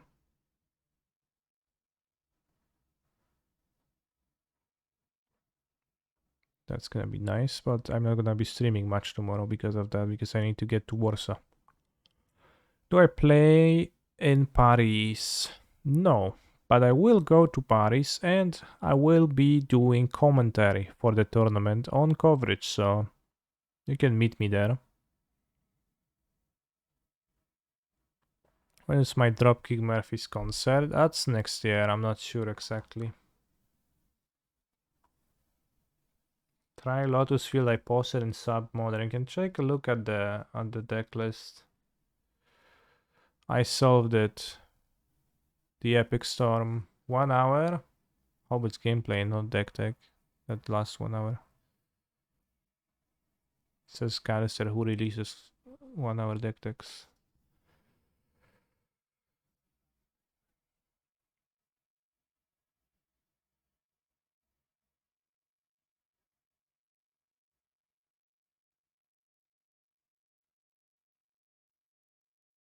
You need. You are required. Why did he say it this way?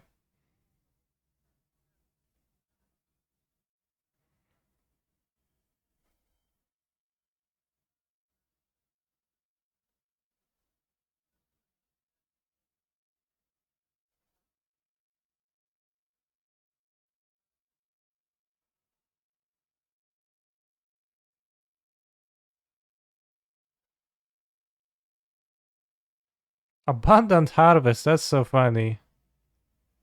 Always grabs your Lotus Field.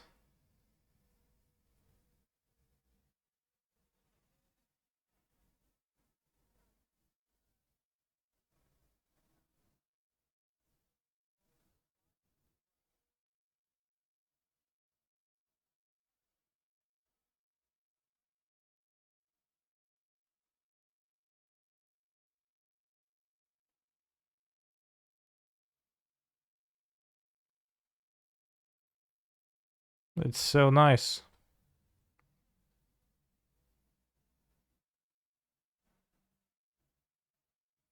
The cross kinda sucks, but I wouldn't this the better if you played 4 Lotus Field and like less recross? Because 3 mana to find the Lotus Field, tutor the Lotus Field onto the top of your deck is kinda bad, but like 1 mana to grab it through your deck is pretty good. I guess you'll win after recross because you stacked your deck, but I don't know.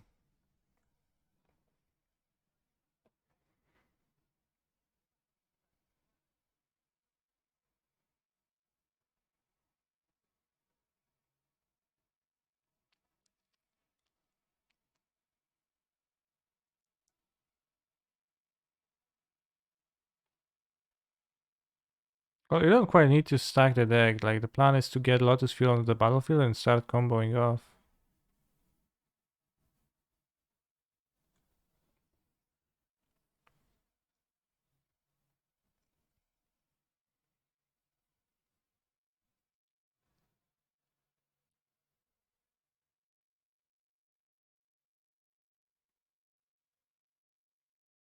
Recross puts the Lotus on the field. Secret text. As it's never played together with lands. It's pretty funny. But if it puts it into play, that's a bit better than putting it into your top of your deck. But yeah, you reveal a card at the top until you reveal a land, put the land onto the battlefield and the rest on the bottom. You don't quite get to stack your deck with the first one.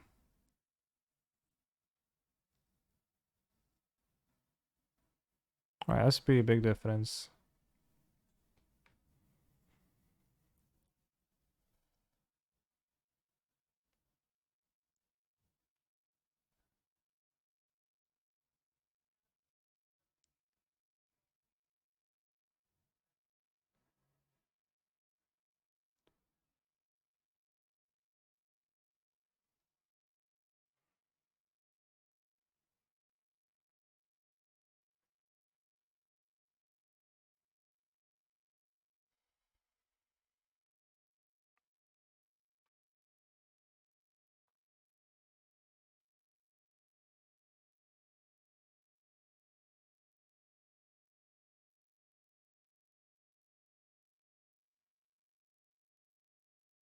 It can be a huge benefit.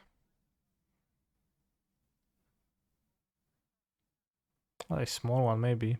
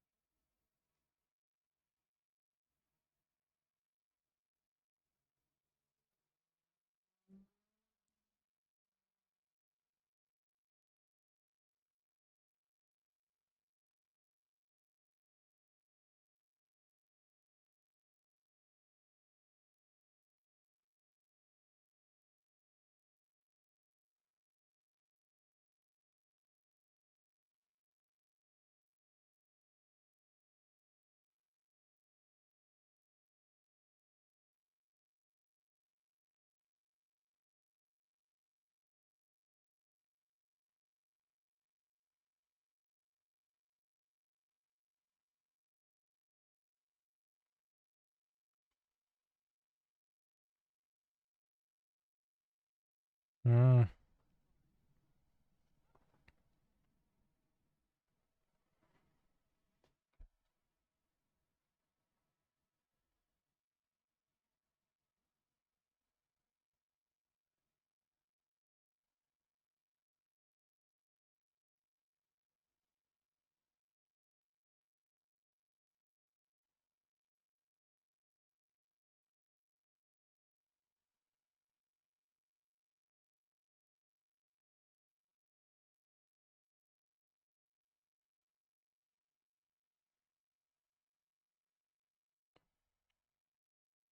Seems pretty tough to hit the land drops.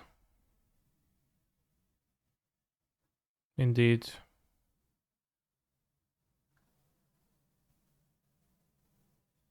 Oh no, he has the extra lands with this. 1, 2, 3, 4, 16, 17, 18. Sure.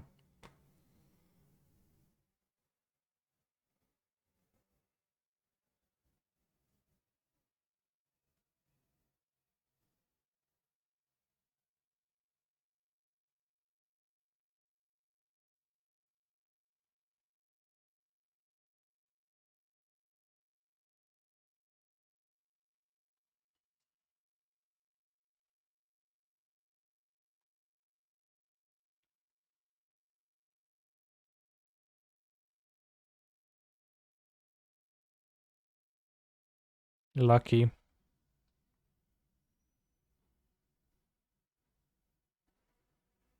Also, it's gonna be an easy turn 3 win.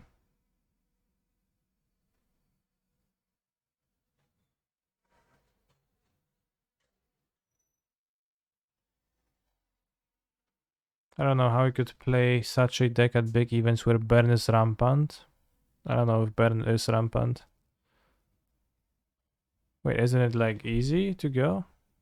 We might be able to go. Isn't it like super simple to go? We go field, untap it, untap it. So you go field, untap it, tap it, untap it. You have 5 mana. Yes, I guess 5 mana doesn't work. You need an extra Grim's Grip indeed to untap it.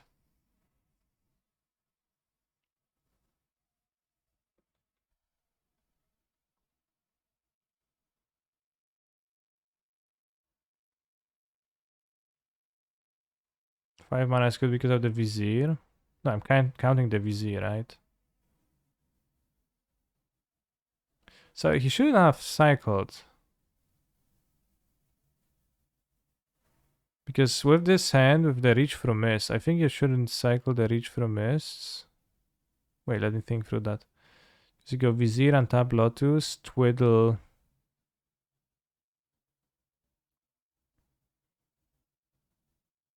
Yeah, you shouldn't cast the Reach, right? Because you're going to untap. Let's say you draw a blank. Tap 2 mana, play Lotus Field, sacrifice a land, cycle this, untap Lotus Field.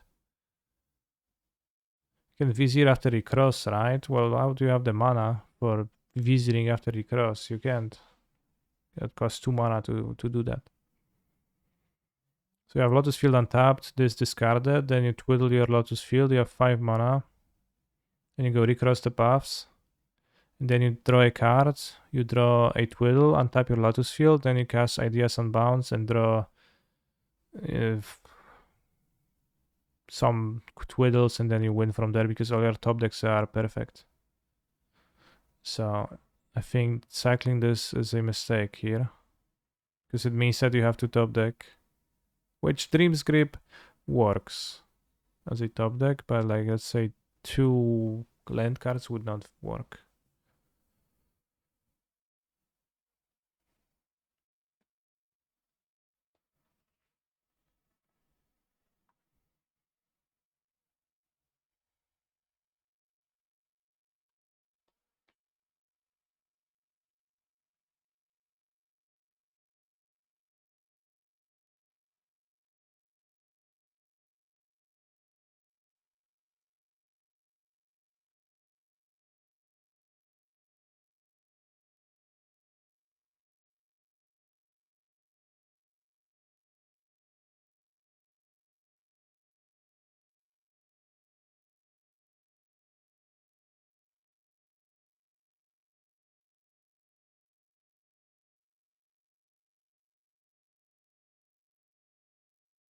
It would be funny if any order would just actually set the rest of your deck to any order.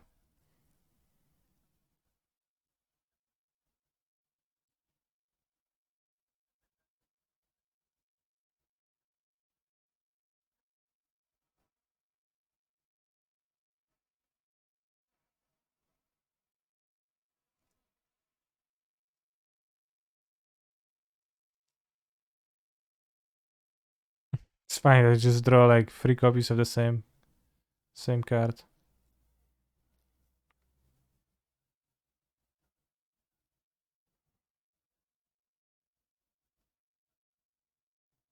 No, Blood Moon.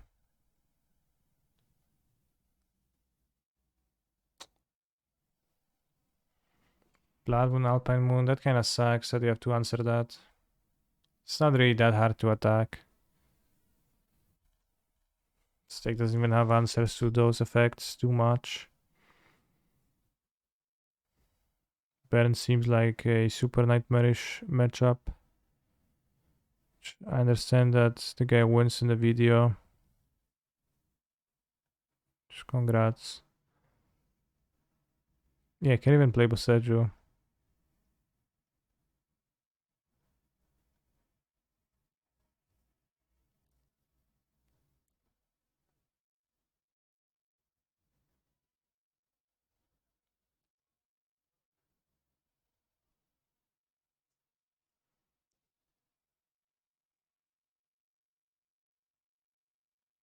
This is kinda sus. 2 mana untapped, 4 cards in hand for the Baron player.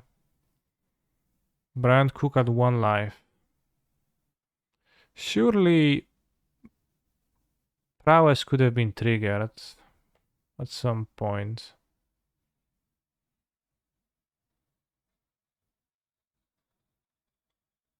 Well, I understand that Leyline is on board, but you can target yourself with your burn spells. Just need one more prowess trigger.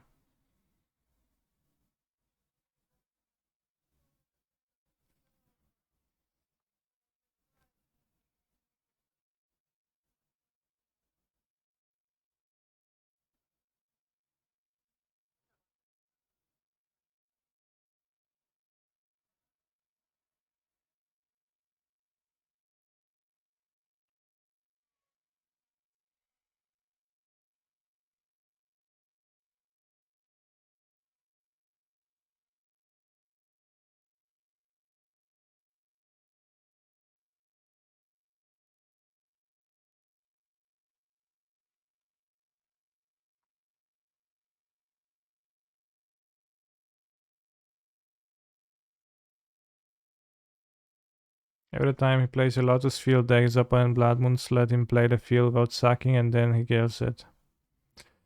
Yeah.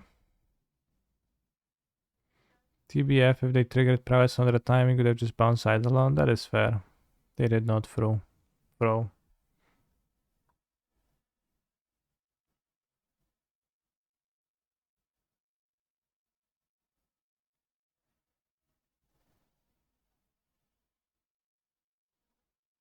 I solved it. 1 land Modern Twiddlestorm.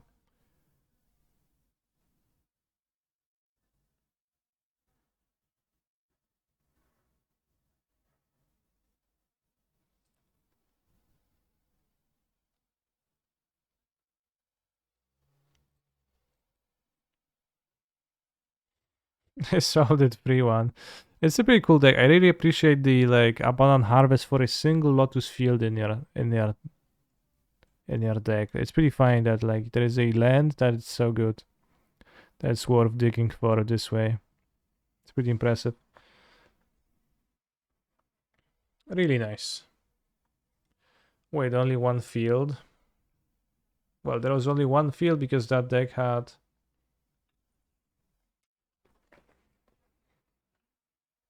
Can you do this with Bazaar of Baghdad? Yes, but you can't afford to not play your Bazaar on turn 1. So, just... Serum Powder.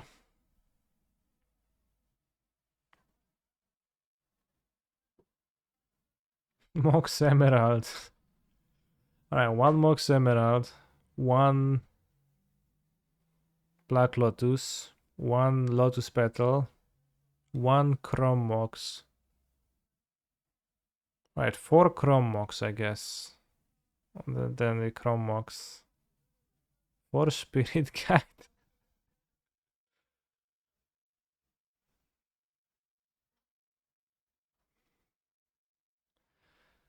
Well, it's interesting. like not good because I can counter your bazaar there, etc. And powdering works just fine enough, so there seems to be little reason to actually do that, but it's pretty neat. Mr. Swimmer, can you play a game? Sure. You can play Pioneer match. I'm in a league with Elves. 1-2.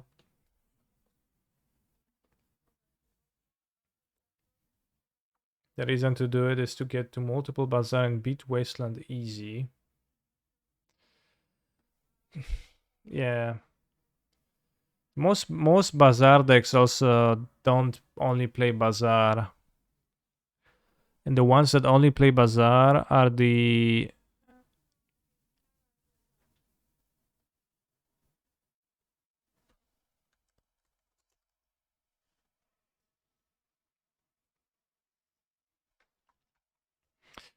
actual dredge decks, right? This has Wasteland too. So it doesn't quite work in there. The Hogak decks have even more lands.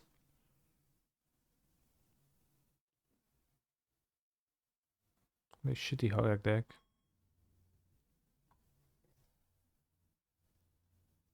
The actual dredge deck, well, this doesn't function, but like you can, there's dredge decks with just 4 Bazaras lands.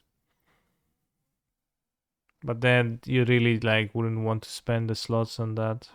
Seems inefficient.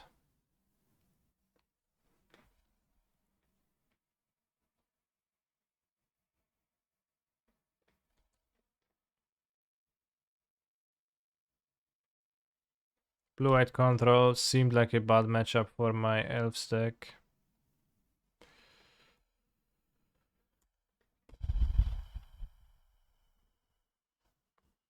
Time to get censored to death.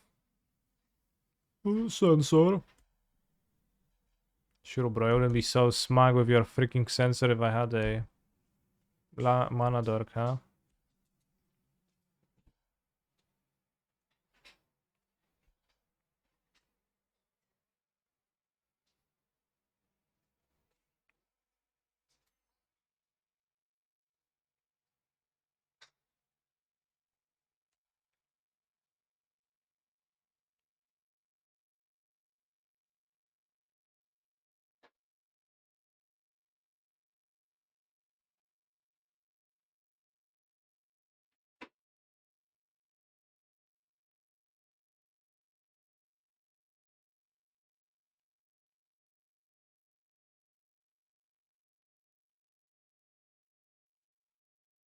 I think we can roughly never beat Supreme Verdict ever.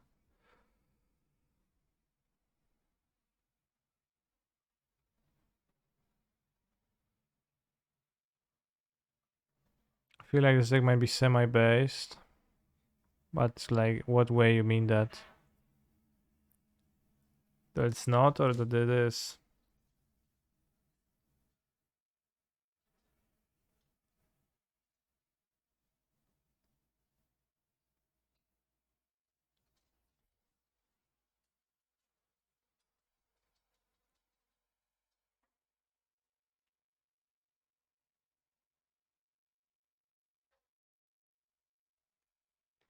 Semi-base. Well, semi-base switch direction.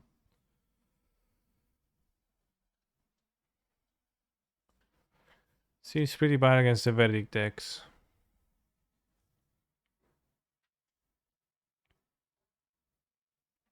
And the Elf Planeswalker is not so good either.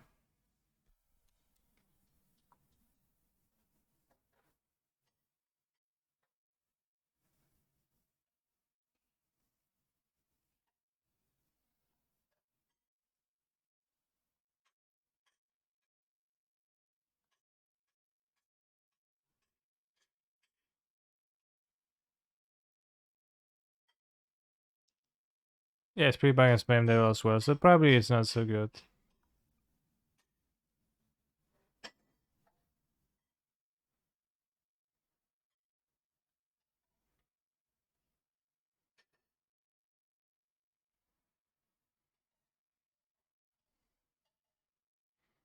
They might have Verdict in hand.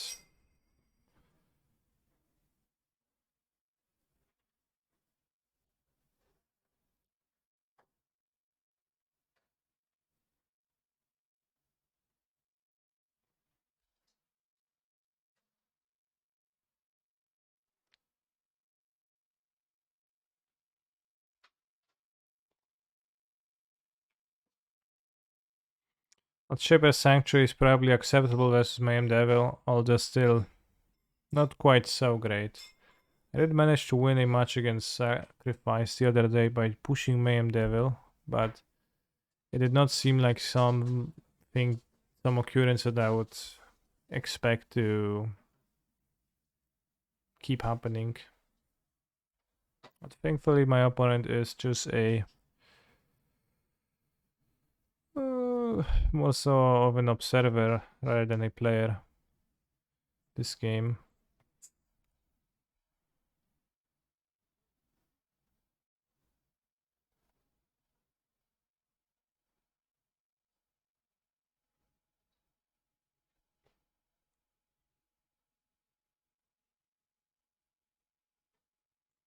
Every removal, I kill the Lord, then you attack for 1, 2, 3, 4, 5, 6, 7, 8, 9, 10, 11, 12.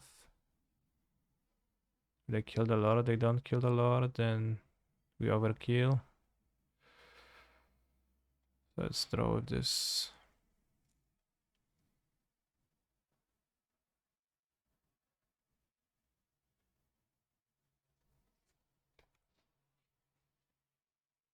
And after the Verdict, I would play the Champions.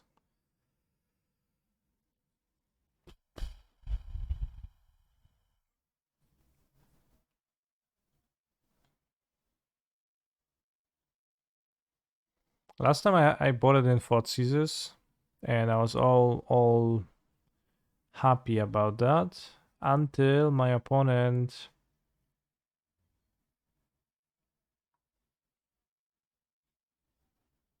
no, you don't play Seal Away. Seal Away is not a card in the format particularly.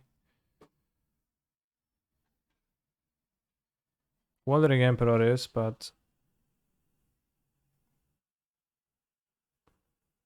shouldn't be there.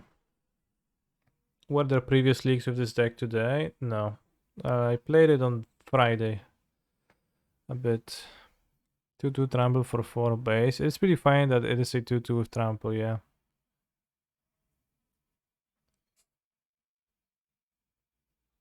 At least Dreadhorde Arcanist is a 1 power creature of trample, but at least it's there to point you in the direction of using pump spells to increase Dreadhorde Arcanist's power, so that you can flash back more expensive spells.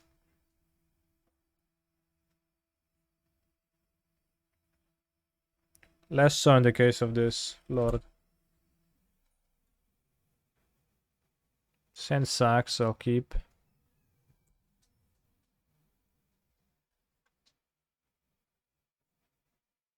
I think nothing shameful about keeping a shitty hand every now and then.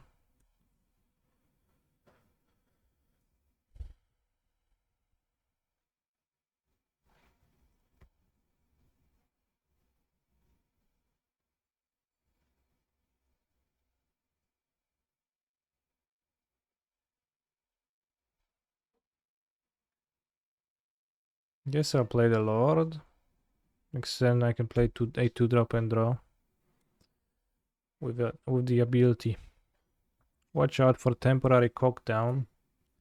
Probably should have cyborged Rex Sage, I guess, because that card is indeed possible to be present in their decks. It could definitely be cocked down a bit. Ethergast. Maybe bottom and light, try to draw a company or the messenger.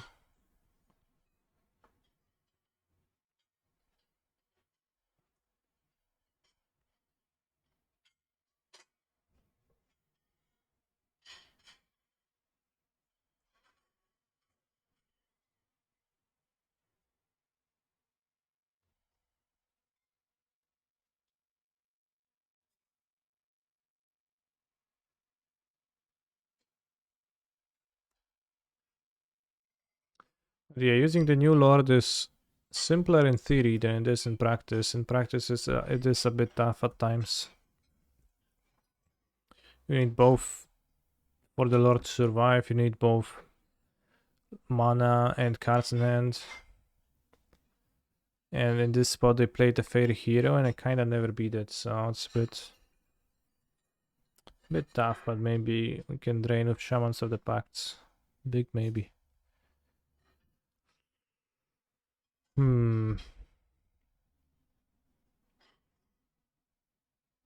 Well,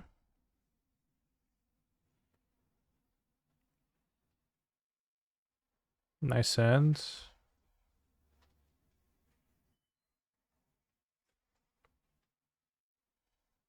I mean,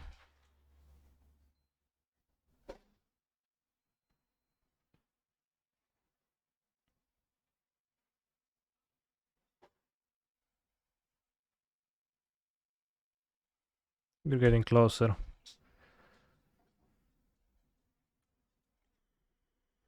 Nice 1/1 Sphinx.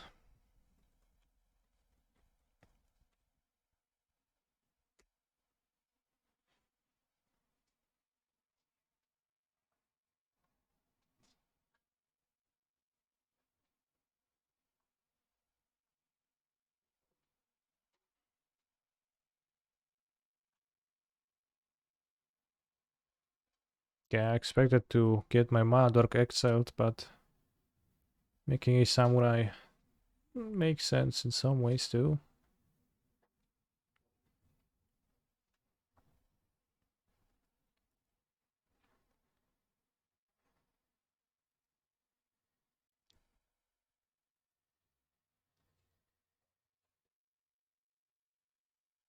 How we do this now?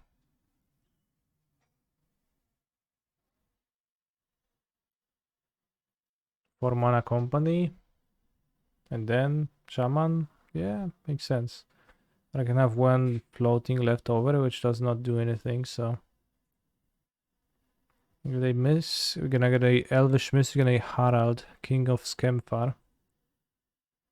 So what's my conclusion on the Lotus Field deck? Well, I have no conclusion. I think it looks pretty cool, neat idea.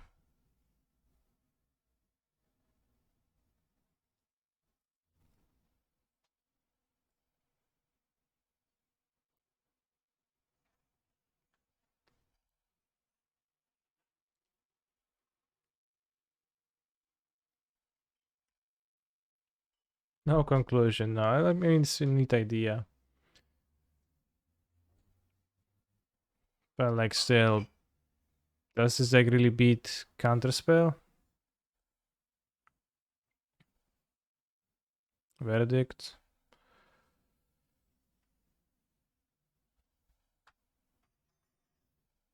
Farewell. Okay, so can't beat sweepers really, and Thoughtseize is not really helpful at all in doing so. It's extremely minor when it comes to helping you beat that.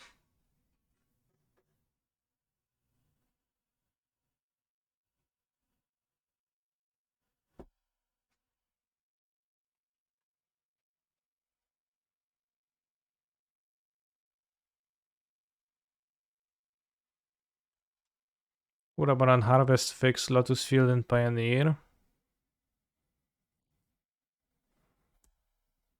No.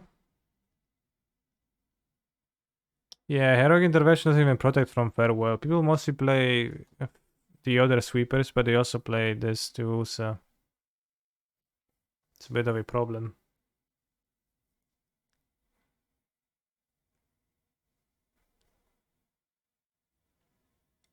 He's a phenomenal control player.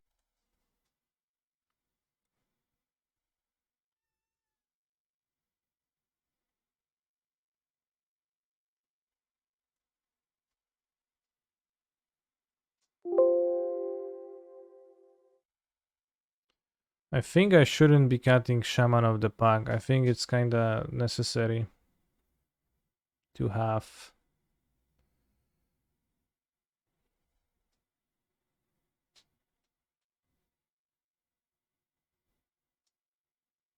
Stuff the Rex Sage, not sure.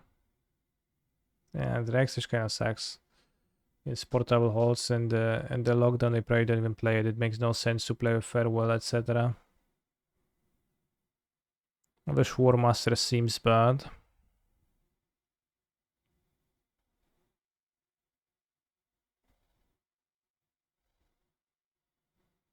I would say wait to produce elves for the shaman to drain. I think I also want my companies end of turn to be powerful.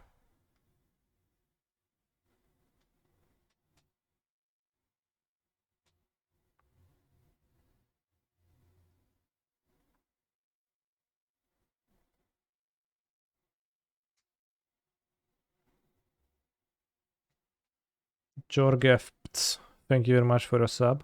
Very based.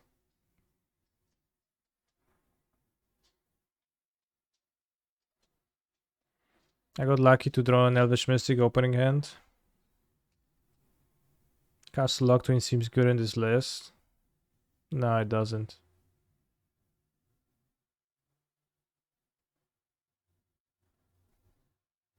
It's possible to keep the two other dorks over the War Master would probably be better because skipping the one drop dork is truly bad in this matchup, it seems.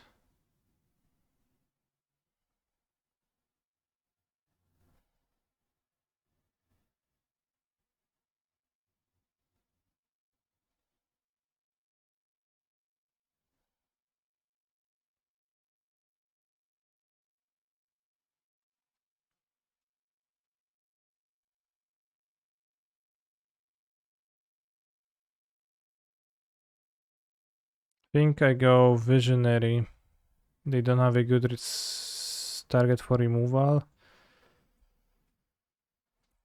And next turn I can go Lord Elvish Visionary. Or just a Messenger.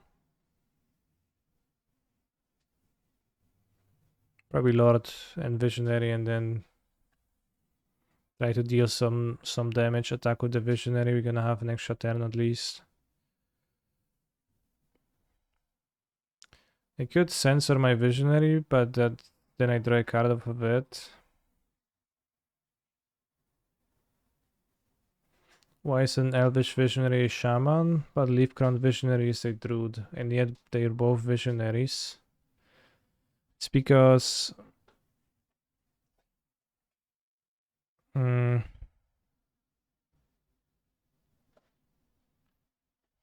probably some cultural differences. Dziękuję ci bardzo, Kasiu. Things might be different on Alara than they are on Dominaria. I'll be my guess.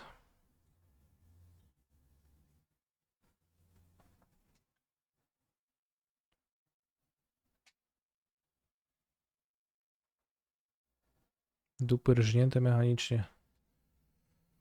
What's the difference between a druid and a shaman? Well, it's good question too. Next turn you can attack for plenty of damages. Unless the Lord gets portably hauled.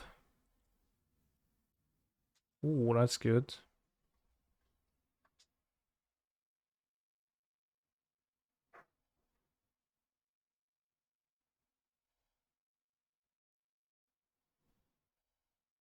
Hydrophosis.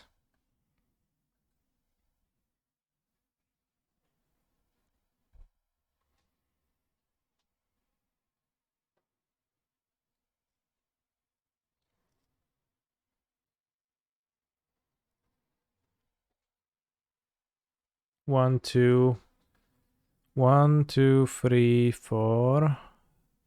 1, 2, 3, 4, 5, 6, 7, 8, 9, 14. I guess we just shaman of the pack. Draw with it. Then attack.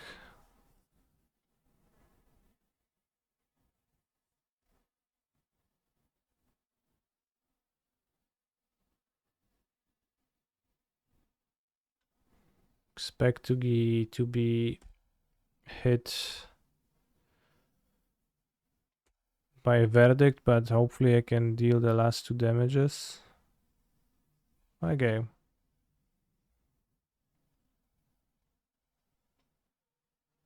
No verdict, it seems. I can finish this league then.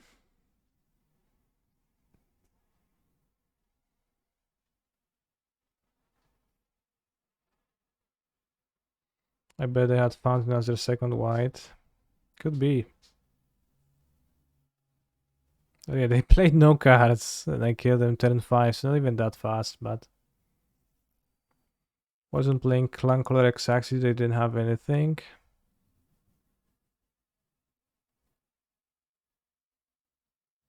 No.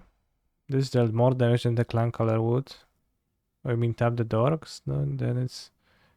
I tap 4 damage to deal +3, so I deal 1 less. I'll play without drawing. Yeah, but I would rather draw. They had Ethergast previously, bro.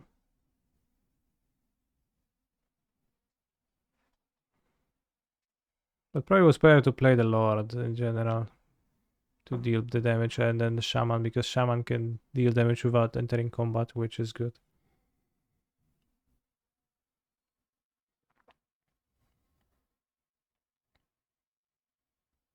Probably right.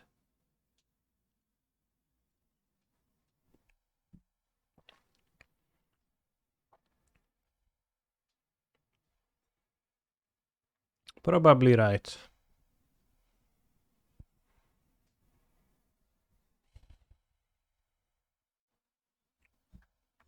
If I wouldn't have drawn, I played Elvish Clan Collar.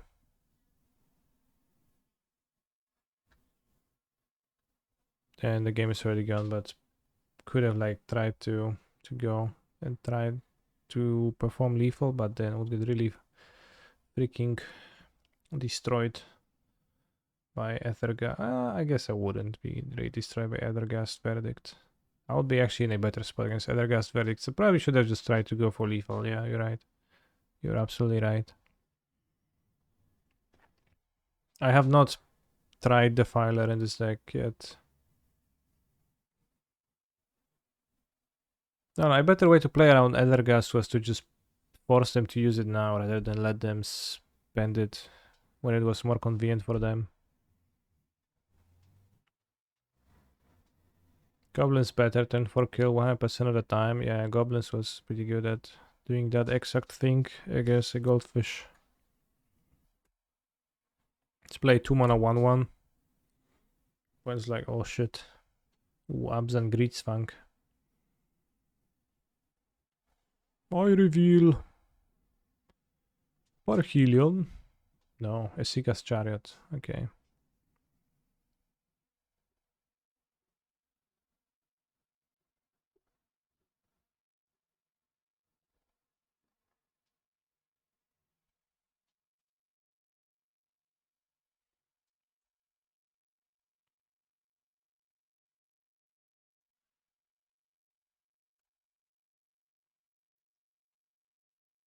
They also play Eldritch Evolution as a way to find Greasefang, which is not common, but looks interesting.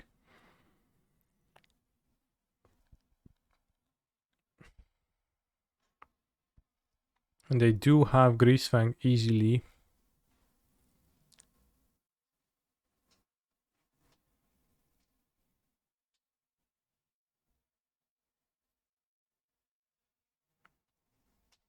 Which is good that they don't have the Parhelion, because that would have killed me.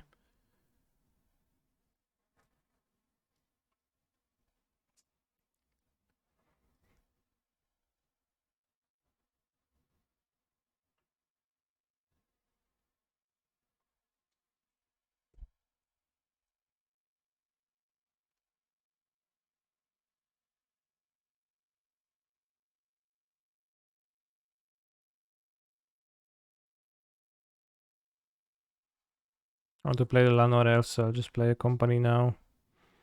The trickery seems to not matter much. You can get the Reach Elf or the Steel Leaf Champion, but I think the gives me more mana the next turn. That's like the big thing. Can also not get the Lord, but get Steel Leaf and just put a Sentinel, but the Lord seems good. Lets my Lords block the cuts.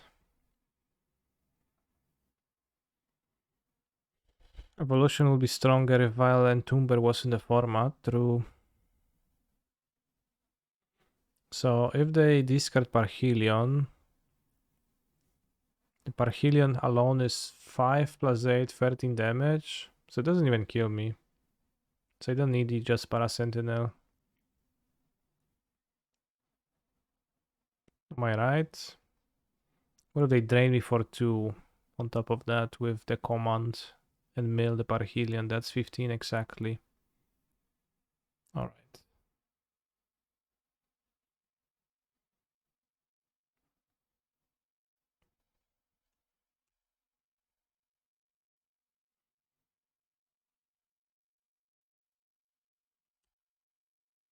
Can even block an angel and keep the Sentinel.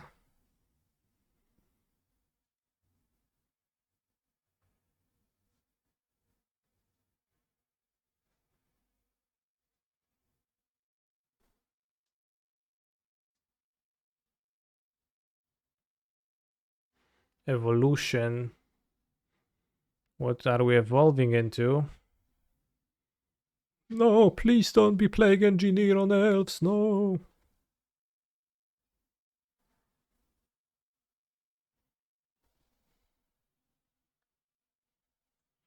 Also, let me, I guess, upload the deck. Well, not even upload, yeah, not even upload, I guess it's on Stream Decker still.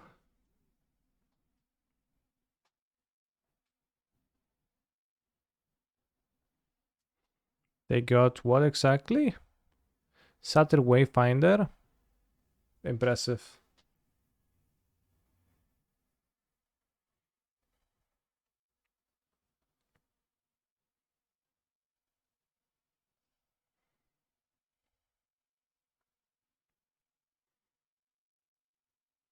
Do I company first, maybe? Do I have more mana of Nyctas? Can go 1, 2, 3, 4, and then I can have 1 black available for the Shaman of the pack. That doesn't seem particularly relevant. Can I attack my opponent? Not really, not for lethal.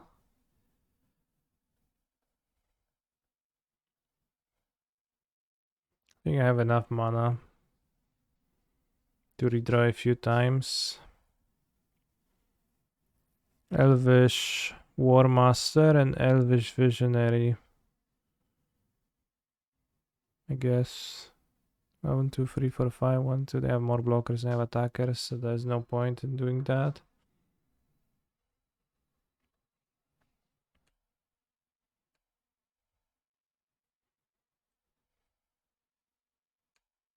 Where can I find the list? Exclamation mark deck list. Or deck will yield you the list.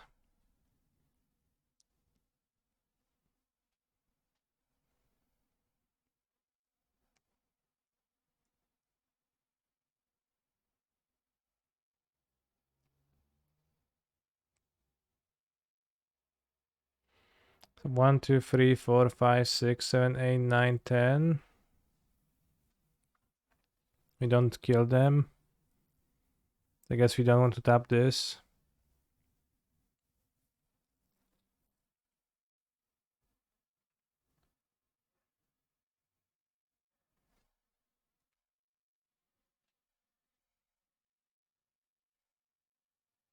I won the previous match and I paid the viewers.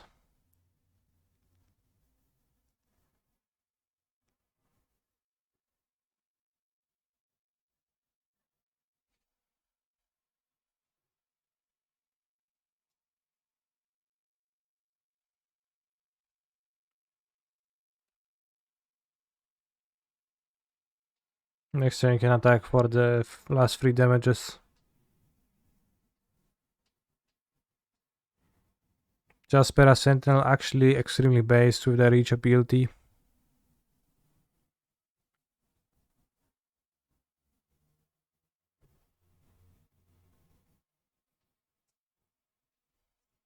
They melt Parhelion and drain me for 2, but the reach blockers are ready to block.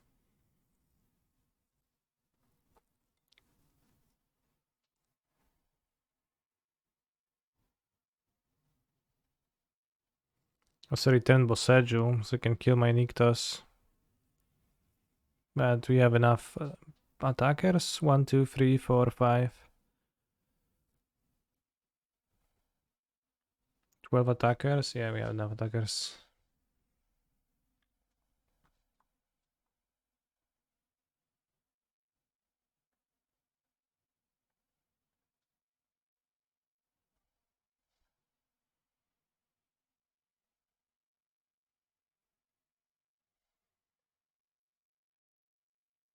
Tayam, Luminous Enigma.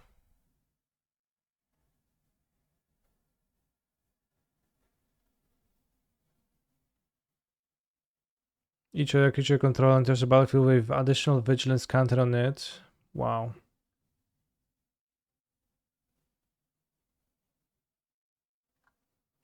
Insane card. Okay, so we're gonna use Scavenging Ooze against their deck. And I guess that's it. Maybe one Circle of Dream Druids. They shouldn't have much removal, and going big like that seems maybe better than Harald.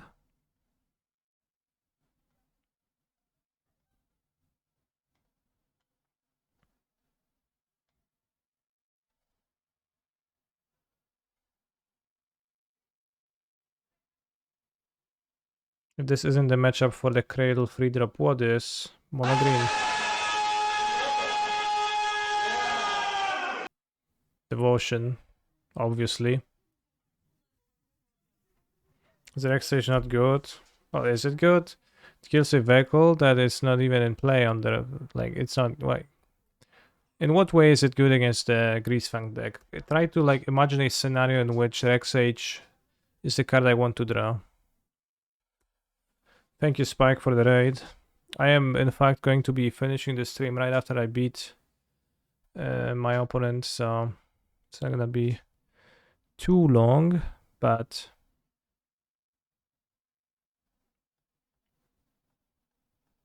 still, thank you for visiting the stream.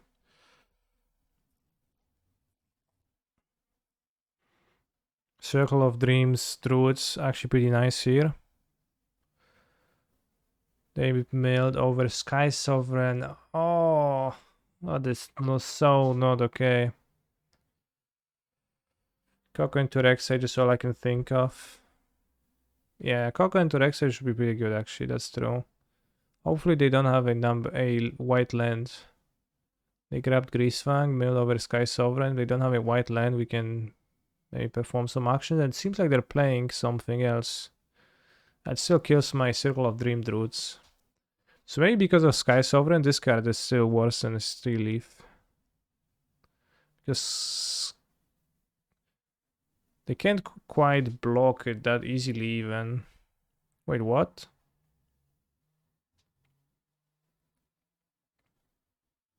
Oh, they returned the land with Witherbloom command. That's what happened, obviously.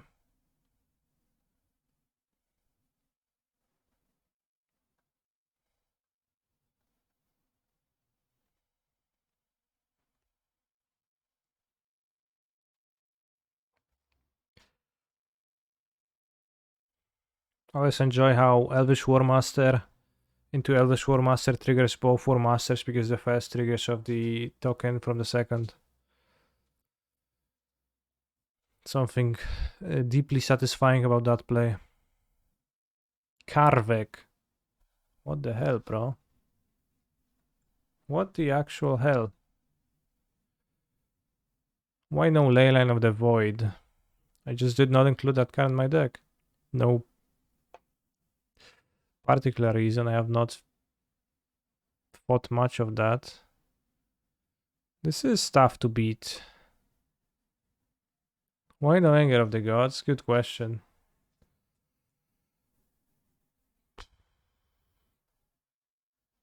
Well, I won't be able to beat this into Greasefang into Skyships, so I guess. Could have Fatal Push then if they do stuff like that. I'm not sure. Maybe on the play I can go fast and ignore that. If I play out my lords, the Karvik will not do anything. Let's go fast. Let's keep the Circle of Dreams Druid on the play still. Although maybe it's a way to beat Karvik, but not a super consistent one, I don't think so. No sense, bros. Yeah, it's 5. Okay, good hand. Put back this. And I guess this. No, this.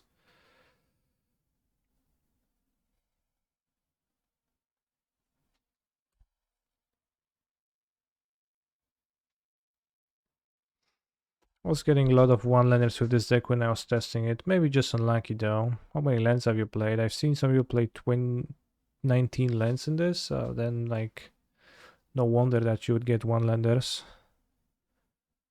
Well, Sedru is nice. If we can keep it up for a vehicle, it could actually be helpful. Elves too. I think I had 21 lands. Nah, 20 lands? It's not very many lands, I guess.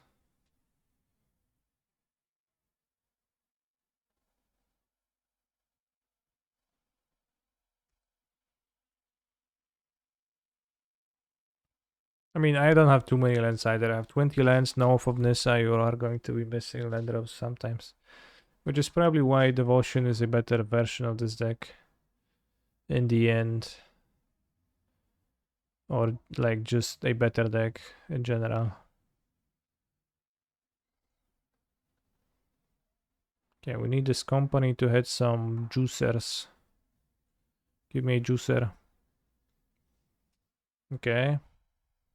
Scavenging Ooze, Elvish Clan Collar. Okay.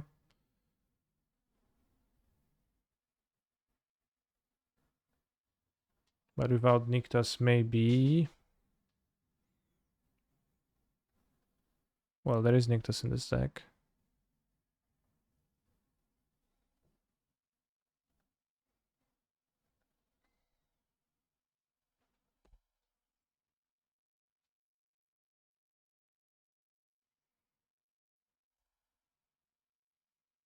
Can I build different devotion decks with the Defiler Cycle and Pio? Probably.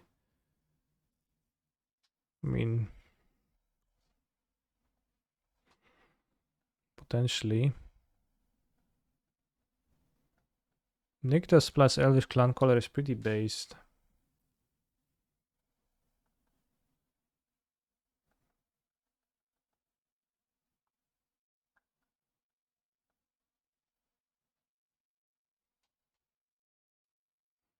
So I have 1, 2, 3, 4, 5, 6, 7 mana.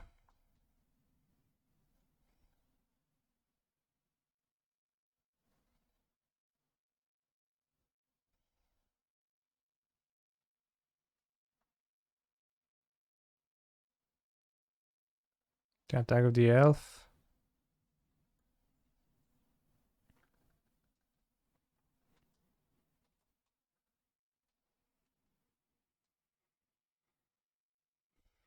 I mean, the blue Defiler is the only one that has a strong effect. Draw a card every time you cast a blue permanent spell. It's really powerful once it gets going. I assume they can maybe cast Skyship now. Karvek. Ah, sure, bro. I am not afraid of your silly little fella. Well, I should have made a clan color in response because they could punish me with fatal push. I'll be stupid, don't do that. Oof.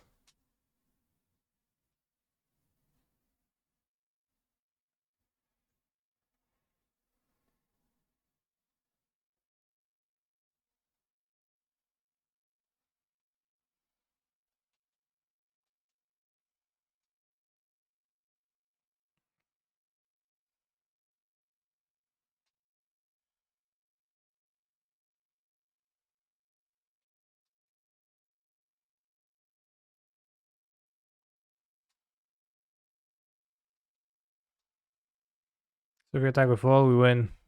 Alright, so somehow Despite unsurmountable odds, I have won this game too, but it didn't look like I was going to necessarily. Well, this game maybe, but the match, the game 2 looked pretty bad. The control matchup seems pretty bad too. I think Fozzies is not a great card to attack it because I have died to people just putting Doomscar, setting Doomscar aside, and then my Fozzies doesn't even grab their sweeper. And then like they don't have a sweeper, you should be able to beat them. But you kinda can't kill it if Fairy doesn't play. I tried out Vivian Reed and didn't hate it, but it's also 5 mana. Vivian is cool, but it's also like if you have a Vivian and they have a Teferi, they will win. So I'm not sure how valid is that in the long run. Just realized a free to Greasefang can't crew Sky Sovereign. Why? It can't crew Parhelion, but Sky Sovereign it can. Heroic Intervention is fine, but also if they play exactly Farewell or Temporal Lockdown, your card does not even stop their sweeper, which is a bit of a problem. Maybe it is just Thoughtseize and hope that they don't set aside Doomscar, but that's just like a really unfortunate pairing for your Thoughtseize, the Doomscar.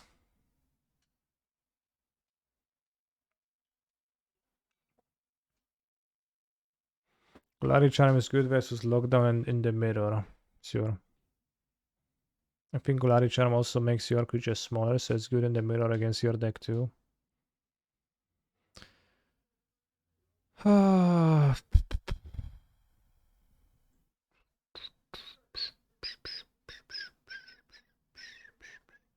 The sideboard cards I have are not like particularly super.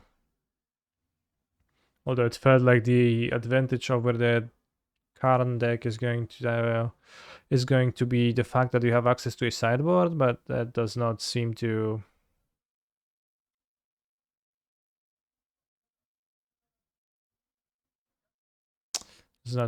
be super great. Like my sideboard is if just kind of cards.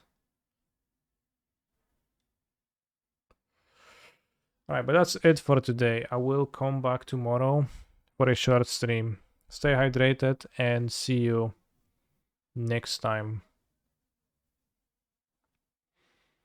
We're gonna maybe keep coping with elves. I think I have the goblins deck in a league in modern still, and I'm not sure if I will ever finish it, but probably I will have to drop if I want to continue playing some other modern decks. What a deck is it? Goblins deck. Stay hydrated and tell I don't know, something nice to somebody else today. You didn't like the goblin deck?